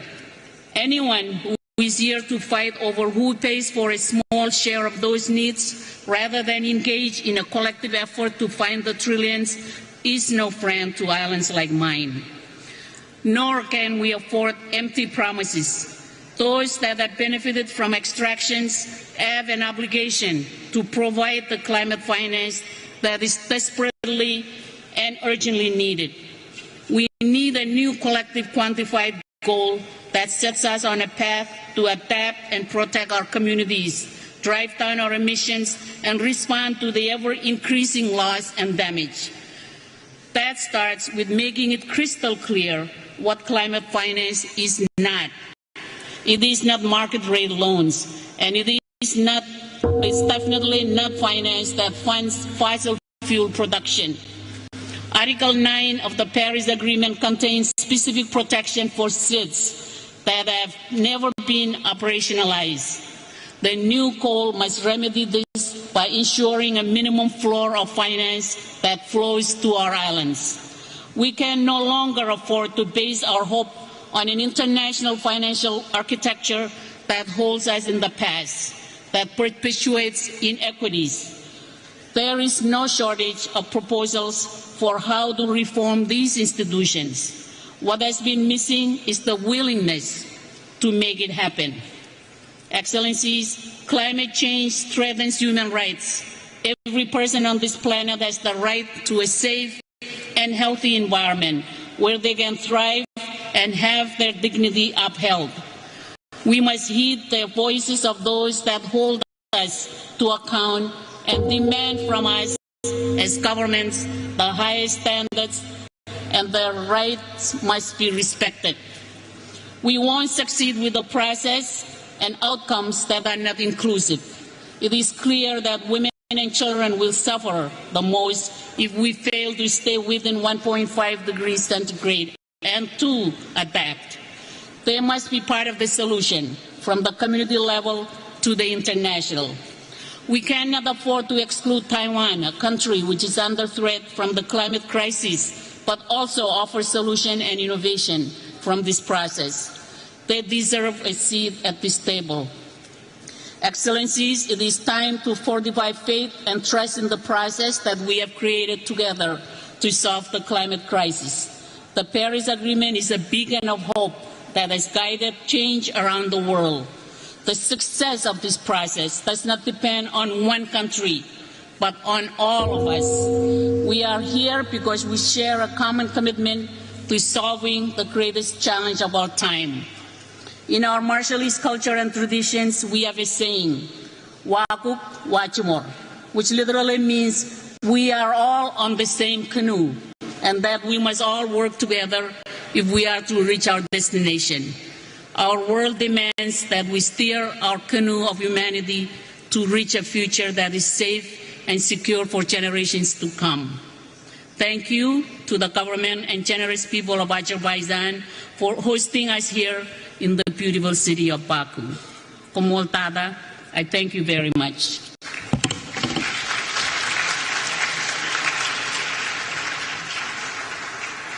Thank you, Your Excellency. It is my pleasure to welcome His Excellency Mr. Nikos Christodoulidis, President of Cyprus. Your Excellency, you have the floor. Excellencies, at the outset, I would like to extend my gratitude to the government of Azerbaijan for hosting COP29. Today, the whole attention is focused on our deliberations here in Baku, as the outcomes of this conference are critical to our shared commitment to securing a sustainable future for our planet. Dear friends, I address you today with feelings of honor, but also of great concern. We stand at a critical juncture as the impacts of climate change are intensifying with alarming speed. In the Mediterranean region, we are witnessing a rise in extreme weather events, raging wildfires, severe and prolonged droughts, extreme heats, sea level rise and catastrophic, deadly flooding, as we very recently saw happening in Spain. Speaking also from my own country experience, these extreme weather events are impacting our ecosystem, our economies, including agriculture and tourism, our communities and the quality of life of our people. They act as a stark warning and also are highlighting the urgent need for decisive, coordinated action. We need immediate, targeted responses at both the national and regional levels. My country has taken proactive steps by implementing a national adaptation strategy since 2017. We are currently updating this strategy in order to strengthen our capacity to manage complex and interlinked climate risk. Despite our small carbon footprint, Cyprus is committed to contributing to global emissions reduction. Within the European Union framework, we submitted an enhanced nationally determined contribution in 2020, pledging to reduce greenhouse gas emissions by at least 55% by 2020 compared to the 1990 levels, and the European Union as a whole remains resolute in its legally binding commitment to achieve net zero emissions by 2050. At regional level, my country recently relaunched the Eastern Mediterranean and Middle East Climate Change Initiative, aiming to develop synergies to mitigate the impact of climate change with focus on cross-border projects. Dear friends, it is crystal clear that government action alone is not enough. We also need to engage our societies, our citizens, our businesses in this collective mission and fundamentally rethink the relationship between our economies and nature. Green investments, the transformation of the energy and industrial sectors, and the eventual decarbonization across sectors can be the answer to more competitive and healthier markets. Excellencies, as I already stressed, only by acting collectively with urgency and ambition we can avert the most severe consequences of climate change. With this in mind, we need to successfully conclude COP29 with a determined and forward-looking outcome, crystallizing pathways and opportunities for climate resilient and sustainable development. Before closing, dear friends, I would like to acknowledge the importance of youth. Young voices have been instrumental in pushing for an ambitious climate agenda. Let's hear their voices and let's heed their call. If we ignore these voices, our children and grandchildren will inherit a climate and natural dystopia. Let us resolutely work together the path of climate neutrality. Only together we can build resilient, sustainable and green societies for the generations that will inherit our planet. Thank you very much.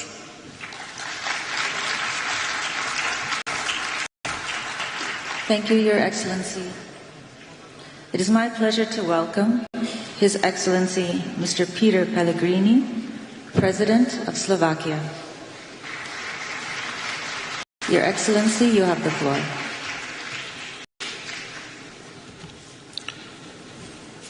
Excellencies, ladies and gentlemen, this year my country, Slovakia, as others in Europe, has experienced the hottest summer on record. It brought heavy rains and devastating floods. The greenhouse gas concentrations are the highest in the humankind. We have crossed critical 1.5 Celsius degrees in 12 consecutive months. And this gives us a real taste of what the planet can become. Climate change accelerates, so it's the detrimental effects on our planet. Longer we wait, more we can lose in terms of lives, ecosystems and economies.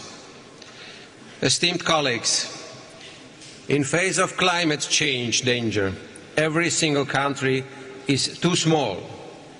True commitment of all to multilateralism is badly needed. Let us ask, can we succeed without all the biggest economies and polluters stepping up? Developing countries need our solidarity. Can they succeed if our approach to financing and its contributors remain the same? Everyone needs to speed up. My country does. We cut our emissions by almost 50% since 1990. In the energy sector, we shut down our last coal mine in 2023 and remaining 2 coal power plants recently. It's a big step towards full phase-out of coal from our power generation. At this COP, Slovakia joins the call to action for no new coal. Soon, my country's electricity will come from low-emission sources by 90%, mainly nuclear and renewables. We will also become its net exporter, and already we help Ukraine, which lacks electricity due to Russian aggression. For Slovakia, the second largest producer in Europe, nuclear is crucial on path towards neutrality. In innovations, we want to go beyond small modular reactors. Only around 40% of nuclear fuel we can turn into energy in current large-scale reactors. We want to become leader in multiple reuse of this spent fuel. This could be a real breakthrough in energy security or costly nuclear waste storage. We could secure enough energy for many generations to come. Till the end of this decade, my country plans to reduce emissions at least by 55%. To achieve it, we will invest €14 billion to decarbonize sectors, increase renewables, and to advance our resilience. I am an advocate of the rational choice that do not harm the working people, the most vulnerable, our competitiveness and prosperity. If we lose trust of our citizens as politicians, we cannot succeed. Slovakia pledged to contribute €2.2 million to the Green Climate Fund by 2027. Our climate finance grow. It helps our developing partners to build their cleaner future and their resilience to climate adversity. Colleagues, I wish this COP and its presidency a progress towards meaningful climate action in line with the global stocktake along all standards of the Paris Agreement for sustainable well-being of and at our planet. Thank you very much.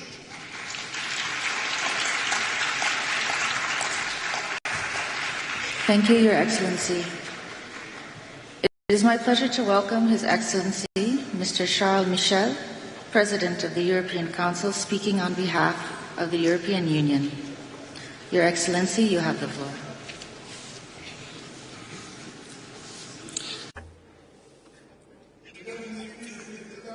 heads of state and government, heads of delegation, Your Excellencies, in your respective capacities, the world is on the razor's edge. Russia's war of aggression against Ukraine, the war in Gaza, and the tragic crisis in the Middle East, civil war in Sudan. These conflicts and many others are leading to humanitarian disasters for civilian populations and are polarizing societies across the world. Violent imperialism, endless cycles of vengeance and collective punishment are poisons that are imperiling us all. The European Union believes deeply in a world that is rules-based, the strength of law and not the law of strength. Ladies and gentlemen, each week somewhere in the world we have to deal with the devastating consequences of climate change. This climate threat is an existential threat to humanity, and it is our responsibility as human beings to wage for this war against nature, and some are more responsible than others, and they are known as the developed countries. And this is how the Paris Agreement should be our peace treaty with nature. The principle of cooperation should govern our implementation of this agreement. Boldness rather than procrastination, solidarity instead of selfishness, ambition instead of surrender. We must go for the survival instinct rather than burying our heads in the sand. You can count on the European Union. We are stepping up to the plate with financing, $31 billion. That is more than our fair share, and we are calling on everyone to follow our example, including the G7 emerging countries. We stress the need to broaden the donor base, and we must have more contributors. We must meet this ambitious objective. We support a multi-track approach, and we must use carbon pricing as a lever, and we must use development banks to mobilize this agreement. The euro is the currency of the climate, and we are determined to support developing countries, and we are doing so with a partnership for an equitable and just energy transition. South Africa and other countries, along with Indonesia, are the ones that we are supporting. A few weeks ago, in New York, we went against the grain and we agreed on the pact for the future at a dark moment for multilateralism. And this is a ray of hope. And we hope that this COP will be one of confidence, determination, and the COP that will walk the talk. You can count on the European Union. Thank you.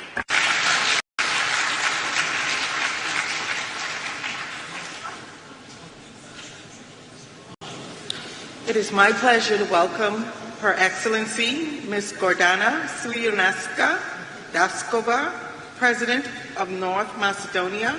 Your Excellency, you have the floor.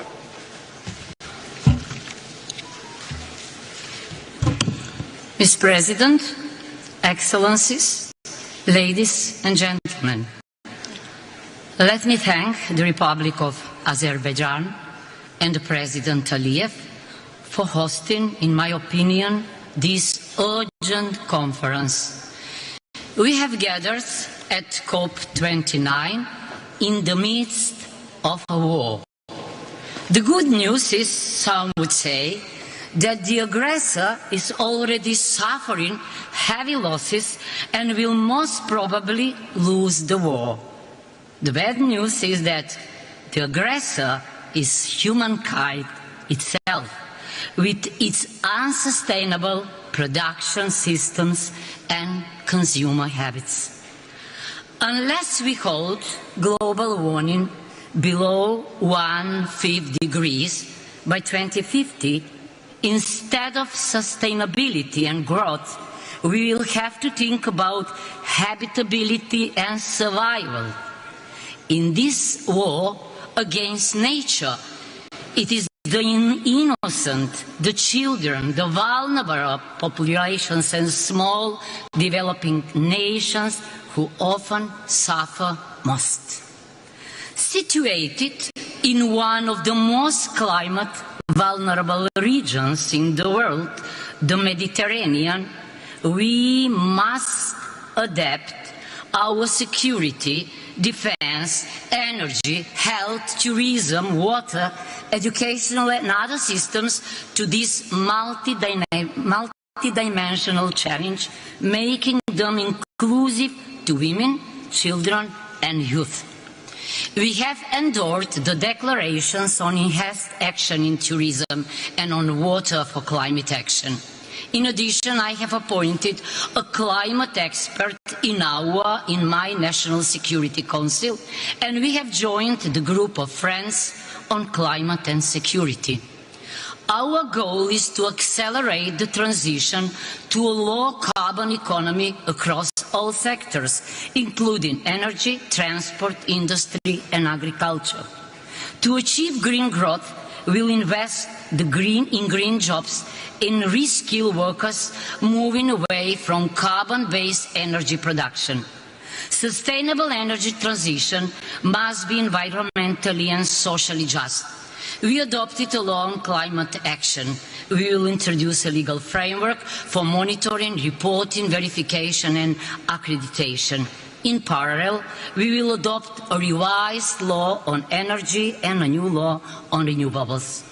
These laws support the implementation of the challenging green agenda and sustainable connectivity cluster in EU membership negotiations, requiring €3.1 billion for renewable energy and energy efficiency.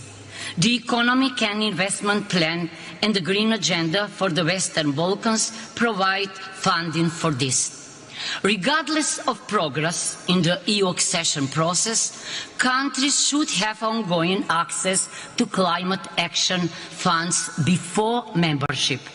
Esteemed Excellencies, we need a peace agreement, a natural contract, as Michel Serra would say, to stop treating nature as adversary and start treating it as partner.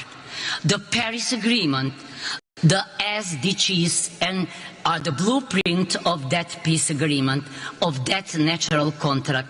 Let's implement them in the line with the principle Pacta sunt servanda.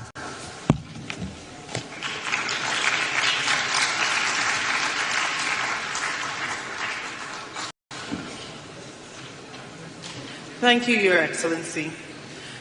It is my pleasure to welcome His Excellency, Mr. Alexander Stubb, President of Finland. Your Excellency, you have the floor. Thank you, Madam Chair, ladies and gentlemen, Excellencies and colleagues. In the age of multipolarity, multilateralism more than ever. And I guess climate change is a litmus test for multilateralism. And the reason for that is quite simple. If we fail this test, efforts to address any kind of global challenges, say sustainable development, technology or demography, will all be in vain. And of course, if we fail to limit the increase of global temperature, future generations will be left with a world which has more pandemics, more hunger, and more conflict.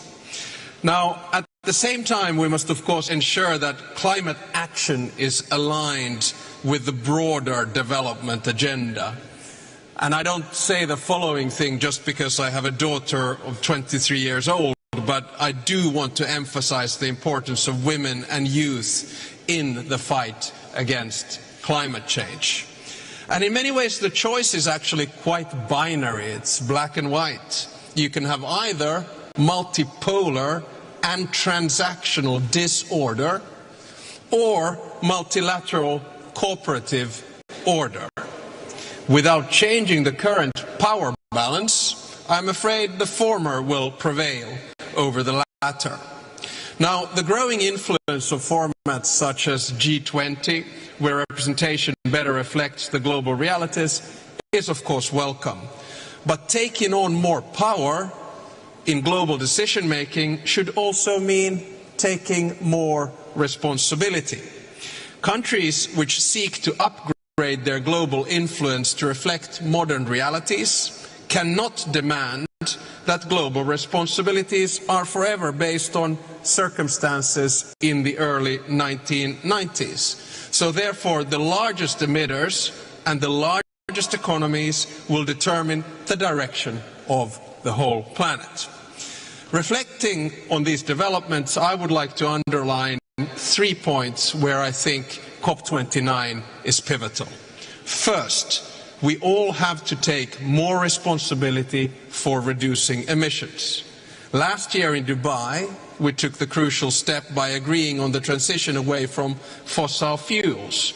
Now we need to turn our promises into practice as we prepare our new nationally determined contributions ahead of COP30 in Belém. It's crucial that especially the G20 members show leadership by setting the most ambitious targets possible in line with the 1.5 degrees limit. Second, we all have to take more responsibility for climate finance. The new collective quantified goal needs to be both ambitious and achievable. It has to reflect the current global economy and sources of emission, not the situation more than 30 years ago. I'm pleased to announce that Finland will be providing additional funding to the Systematic Observations Finance Facility to help strengthen adaptation and build resilience, especially in the least developed countries and small island developing stage. And let me conclude by saying that we actually need 3 things simultaneously. We need targets and legislation, we need finance, both public and private, and we need technological innovations. And the bottom line is that we need all 3 of them together. We cannot regulate ourselves out of this crisis, we cannot pay ourselves out of this crisis, but we can innovate ourselves from this crisis. Here in Baku, I'm really looking forward to explore all of these things achieved together. And whenever in the future I hear that gong, I shall take it as a symbol for the urgency we have to fight climate change. Thank you very much.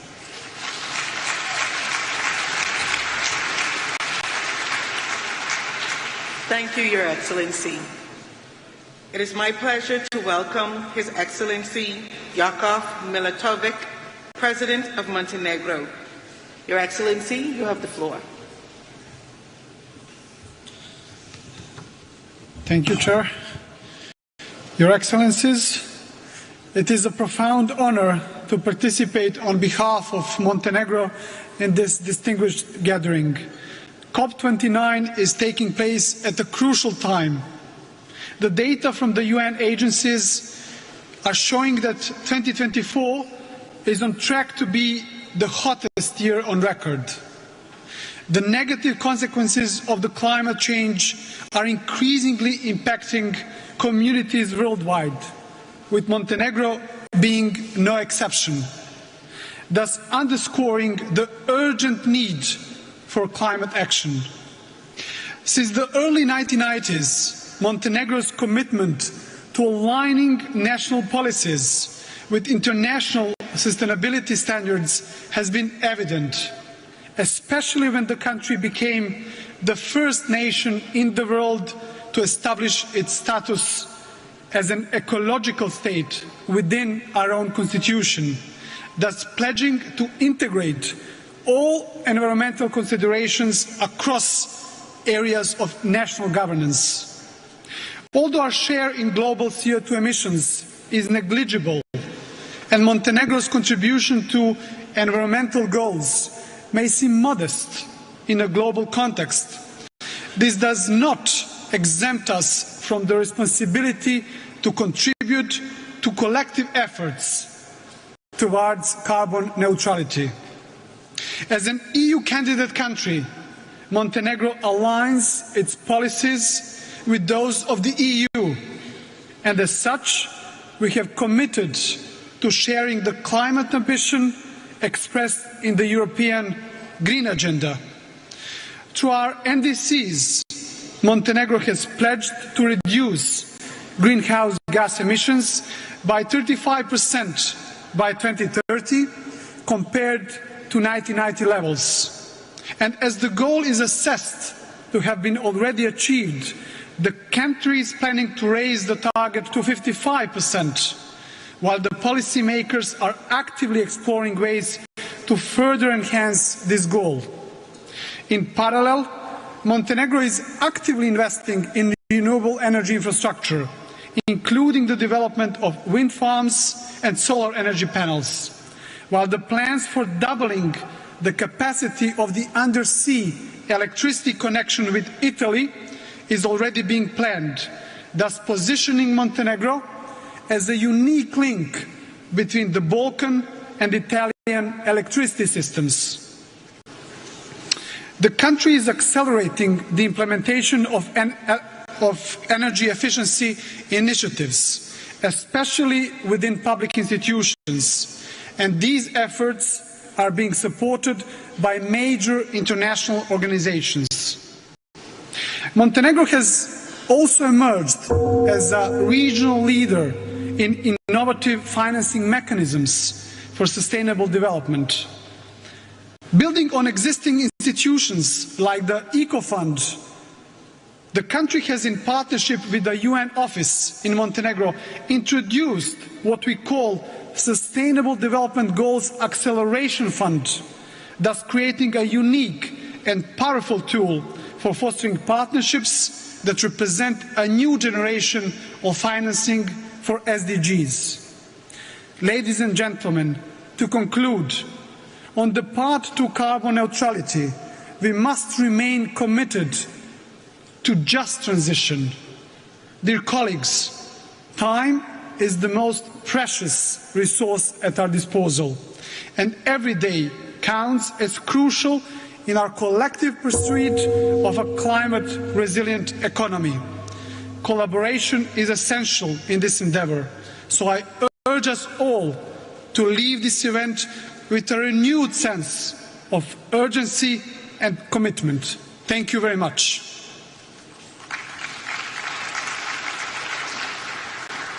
Thank you, Your Excellency. It is my pleasure to welcome His Excellency Mr. Ramchandra Paldel, President of Nepal. Your Excellency, you have the floor.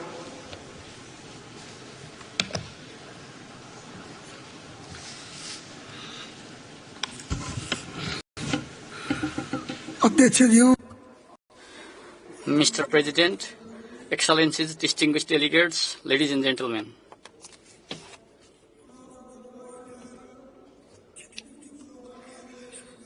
Mr. President, climate justice and climate finance, including reparations for loss and damage, are my paramount concerns today. Even though Nepal's carbon emission is negligible, we are suffering terrible consequences of global warming and climate change. In fact, we are reeling from some recent climate-related disasters, glacial lake outbursts, and devastating floods that caused damages worth tens of billions of rupees. The scale of destruction is so immense that recovery and reconstruction present a severe challenge given our limited resources and capacity. Climate change has affected the whole planet, but its impacts have been especially severe in poor, least developed, developing nations and states. Mr. President, Nepal is committed to utilize natural resources sustainably and prudently. As we implement our ambitious emission reduction targets set out in the second NDC, contributing to the global well-being and protection of Mother Earth, we have increased forest cover and enhanced production and supply of clean energy, to mention a few of our efforts. But the challenges precipitated by global warming and climate change far exceed our capacity and resources to manage them. Mr. President, we are compelled to divert our meager resources, originally allocated advocated for poverty reduction towards adaptation and mitigation, which is a grave injustice. Urgent implementation of polluters pay and compensate principle is critical, and they must also take responsibility for reducing emissions.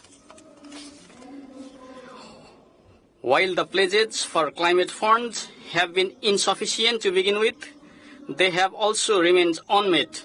It is even more distressing to note that the targeted communities do not receive the funds due to complicated processes. In this regard, I also call for urgent operationalization of the Loss and Damage Fund, which is intended to support the vulnerable developing countries. Climate finance must recognize the contributions of countries like Nepal in protecting biodiversity, the Himalayan cryosphere, as well as in supplying fresh water. These nations must also be adequately compensated for climate-related loss and damage. I also call for technology transfer and adequate capacity building grants in accordance with the Paris Agreement and the commitment of developed countries. Climate finance must be provided in the form of grants, and this should be disbursed through national treasuries to ensure effectiveness. Mr. President, the vast resources spent for the arms should instead be redirected for adaptation and mitigation efforts to protect human civilization and bequeath a habitable planet to future generations. I hope this conference will make concrete progress towards setting out a clear NCQG based on the principle of climate justice, equity and capacity, towards limiting global warming to 1.5 degrees and towards ensuring climate justice and sustainable development of least developed and Himalayan nations. As the snow-capped white mountains turn into black rocks, the world needs to recognize that the effects are not limited to the mountainous nations, but also extend to the coastal ones. Therefore, it is high time we formulate and implement integrated and holistic adaptation strategies that link mountains to the sea. Nepal is organizing Sagarmatha Sambad Everest Dialogue to advance this important concept. Finally, I reiterate that protecting Himalayas is protecting ourselves and entire humanity across the planet. Thank you for your attention.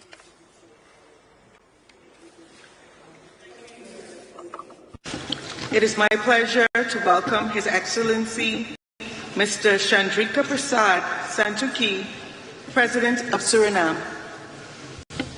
His Excellency, you have the floor. Thank you, Madam President. Good afternoon. As President, I'm here today to inform the COP that my country, Suriname, a member of CARICOM, a carbon-negative nation, rich in natural resources, is on a path of sustainable green development strategy and is a determined advocate in the fight against climate change. Our vast forests, still covering 93% of our territory, act as a vital carbon sink, absorbing more carbon dioxide than our economy emits, and we are committed to stay carbon negative. CARICOM and 6 nations are facing the injustice of a crisis they didn't cause, a crisis they cannot solve alone, even with their best efforts to cut their emissions, which are now lower than 1%.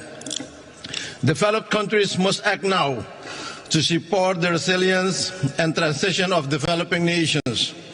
We as CARICOM leaders are committed to stay below 1.5 degrees this century as pledged, and we ask you all to do your part. My country will continue to contribute to our green transition, adapt to climate impacts, and achieve our sustainable development goals through a green development strategy, leaving no one behind. A balanced and responsible exploitation of the oil and gas sector after the announcement of the FID recently will be an integral part of this strategy.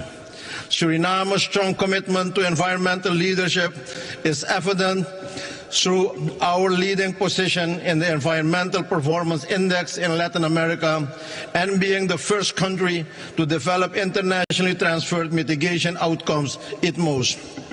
Madam President, most CARICOM states lack the financial capacity and resources to recover from escalated climate impacts. Outdated GDP-based criteria keep concessional financing out of the reach of many of us, despite adoption of the multidimensional vulnerability index at the United Nations.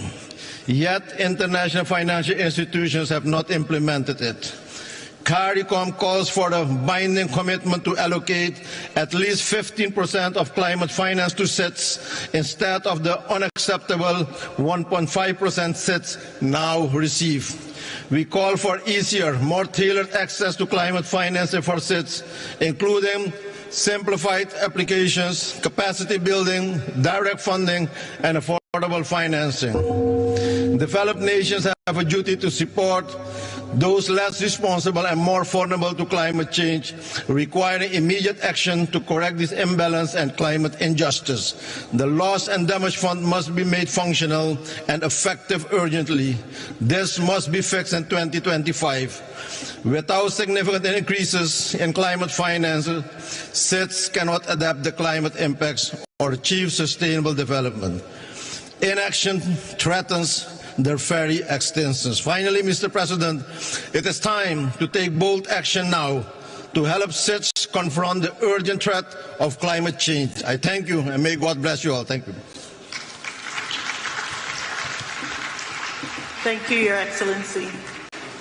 It is my pleasure to welcome His Excellency, Mr. Denis Bersirovic, Chairman of the Presidency of Bosnia and Herzegovina. Your Excellency, you have the floor.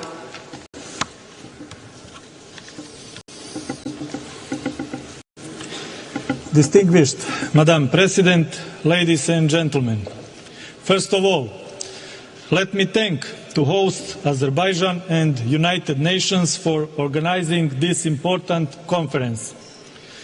The state of our planet is alarming. Accelerated climate changes are the result of irresponsible human actions. By industrializing the earth, man endangered nature and thus endangered himself. The path our civilization is currently on is leading to catastrophe.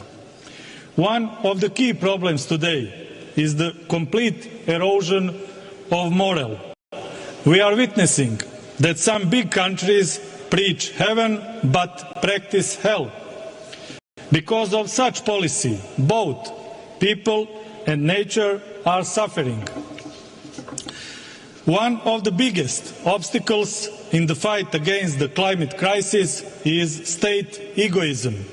Unfortunately, certain countries consider that this is not a critical issue for the current generation and choose to defer its resolution to future generations. This mindset is deeply wrong. The challenges are different for each of our countries, but the goal is the same. Let's be on the same side in the fight against the climate crisis. The growing climate crisis requires us to make changes in our value system. To mitigate the climate crisis, we need to focus, among other things, on more responsible policies that promote nature protection, improvement of green financing standards, strengthening climate diplomacy, educational programs that will encourage climate innovation, and empowering a new generation of climate leaders.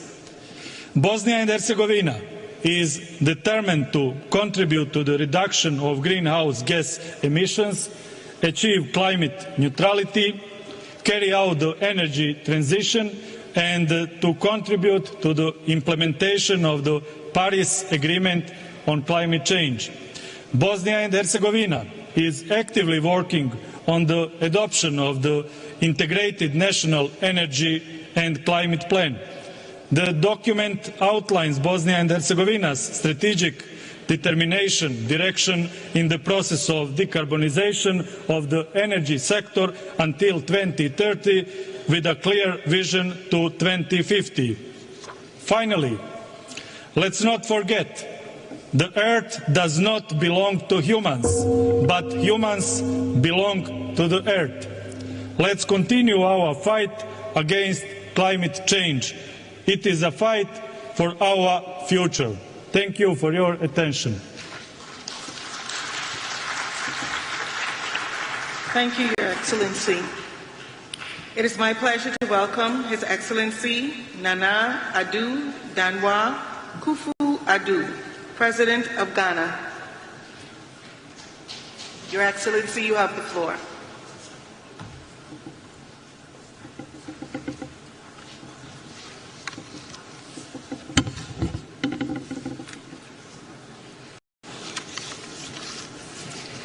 Chairperson, Excellencies, distinguished leaders, Ghana thanks Azerbaijan for her warm welcome and congratulates her for assuming the chairmanship of COP with dedication to our shared future, as I attend COP for the last time as President of the Republic of Ghana. Today we gather not merely as leaders or policymakers, but as individuals bound by our love for our lands and future generations. We're here to declare we stand in solidarity for a green world. For Ghana, climate change is real and immediate, affecting our farmers, coastlines, and communities. Rising temperatures and unpredictable weather threaten our livelihoods daily. Yet we respond with resilience and commitment. In 2021, Ghana submitted updated nationally determined contributions to the United Nations, encompassing 47 programs to mitigate and adapt to climate impacts. Our goal is to cut emissions by 64 million metric tons by 2030, demanding investments between 10 and 15 billion United States dollars. Despite financial and technical hurdles, we're determined to meet the Paris Agreement's goals across agriculture, transport, forestry, energy, and other sectors. We have made strides. The Green Ghana project has planted 50 million trees, and forest restoration efforts have covered 721,000 hectares since 2017, when I came to office. 13 mitigation actions have cut annual greenhouse gas emissions by 43% since 2021. Ghana's national electric vehicle policy, backed by tax incentives, promotes sustainable mobility, and our energy transition framework steers us towards a green future. Through Article 6 of the Paris Agreement, Ghana has mobilized 800 million United States dollars by trading carbon credits with nations like Switzerland and Sweden. However, we cannot reach our climate goals alone. We call on our global partners to honor their commitments, ensuring accessible concessional financing for sustainable development in Africa without unsustainable debt. As a father and a grandfather, I question what we will leave behind. What world will we leave behind? Our children's future hinges on our decisions. That COP29 here in Azerbaijan mark a pivotal shift from dialogue to decisive action. Let us act boldly, showing future generations that we fought for them. Ghana stands united with the world for a green, resilient tomorrow. Madam Chair, thank you very much. Thank you, Your Excellency. It is my pleasure to welcome His Excellency Mr. Kurulsuk Akna, President of Mongolia. Your Excellency, you have the floor.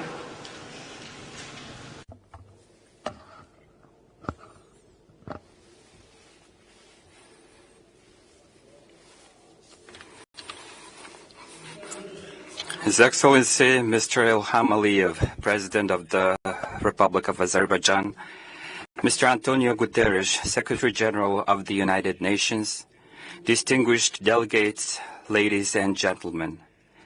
At a time when climate change is accelerating due to both natural forces and human actions, adversely impacting on sustainable development, livelihood, and human well-being worldwide, we need to strengthen our political leadership, collective efforts, and activities.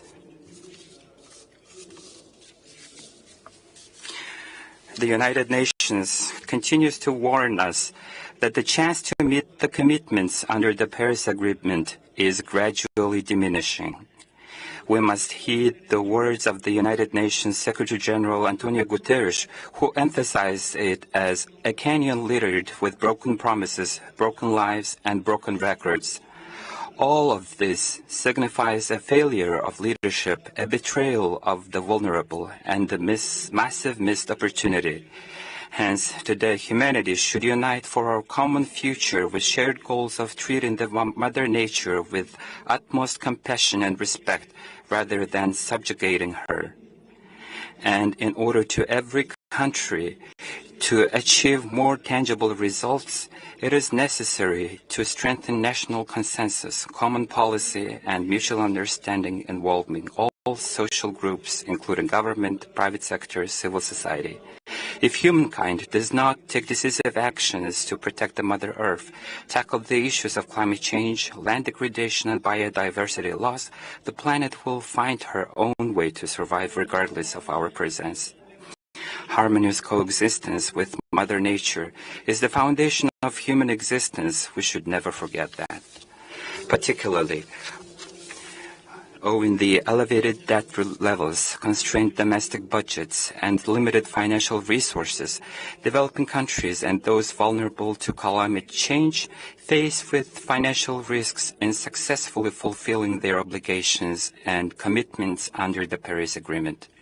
Therefore, I would like to emphasize that the world leaders need to take up into consideration the priorities and needs of countries, especially developing countries, and support and adopt the new collective quantified goal for climate finance at this 29th session of the Conference of the Parties to the UN Framework Convention on Climate Change, which will significantly increase climate finance. In order to successfully fulfill its commitments under the Paris Agreement, Mongolia needs to financing equal to approximately 50% of its GDP. In this regard, to enhance financing and investment in renewable energy, green agriculture, and forestry, our country is undertaking a comprehensive reform aimed at improving the legal and business environment. As such, within the framework of the Bill International Movement, Mongolia has expanded its international cooperation and investment while establishing a project finance for permanence for nature conservation called Eternal Mongolia. Mr. President, according to the study conducted by the UN movement, if the global community fails to meet its climate change mitigation goals by 2050, it may push up to 160 million more women and girls into poverty, and food insecurity may affect up to 240 million more women and girls. Therefore, Mongolia successfully hosted the World Women's Forum under the theme Towards Green Future in August this year and adopted the Ulaanbaatar Declaration Towards a Sustainable Future, calling the countries around the world to promote women's participation and leadership in the fight against climate change. Moreover, Mongolia is putting forward an initiative to establish a global coalition on sustainable rangelands and pastoralists for the future at a time when climate change is detrimental impact the country's worldwide traditional pastoralism. I'm confident that this initiative will contribute to the implementation of the resolution adopted by the UN Secretary General UNGA declaring the International Year of Cooperatives in 2025 and the International Year of Rangelands of Pastoralists in 2026, and as well as the preparation of the 17th UNCCD COP in Ulaanbaatar in 2026. May the eternal blue sky bless us, the humanity forever. May the world be at peace. I thank you very much for your attention.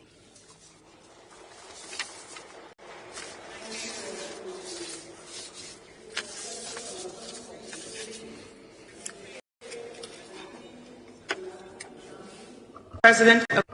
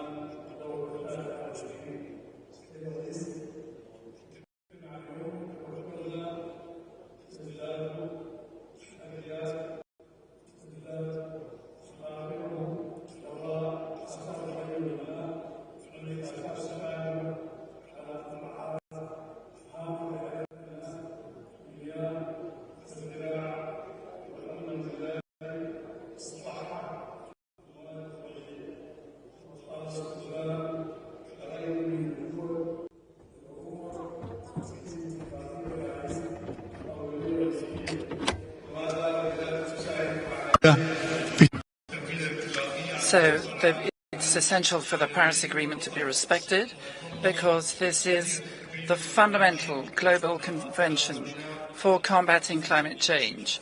Indeed, climate change is a key priority for Sudan because it is vital to deal with it for our national development.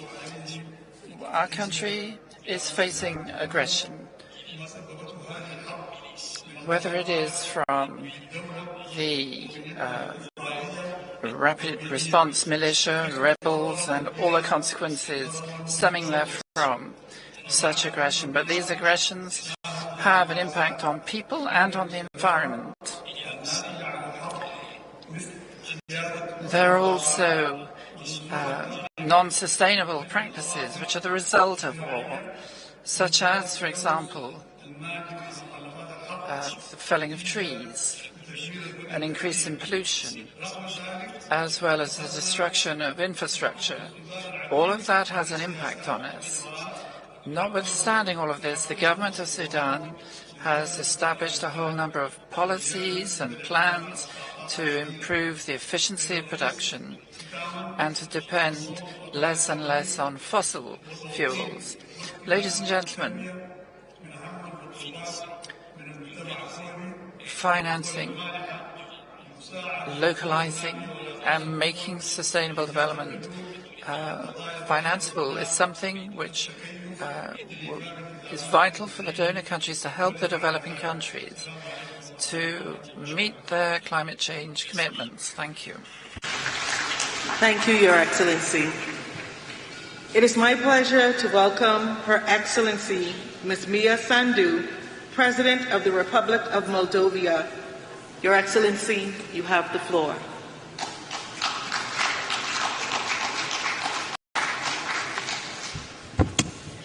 Distinguished delegates, it's an honor to address you on behalf of the Moldovan people. My deep gratitude goes to His Excellency President Aliyev and the government of Azerbaijan for hosting COP29 in Baku. Ladies and gentlemen, Moldova exemplifies the injustice of climate change. While contributing a mere 0.03% of global emissions, we are Europe's most vulnerable country to climate impacts. For Moldova, climate change is not a distant threat. It is a present reality impacting our daily lives, economy, and especially our rural communities who depend on agriculture. Rising temperatures, prolonged droughts, and erratic rainfall are reducing yields in crops like wheat and corn, while Moldova's vineyards, central to our economy and heritage, face new challenges. Access to water is increasingly strained, affecting both agriculture and daily life. Small and developing economies worldwide share this burden, often lacking the resources to recover. This underscores the urgent need for an equitable, accessible climate finance system that prioritizes vulnerable nations and builds resilience. It's only fair that we count on support from major economies. To expedite climate action, existing funds and programs must also cut through the bureaucratic delays, which can span years. In Moldova, we're doing our part. Despite multiple crises due to Russia's brutal war against Ukraine, which impacts our economy significantly, we launched a national afforestation program, an effort to expand forest cover by 5%, showing our commitment to a greener future. Despite limited resources, we pursue this goal for the health of our planet and future generations, improving air quality, biodiversity and land. The recent global energy crisis spurred us into swift action. We're reducing consumption through energy efficiency and expanding renewables. Yet, afforestation and decarbonization are costly, and with greater support, we could accelerate this existential work. Ladies and gentlemen, Time is running out. Global warming won't wait until other crises are resolved. History will judge us if we fail to act, risking vast areas of our planet becoming unlivable. Our solidarity today will shape the Earth's future. Thank you. Thank you, Your Excellency. It is my pleasure to welcome His Excellency, Mr. Geraldo Ackerman, Vice President of Brazil. Your Excellency, you have the floor.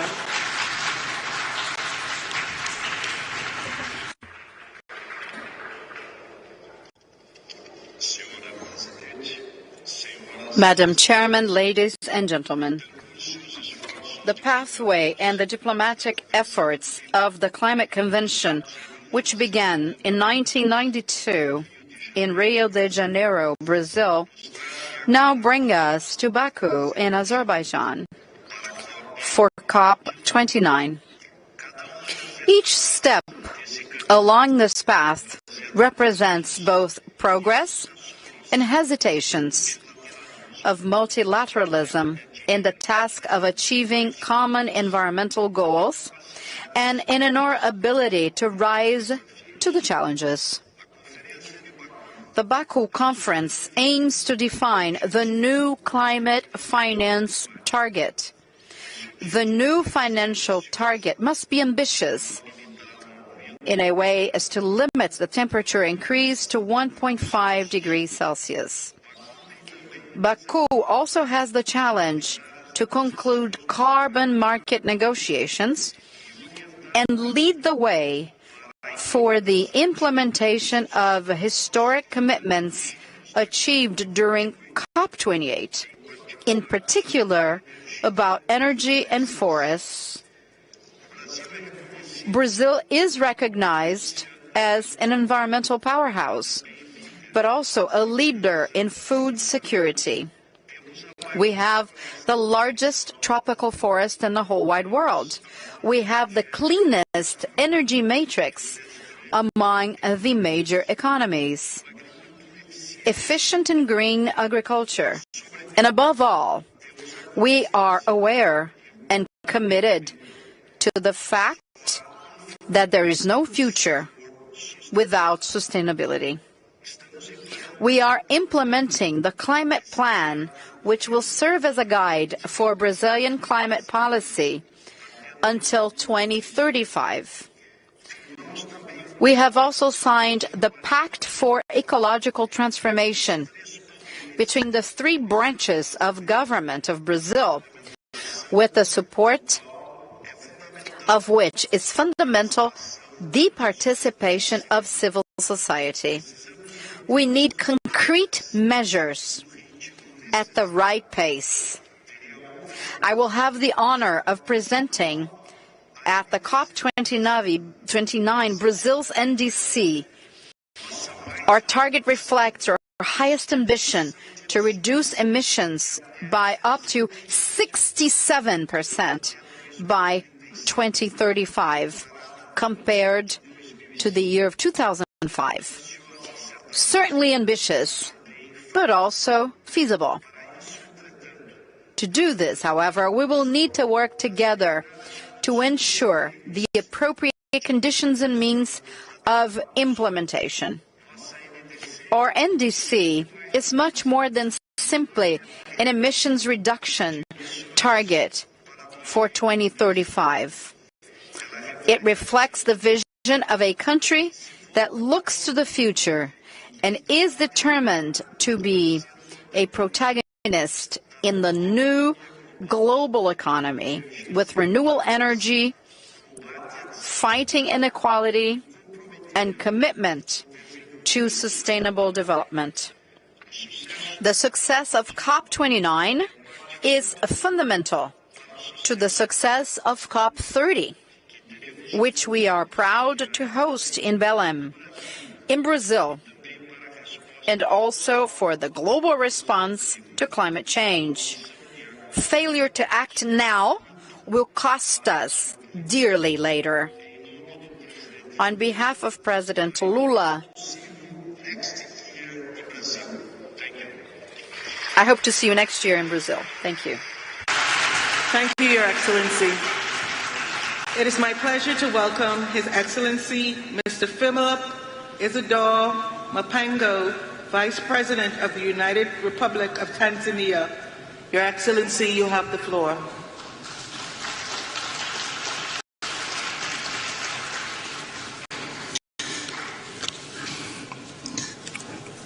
Madam Chair, Excellencies, distinguished delegates, here we are yet for another COP, dubbed as a finance COP, where we need to work together in solidarity for a green world. We meet at a time when the greenhouse gas emissions and temperatures are rising to record-breaking levels with dire consequences, particularly to developing countries. Climate change is not a distant concern, but a current reality. The last few weeks have seen catastrophic flooding in Spain, devastating fires in the Amazon, and torrential rains displacing millions in South Asia. My country has also not been spared by such catastrophic events, and they are costing us 2 to 3% of our GDP lost annually. While a total of $19.2 billion will be needed by 2030 to deliver on our NDCs, so far only about $500 million have been received, necessitating use of our own internal resources at the expense of other development projects and increasing our debt burden. And this scenario is now the order of the day across Africa. And this is obviously inappropriate and unethical for adaptation, loss, damage, and for Africa that never caused this problem. Since Copenhagen, the promise of real finance has been elusive. The finance COP, therefore, must move from empty rhetoric and come up with bold decisions that address the financing needs of countries corresponding to the urgency of the climate crisis. We look forward to a fit-for-purpose new collective quantified goal to replace the $100 billion goal agreed in 2009. This is indeed an opportunity to drive systemic change in climate finance, because what will be agreed will inform climate action or inaction for years to come.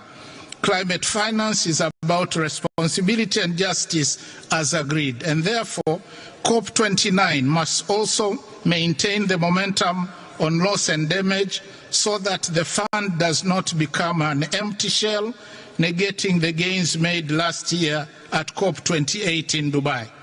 Excellencies, Tanzania remains committed to contribute to global efforts to combat climate change. We are using own resources on projects that foster development and those that supply clean energy, environmentally friendly transportation systems, improved early warning systems, and waste management. In addition, Tanzania has a total area of 48.1 million hectares of forest reserves, with an estimated carbon storage potential equivalent to 2% of the world's total carbon. Also, Tanzania has territorial sea area covering 64,500 square kilometers, which provide a big potential for blue economy. We are committed to continue conserving these critical marine and forest ecosystems. Indeed, we are already acting in solidarity for a green world, even with our own meager resources. Yet the challenge we are facing is that carbon markets are not yet fully defined, and thus denying our countries the payments they deserve. There is lack of information and capacity to participate gainfully in carbon markets. To conclude, let me emphasize that we cannot talk about a just transition without focusing on clean cooking. That matters greatly to the majority of Africans. About 900 million people in Africa still cook using biomass fuels, resulting into deforestation, loss of carbon sinks, and deaths due to smoke-related diseases. For this reason, my president, Dr. Samia Suluhu Hassan, decided to champion clean cooking on the African continent, and we call on COP29 to take up clean cooking as one of the priority areas under just transition and mitigation finance discussions. As a show of leadership, Tanzania is implementing the clean cooking strategy to ensure the availability of clean, safe and affordable cooking energy to about 80% of households by 2034, and has launched a Pan-African Women Clean Cooking Support Program that requires financial support of about $4 billion annually by 2030 to transform the continent with clean cooking solutions. Madam Chair, thank you. Thank you, Your Excellency. It is my pleasure to welcome His Excellency Mr. Temimoko Mailet Kone, Vice President of Côte d'Ivoire. Your Excellency, you have the floor.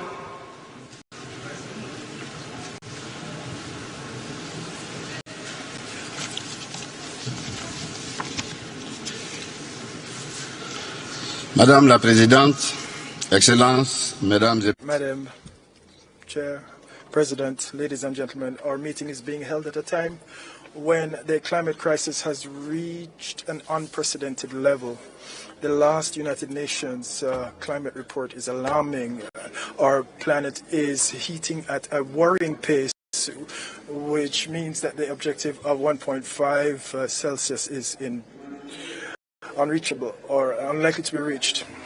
We are now at a decisive juncture, and we must take rapid and collective action to tackle climate challenges which are increasingly destructive. No country, I must add, is spared.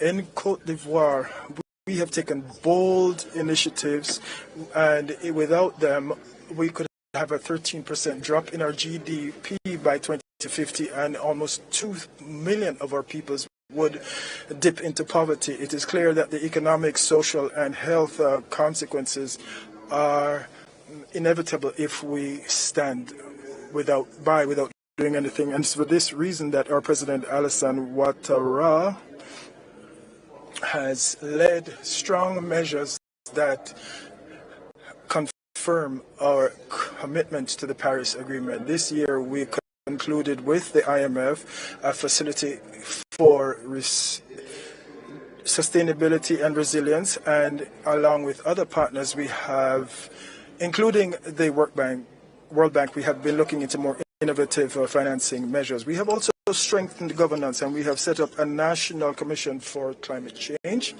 and a Carbon Market Bureau. We also adopted a draft law on climate. Today, Côte d'Ivoire stands ready to join the international carbon market with emission reductions linked to the conservation of our forests. Your Excellencies, ladies and gentlemen, we must face the facts. Climate disasters, as well as the rapid biodiversity loss, are threatening our common future. Given the gravity of this situation, Côte d'Ivoire calls for us to stand by our COP28 commitments and previous conferences as well, especially our pledge to fund the Loss and Damage Fund and to mobilize resources from Africa, mobilized by developed countries for Africa to tackle climate change. But beyond that, the major economies must drastically reduce their greenhouse gas emissions to facilitate access to climate technology and to accelerate the energy transition. Countries with strategic natural resources must have enough resources to facilitate their energy transition without going into further debt. Ladies and gentlemen, this conference must more than ever meet the expectations of the people across the world, and to this end it is a pressing need on developed countries to take climate action. We must come up with a more ambitious, they must have a more ambitious program for developing countries, and they must take into account the legitimate and specific needs of the more vulnerable regions.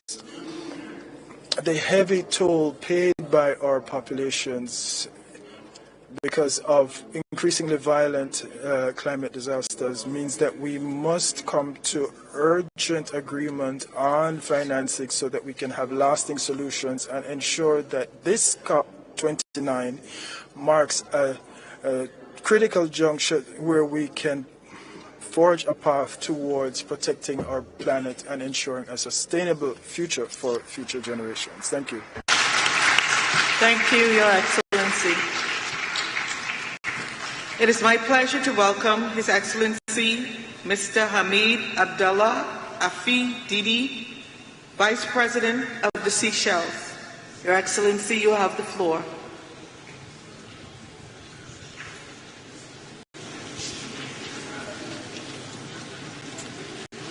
Thank you, Madam President, distinguished delegates, ladies and gentlemen. It's a great privilege to stand in front of you and to present the position of Seychelles. Tiny group of islands of only 100,000 people, 115 islands. Most people live on about 3. Our land area is about 455 square kilometers. This is less than the size of Munich in Germany. But our maritime area is 1.374 million square kilometers. This is the size of France and Turkey put together. So 100,000 people managing a huge maritime space the size of France and Turkey. What are we doing in Seychelles to protect the environment and to protect the planet? Madam Chair, the UN has set all of us countries goals that we have to protect 30% of our land, fresh water, and our oceans by 2030. 30%. Of our little amount of land, we've protected half already.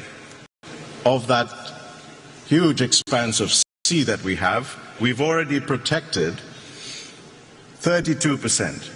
In other words, we have achieved the UN 30 by 30 4 years ago.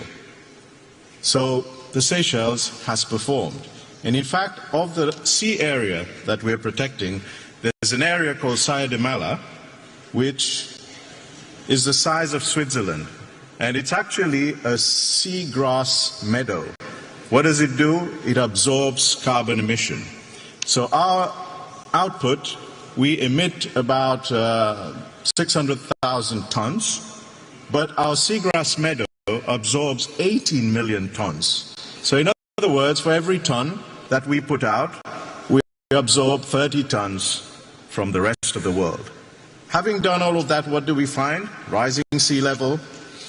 It's threatening our port, our airport, our housing infrastructure, our fuel farm, our power station, our courts. Everything is being threatened.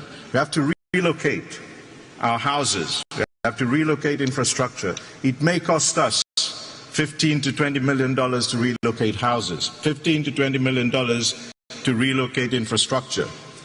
Where will we get the money for this? Well, there's been a lot of pledges through COP28, 27, 26, now 29, and adaptation fund, the loss and damage fund, $700 million. But the mechanisms aren't clear. What Seychelles is asking, COP29, let's make this a resolution that we shall ask that the mechanisms to release those funds be decided. Just like the gong just went now, if this could have been done every time it made a boom, we could have released $1 million. I think this afternoon Seychelles would have had all the money that it needed to restore a lot of its damaged environment. So I say to COP29 and I say to the world, let us do all we can to put the words into action. There are countries punching way above their weight. Seychelles is doing its best to help the world. Please help us. Let's make these promises become a reality. Thank you very much. Thank you, Your Excellency. It is my pleasure to welcome Her Excellency Ms. Esperanza Maria Ecuador Francisco de Costa, Vice President of Angola. Your Excellency, you have the floor.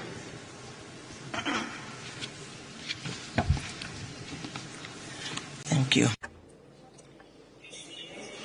Your Excellencies, Heads of State and Government, ladies and gentlemen, it is with the highest honor that I address the distinguished delegations present at the 29th Conference of the Parties to the United Nations Framework Convention on Climate Change. Conveying the greetings of His Excellency João Manuel Gonçalves Lourenço, President of the Republic of Angola, whom I have the honor to express our gratitude to represent at this event. Taking this opportunity, allow me to express our gratitude to His Excellency Ilham Aliyev, President of the Republic of Azerbaijan, for the hospitality extended us since the arrival of our delegation in this beautiful city of Baku. I also commend the Secretariat for the hard work and dialogues maintained, which have allowed us to bring closer the importance of the global milestones attained since the signing of the Paris Agreement and previous conferences. Each conference of the parties is an opportunity to protect the progress achieved at COP20 and turn the commitments made into concrete actions. We will only be able to meet the goals of the Paris Agreement if all countries have the means to accelerate climate change, mitigation, and adaptation measures. We consider it essential to make greater efforts to rapidly increase adaptation financing and ensure that international carbon markets do work for everyone. Create mechanisms to monitor and ensure that pledged funds are dispersed, as well as fully operationalize the loss and damage fund, identifying simplified and efficient access mechanisms for financing to developing countries which are the most affected by climate impacts. Ladies and gentlemen, the Republic of Angola, like other countries in the African region, has been facing various challenges generated by significant impacts of climate change. The 2022 to 2035 National Strategy for Climate Change includes mitigation and adaptation measures by mainstreaming climate change issues into national policies, reflecting a comprehensive commitment of Angola to environmental sustainability. And we also share data to respond to different problems linked to climate change, including forced migrations. Drought and desertification in the southwest of Angola continue to be the main concern of the government, as they have negatively impacted communities and development programs. Angola continues to implement the program to combat the effects of drought in the southern region of Angola by building new dams, and we aim to promote agricultural development, strengthen food security, and provide greater resilience to communities. On the other hand, the National Plan for Adaptation to Climate Change is being developed, and our 2025 NDC is under review, focusing on the transport and energy sectors. We would like to highlight efforts aimed at strengthening the national energy matrix with renewable energy, currently accounting for 66% of energy from photovoltaic and hydropower projects, expected to scale to 72% by the end of 2027. This reflects our commitment to address pollution, emissions reduction, and to promote a transition to a low-carbon economy.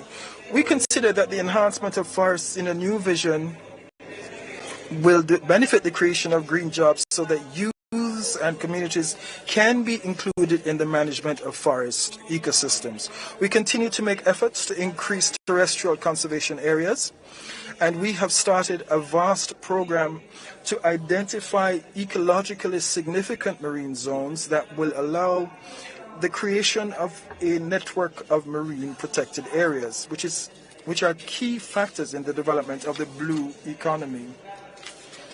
Thus, we have devised differentiated strategies, programs, and projects to intensify global commitments to climate goals while simultaneously ensuring the improvement of living conditions for our populations, reducing poverty, and equally fostering an environment of harmony in the Southern African region through fruitful cooperation by shared management of transboundary water resources. Ladies and gentlemen, our goals cannot be achieved amidst tensions and conflicts arising in the international context. We therefore need to increase our commitments to stability and to the Pact for the Future we Want, adopted at the United Nations Summit to build a better future and reduce the climate crisis, hunger and poverty, and promote the improvement of food systems, a low-emission economy, gender equity, education, innovation, and peace as new decisions and indeed a legacy for future generations. Thank you very much for your attention. Thank you, Your Excellency. It is my pleasure to welcome His Excellency Mr. Abdallah Alamini Bazwa, Vice Chairman of the Presidential Leadership Council of Yemen. Your Excellency, you have the floor.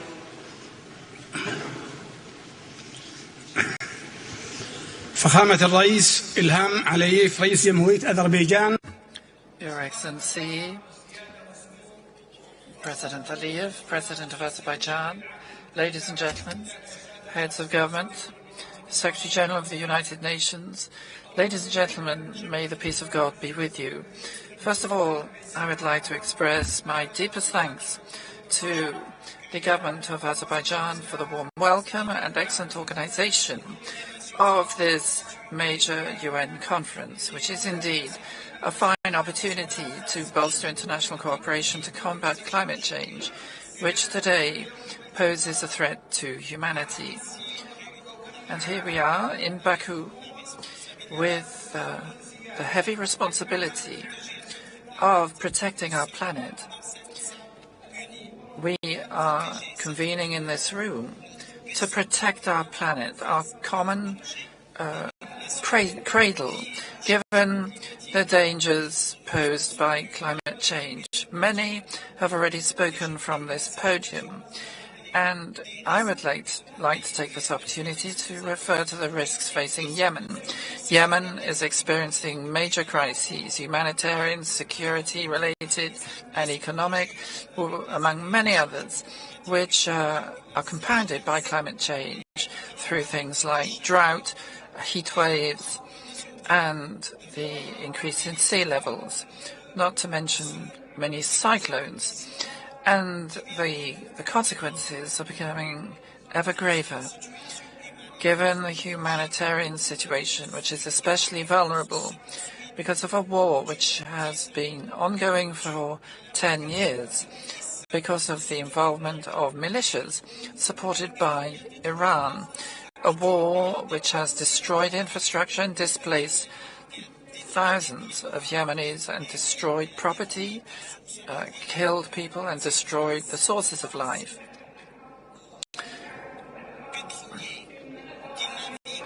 And there are constant threats to oil tankers sailing in the Red Sea. It's a war which undermines our efforts, which should, in principle, be geared to mitigating the consequences of climate change. A war which has driven many thousands into exile.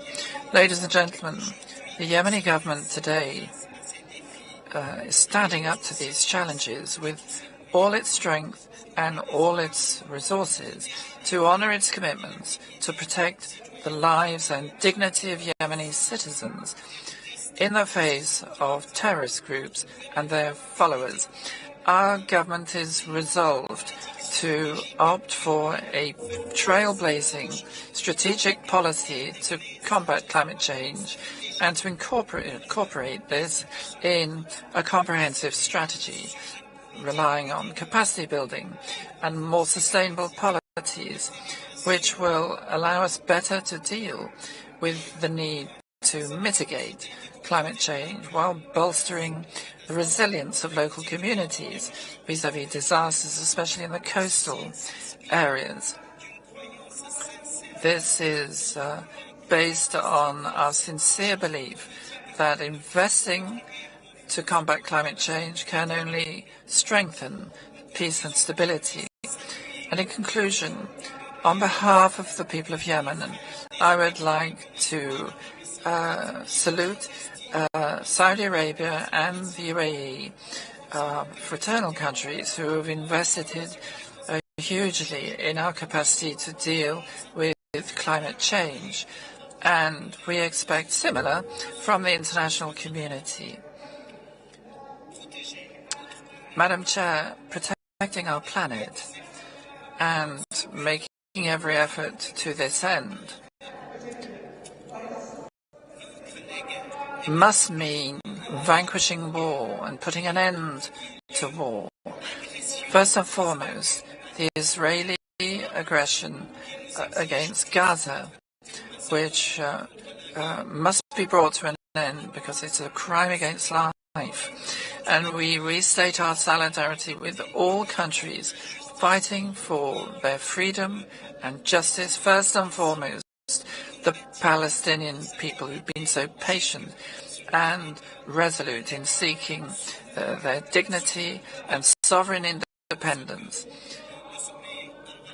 And we support the conclusions yesterday of the Riyadh summit of the Arab League and the International Islamic Conference organization. It is vital to protect planet Earth. It's a collective responsibility which requires better cooperation from all of us to tackle these challenges. It doesn't mean investing in the present, it means investing in the future as well. And from this COP, we aspire to the taking of decisions which may create a transition to a better future and a more stable and prosperous future. Welcome His Excellency Mr. Michael Bismuth Usi, Vice President of Malawi. Your Excellency, you have the floor.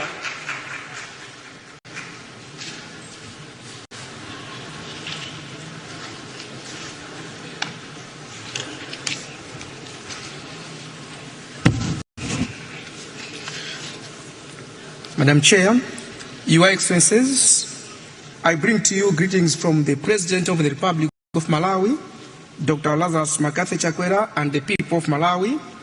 It is an honor for me to join you here today in Baku at this COP29 summit. This gathering is a powerful reminder of our collective duty. The duty is to secure a healthy, resilient, and sustainable planet for generations to come. Your Excellencies, I'm also profoundly honored that at this conference I am wearing two hats, representing my country, Malawi, as well as the voices of 45 other nations in the least developed countries group. Excellencies, in Malawi, the climate change is not a distant abstraction. We see its effects firsthand, and we feel its impact each day. Devastating floods, prolonged droughts, and unpredictable weather patterns continue to disrupt lives, destabilize livelihoods, and threaten the well-being of future generations. For a country like Malawi, the consequences are not only economic, but also deeply inhumane. The catastrophe comprises food security, public health, and infrastructure development, exacerbates poverty, and undermines our hard-won development gains. However, in all these hardships and obstacles we are facing, Malawi remains steadfast in its commitment to climate action. Yes, as we said, we are a small country with a big heart, the big heart to surmount our hardships. Through our national determined contributions, we have committed to ambitious targets for reducing greenhouse gas emissions, enhancing climate resilience, and transitioning to sustainable energy sources. Yes, with adequate resources and partnerships, we believe these targets can transform our communities, strengthen food security, and empower our people to thrive in the face of climate changes. Your Excellencies, like I said earlier, that I am also speaking on behalf of all least developed countries, I would like to make the voice louder that the hour for change is now. COP29 is not simply a conference, it is a call to action, a defining moment for our collective future. This conference follows a landmark decision and a global stake we made last year in Dubai, which reinforced that we must do more and we must do it with great resolve. As LDC's community, we call upon all the parties to implement the recommendations from the global stock take, particularly enhancing climate finance, accelerating clean energy transitions. We must collectively accelerate our transition to renewable energy and reduce dependency on fossil fuels, strengthening adaptation, prioritizing loss and damage. This fund must be designed to directly benefit those who have suffered the most and with flexibility to meet the specific needs to each affected nation. I thank you all. Thank you, Your Excellency. It is my pleasure to welcome His Excellency Mr. Jeremiah Kapang Young, Vice President of Liberia. Your Excellency, you have the floor.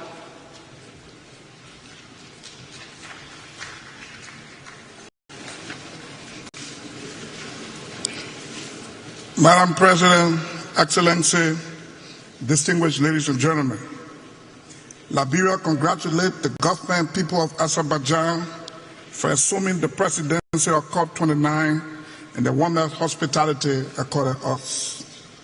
I bring you greetings from Excellency Joseph Yuma Boakai, Senior President of the Republic of Liberia. Madam President, Excellency, we have gathered here in Baku to deliberate on issues of climate change and global challenges that continue to undermine national development. This year, we witnessed most of our lowlands being flooded, giving rise to loss of lives, destruction of property, and displacement of people. This is why COP29 must set the basis for loss and damage fund. We need a simple but accountable process that avoids unnecessary bureaucracy. Liberia calls for a stronger cooperative action and decision on Article 6.2, 6.4, and 6.8 at COP29, consistent with the African Group position in operationalizing carbon market and non-carbon credit mechanism. In 2021, Liberia formulated an ambitious second-generation nationally determined contribution committed to reduce greenhouse gas by 64% based on adequate financing. Excellency, I am pleased to inform this summit that Liberia will further increase her climate ambition during the formulation of the country's third-generation NDC, taking into consideration biodiversity protection, including the conservation of mangroves, freshwater ecosystem service, child rights, human mobility, and others. This means the issue of climate finance will be an integral part of the country's third-generation NDC. Therefore, I call on developed countries to increase their contribution in fulfilling the new collective quantified goal on climate financing. Madam President, Excellency, Liberia has established a national climate laboratory at the University of Liberia.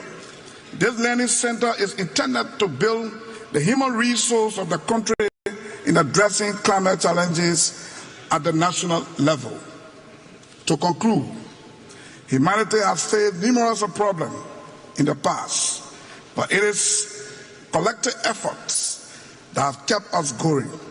This is our time. If we hold together and speak with one voice, holding each other accountable, In a fair and equitable manner, we will fight the nightmare of climate change and global warming, and we will succeed. I thank you. Thank you, Your Excellency. It is my pleasure to welcome His Excellency, Mr. Prosper Bazumambanza, Vice President of Burundi. Your Excellency, you have the floor.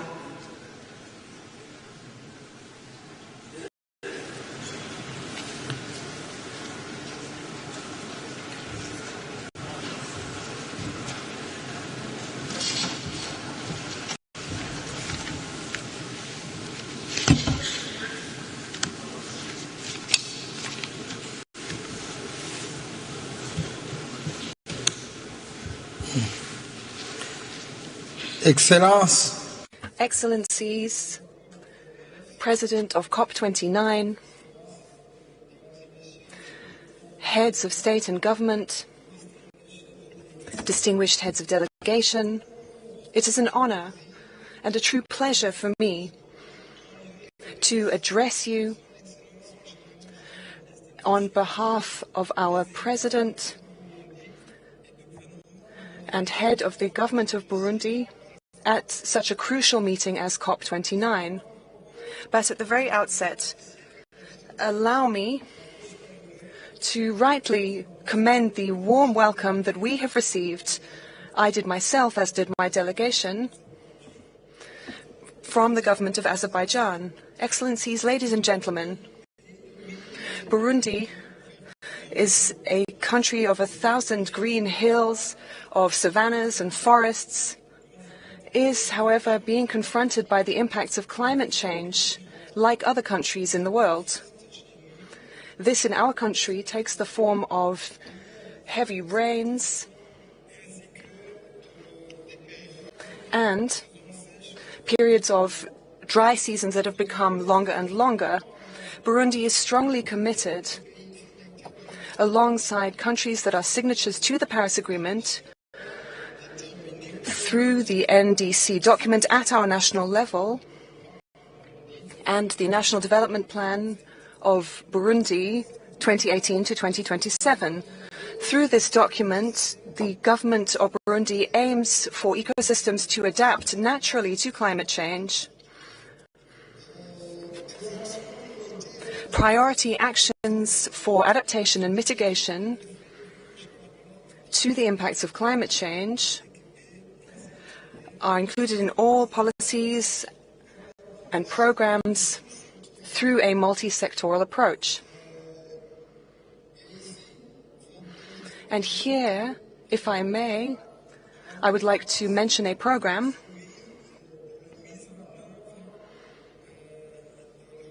the implementation of reforestation throughout the country. This is a vast national program of tree planting, and in French this is called, in Burundi, a greener country. To ensure better operationalization and effectiveness of this program, planning and monitoring tools have been developed. In addition, far-reaching environmental programs have been integrated into teaching programs, into curricula, that is, in all levels of education, from primary to tertiary. Burundi aligns with the common position of the countries of the African continent and that of the LDCs. And in accordance with the 2030 agenda and the emerging Burundi agenda, emerging by 2040 and developed by 2060. Ladies and gentlemen, Burundi would like to take this opportunity to ask the stakeholders involved in the implementation of the Paris Agreement to meet their obligations to support the countries most exposed to the impacts of climate change, including Burundi. In conclusion, the financing mechanisms, we would ask you to set up simplified processes which allow for easy access to climate funding so that the most vulnerable countries can tackle the effects of climate change as swiftly as possible. Thank you very much for your kind attention. Thank you, Your Excellency. It is my pleasure to welcome His Excellency Mr. Pedro Sanchez Perez Castillo, President of the Government of Spain. Your Excellency, you have the floor.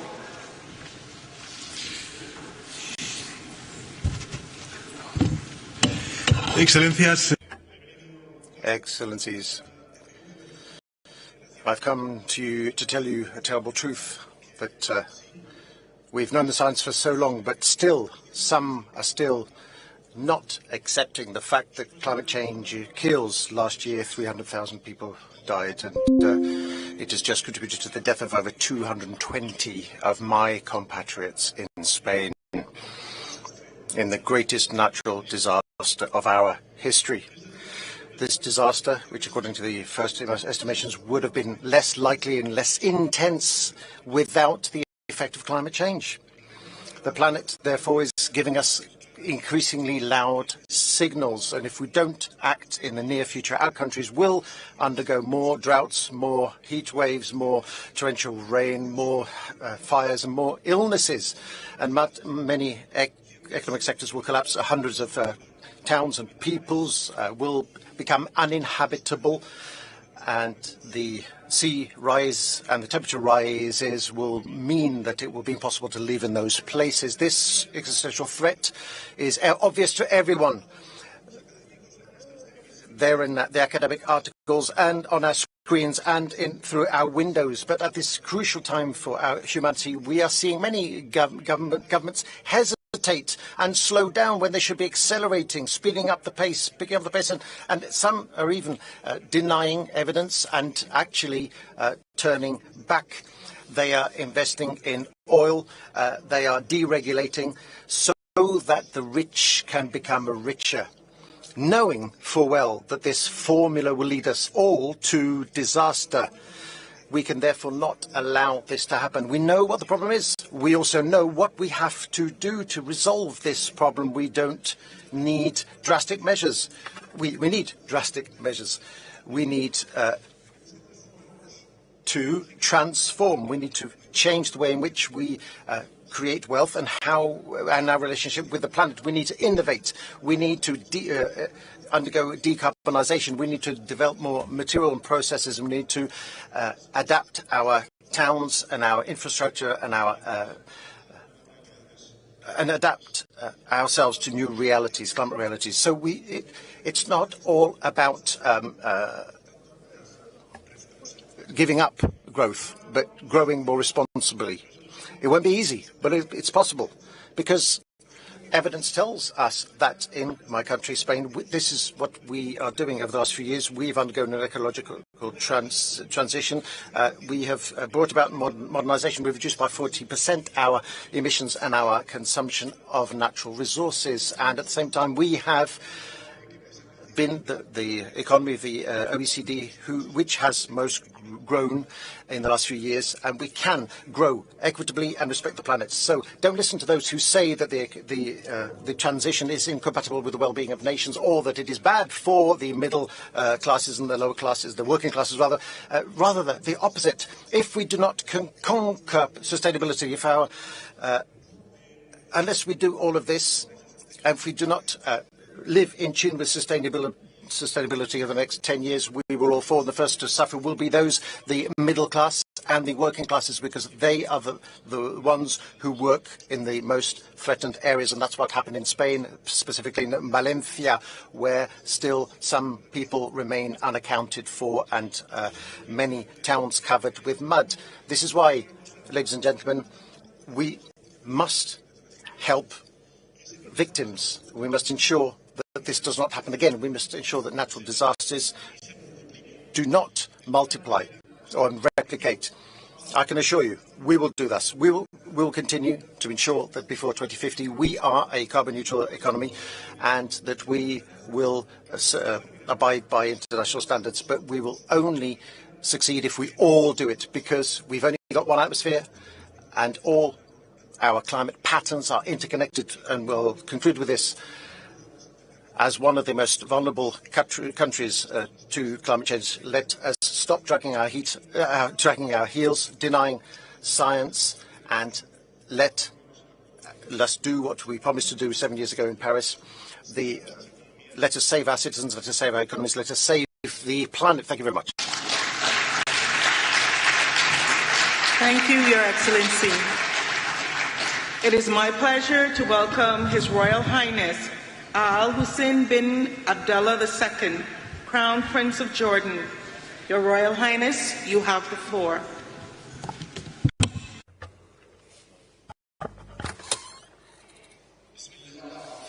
In the name of Allah, the most gracious, the most merciful, President Ilham Aliyev and the people and government of Azerbaijan for hosting this important summit.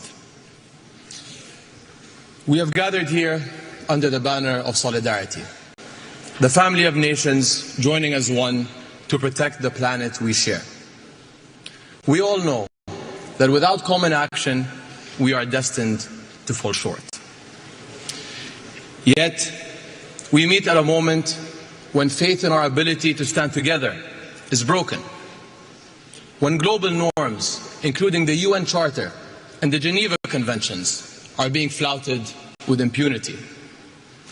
When trust in the international community to stand up for its own values has collapsed.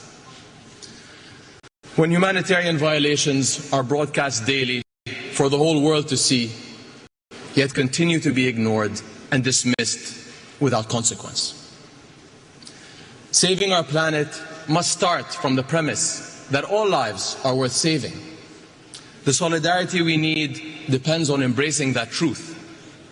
Yet, over the past 13 months, the world has stood by as thousands of Palestinians have been killed in Gaza, the majority women and children.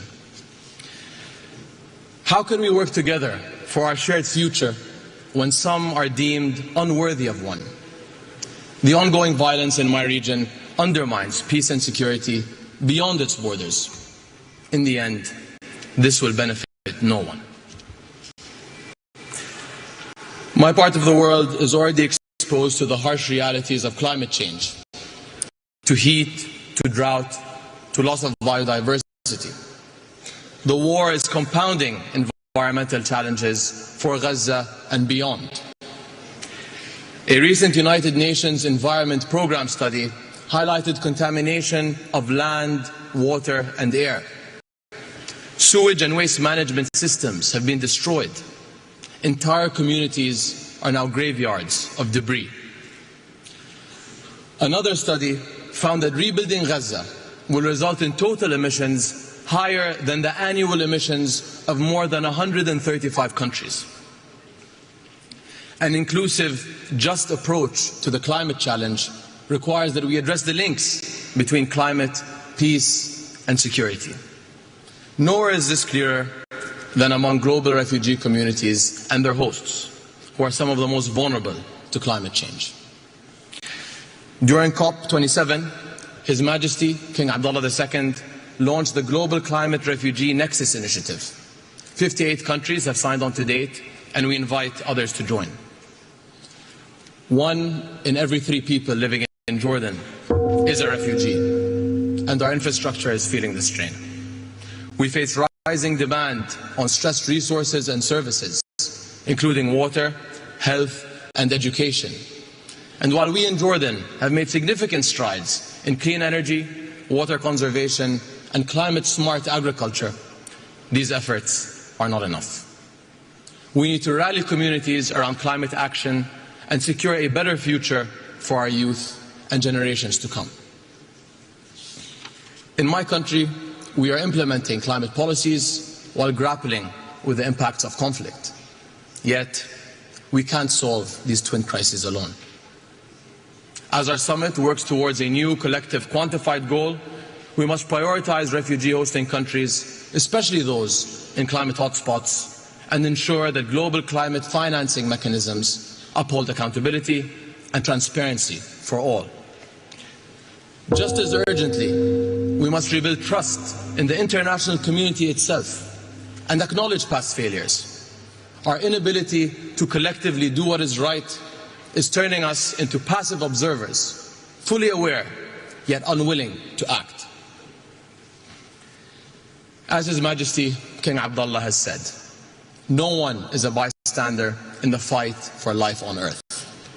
That means fighting against climate change, fighting for peace, and fighting to alleviate human suffering together, because every life is worth fighting for. Thank you. Thank you, Your Excellency. It is my pleasure to welcome Her Excellency Ms. Mia Amour Mortley, Prime Minister of Barbados. Your Excellency, you have the floor. Thank you very much, Your Excellencies. It is fitting that this 29th COP should take place here in this beautiful city of Baku, standing as it does the sentinel between East and West doorway, between the global North and the global South, a bridge between the ancient, the modern, and indeed the future, with the majestic Caucasus Mountains behind us, reminding us of the heights that we must now scale in order to be successful in this process. We are in the midst of a climate crisis. We are in a season of superlatives. And the reality is that these extreme weather events that the world is facing daily suggest that humanity and the planet are hurtling towards catastrophe. The extreme weather requires from us a serious commitment at this COP with respect to new collective quantified goals that enable us to reverse the current trajectory and to fund mitigation, adaptation, and of course loss and damage. This commitment must encompass 7 critical elements. 1, the proper capitalization of the Loss and Damage Fund, and indeed the capitalization of the dedicated SIDS window in the GEF's Special Climate Change Fund.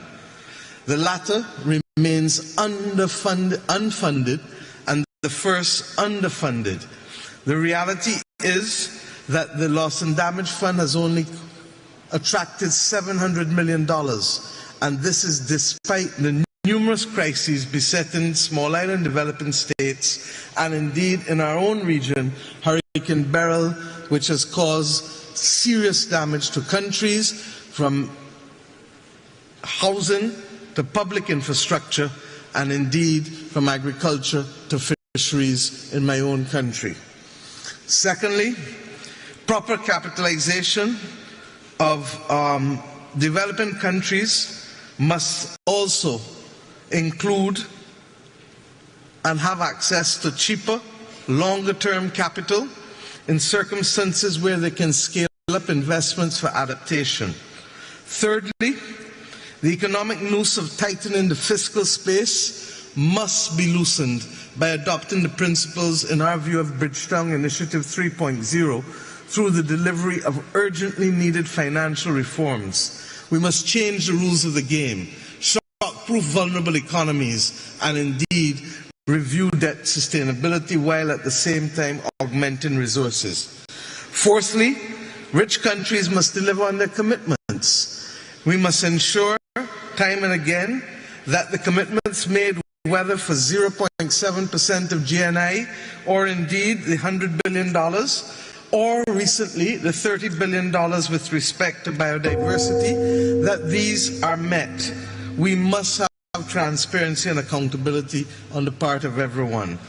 Fifthly, we must agree in principle that developed countries and carbon producers can, in fact, along with others who are willing, help us find new money to augment the resources. We accept that the current commitments with public money may not be sufficient, and therefore we need to consider levies, as the Global Solidarity Levies Committee and Coalition is seeking to do.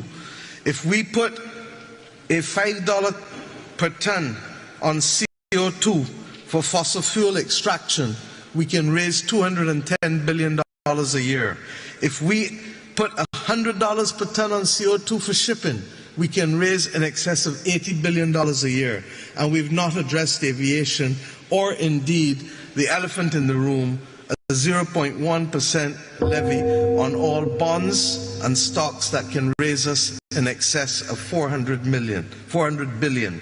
Sixthly, we need to deal with methane. Methane is responsible for 45% of current global warming and is 80 times as devilish as CO2 with respect to warming the planet.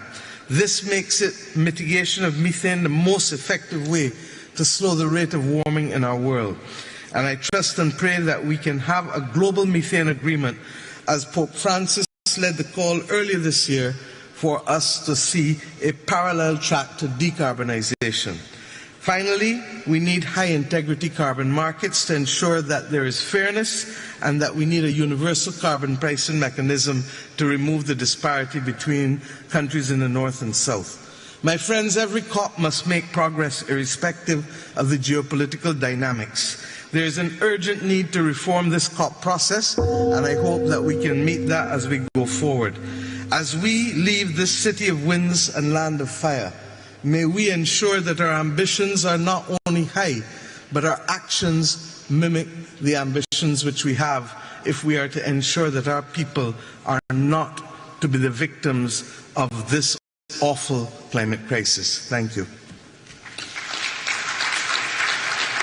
Thank you, Your Excellency.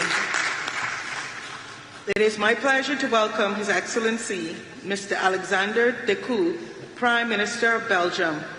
Your Excellency, you have the floor.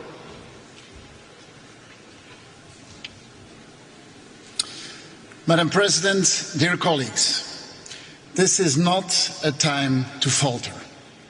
Emissions continue to rise, and we see more and more destructive climate disasters. There is one certainty. If we do not alter our policies, we will see an increase of 3 degrees Celsius by the end of the century. Our citizens expect us to show a way out.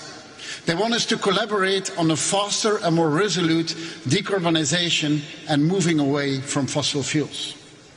We have to be ambitious in our goals, but effective and flexible in how to achieve them. Dear colleagues, meetings like these are often perceived as talking shops. And yes, these strenuous negotiations are far from perfect. But if you compare climate policy now to a decade ago, we live in different worlds. A strong majority has embarked on the journey to net zero. Yet, many challenges remain. The safest, cleanest and cheapest energy is the one we do not use. We must do more on energy efficiency. It's a win-win. Investment in clean energy is increasing everywhere, but least developed countries are missing out. We are seeing massive amounts of renewable capacity being added to our grids, but interconnectivity and storage capacity have not followed the pace. In this climate challenge, there is no one silver bullet. There is not one solution that will fix all of our issues. We need to use everything we have. Not a policy of less, but a policy of more. More growth, more cooperation, more innovation, more investment, but affordable and achievable for everyone. This is our political objective in order to ensure a just transition. Citizens will buy electric cars and will insulate their homes, but only when it makes economic sense. Allow me as well to emphasize the importance of ensuring a just climate transition. Global competition needs to be fair. In this regard, Belgium and the EU will redouble efforts to strengthen the competitiveness and the sustainability of our economy. A just transition also matters domestically, as a transition for our economies should leave no one behind and should ensure the creation of high-quality jobs. Ladies and gentlemen, let us turn to the objectives for COP29. First, this must be the enabling COP. Let's implement what we agreed upon. Future national plans should align with the 1.5 degrees goal. Second, this is also the financing COP. The new collective quantified finance goal will be its most important deliverable. In reaching this goal, we should prioritize the needs of the least developed and the most vulnerable countries. And only when we mobilize private actors, we will reach the trillions of investments that are needed globally. Dear colleagues, Belgium has doubled its climate finance, given mostly in grants and focused on the least developed countries. On top of this, thanks to public guarantees, we mobilize an additional €500 million to developing countries. Belgium is also an adaptation champion. We have to redouble our efforts in adaptation to reduce the impact of climate change on planet and people. Adaptation is absolutely crucial to convince our citizens that we can make a difference in their lives and ensure their safety. Ladies and gentlemen, humanity could easily despair and lose hope. We could also lose ourselves in the complexity and the impossibility of the task at hand. However, we should find inspiration in what we have achieved so far. Let's create a context where these solutions become accessible to everyone. Only then COP29 will be a success. Let's make this happen. I thank you. Thank you, Your Excellency. It is my pleasure to welcome His Excellency Sir Keir Starmer, Prime Minister of the United Kingdom of Great Britain and Northern Ireland. Your Excellency, you have the floor. Thank you very much. The United Kingdom is determined to stand alongside those countries on the front line of the climate crisis today and to seize the opportunities of tomorrow. Because action on climate now is the route towards economic growth, energy security, better jobs and national security in the long term, to deliver on the Paris Agreement and keep 1.5 degrees within reach. In the first 100 days of my government, we launched Great British Energy to create clean British power. We created a national wealth fund to invest in the green industries and jobs of the future. We scrapped the ban on onshore wind, committed to no new North Sea oil and gas licences, and closed the UK's final coal power plant at the end of September, becoming the first G7 economy to phase out coal power, in line with the international agreement at COP28 to transition from fossil fuels, and the UK's ambitious goal to be the first major economy to deliver clean power by 2030.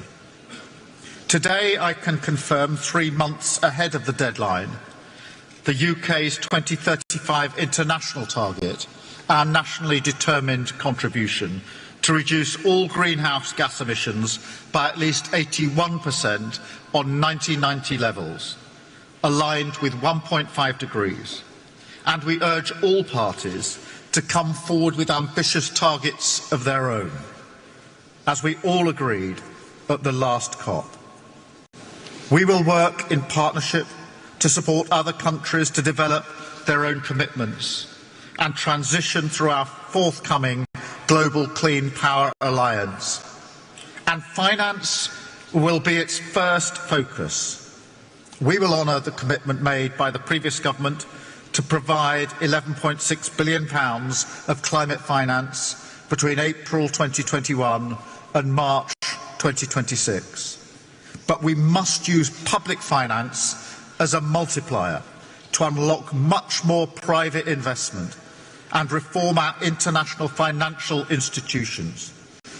Today we launched the new CIF capital market mechanism listed on the London Stock Exchange, with the potential to mobilise up to $75 billion in additional climate capital for developing countries over the next decade, putting the UK's role as a global financial centre at the service of driving the green finance and green energy transitions. Climate action is at the heart of this government's mission for the protection and prosperity of Britain and the world, writ large across our domestic and international priorities. we are taking the urgent action needed to protect our planet and its people. Thank you very much. Thank you, Your Excellency. It is my pleasure to welcome His Excellency Mr. Viktor Orbán, Prime Minister of Hungary. Your Excellency, you have the floor.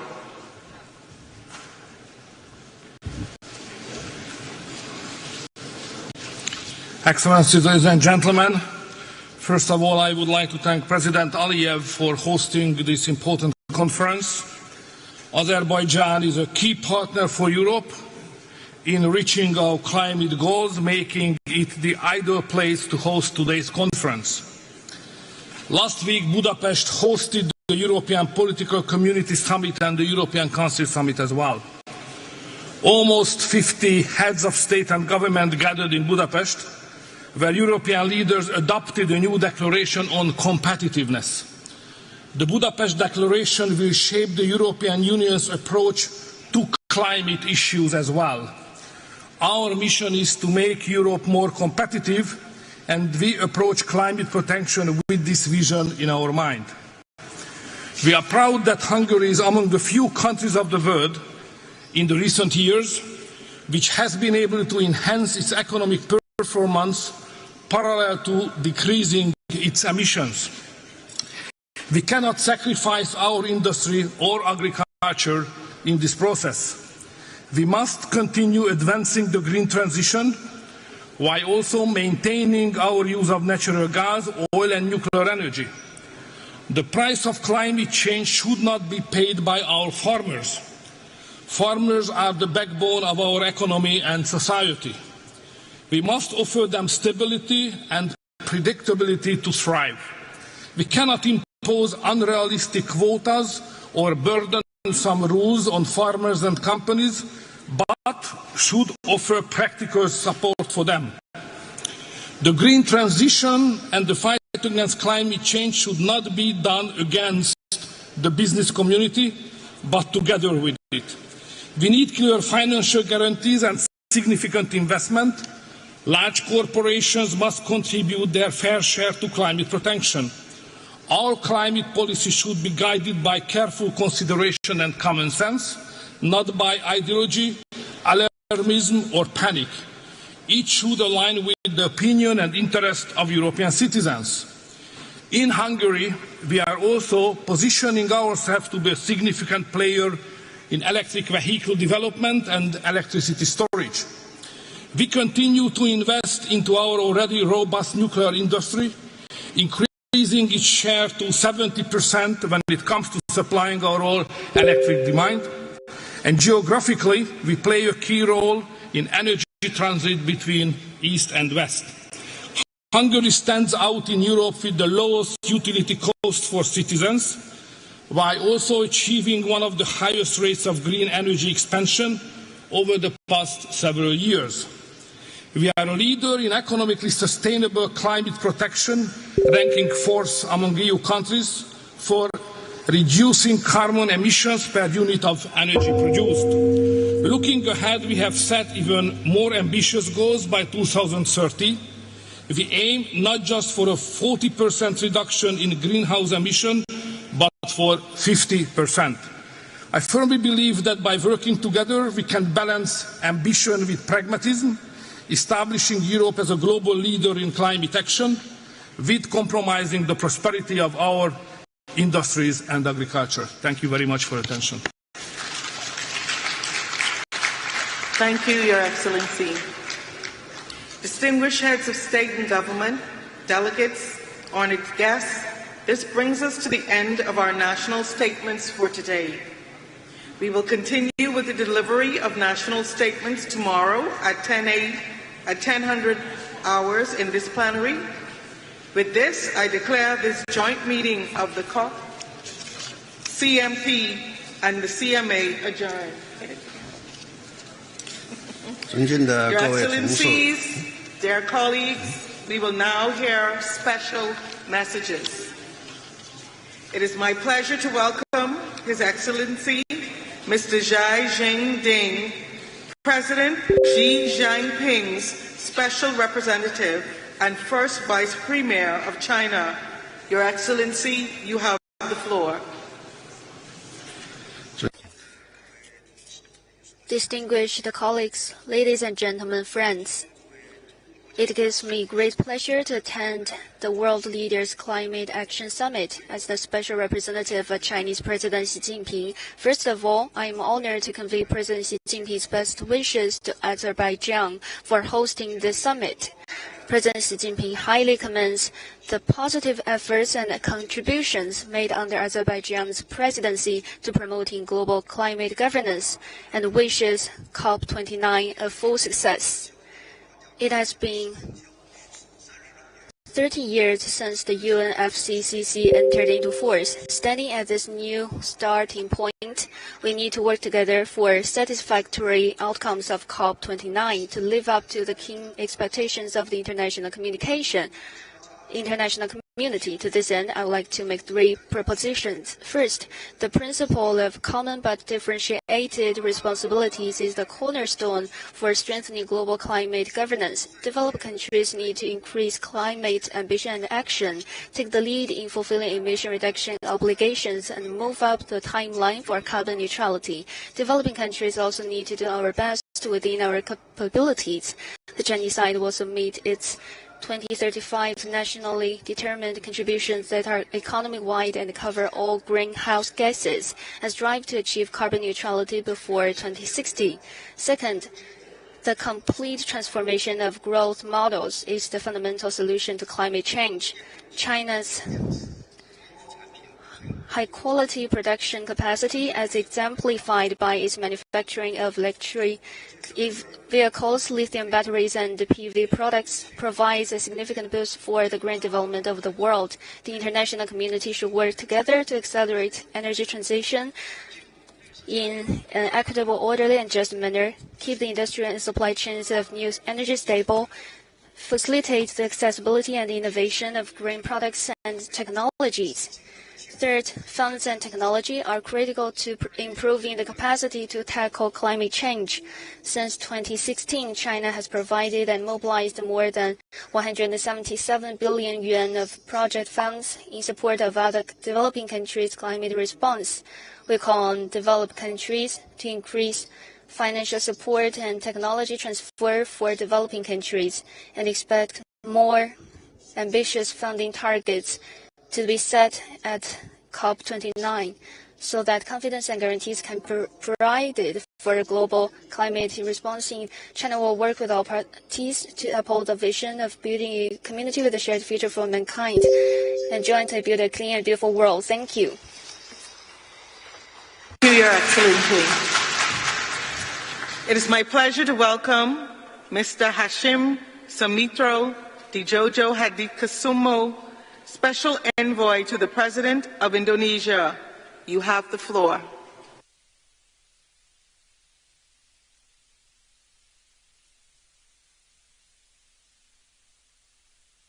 I am representing my President, Prabowo Subianto, who unfortunately cannot attend this important event due to prior commitments.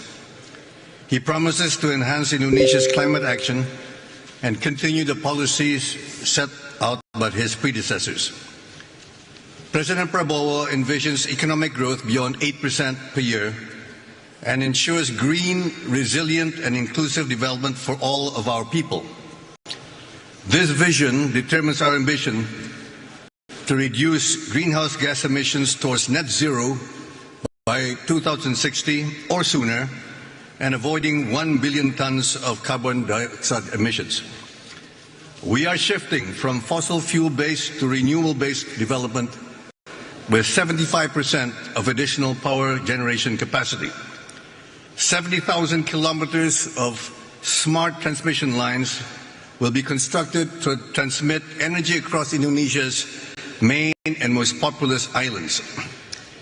Indonesia will also develop a green smart grid, adding 42 gigawatts of wind and solar power, tripling energy capacity totaling 75 gigawatts.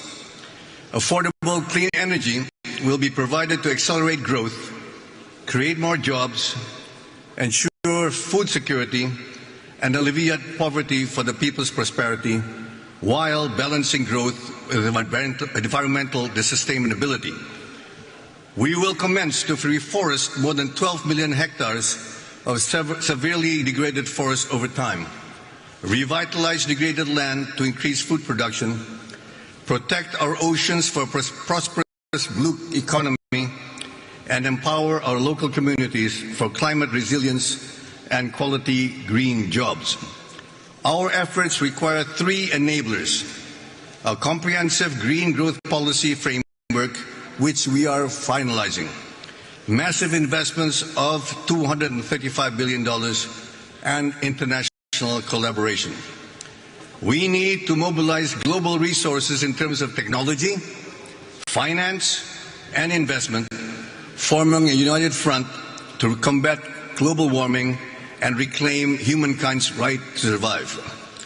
Indonesia is indeed blessed with extensive saline aquifers, which offer nearly 500 gigatons of carbon capture and storage capacity. Several multinational companies have expressed high interest in such multi-billion-dollar projects.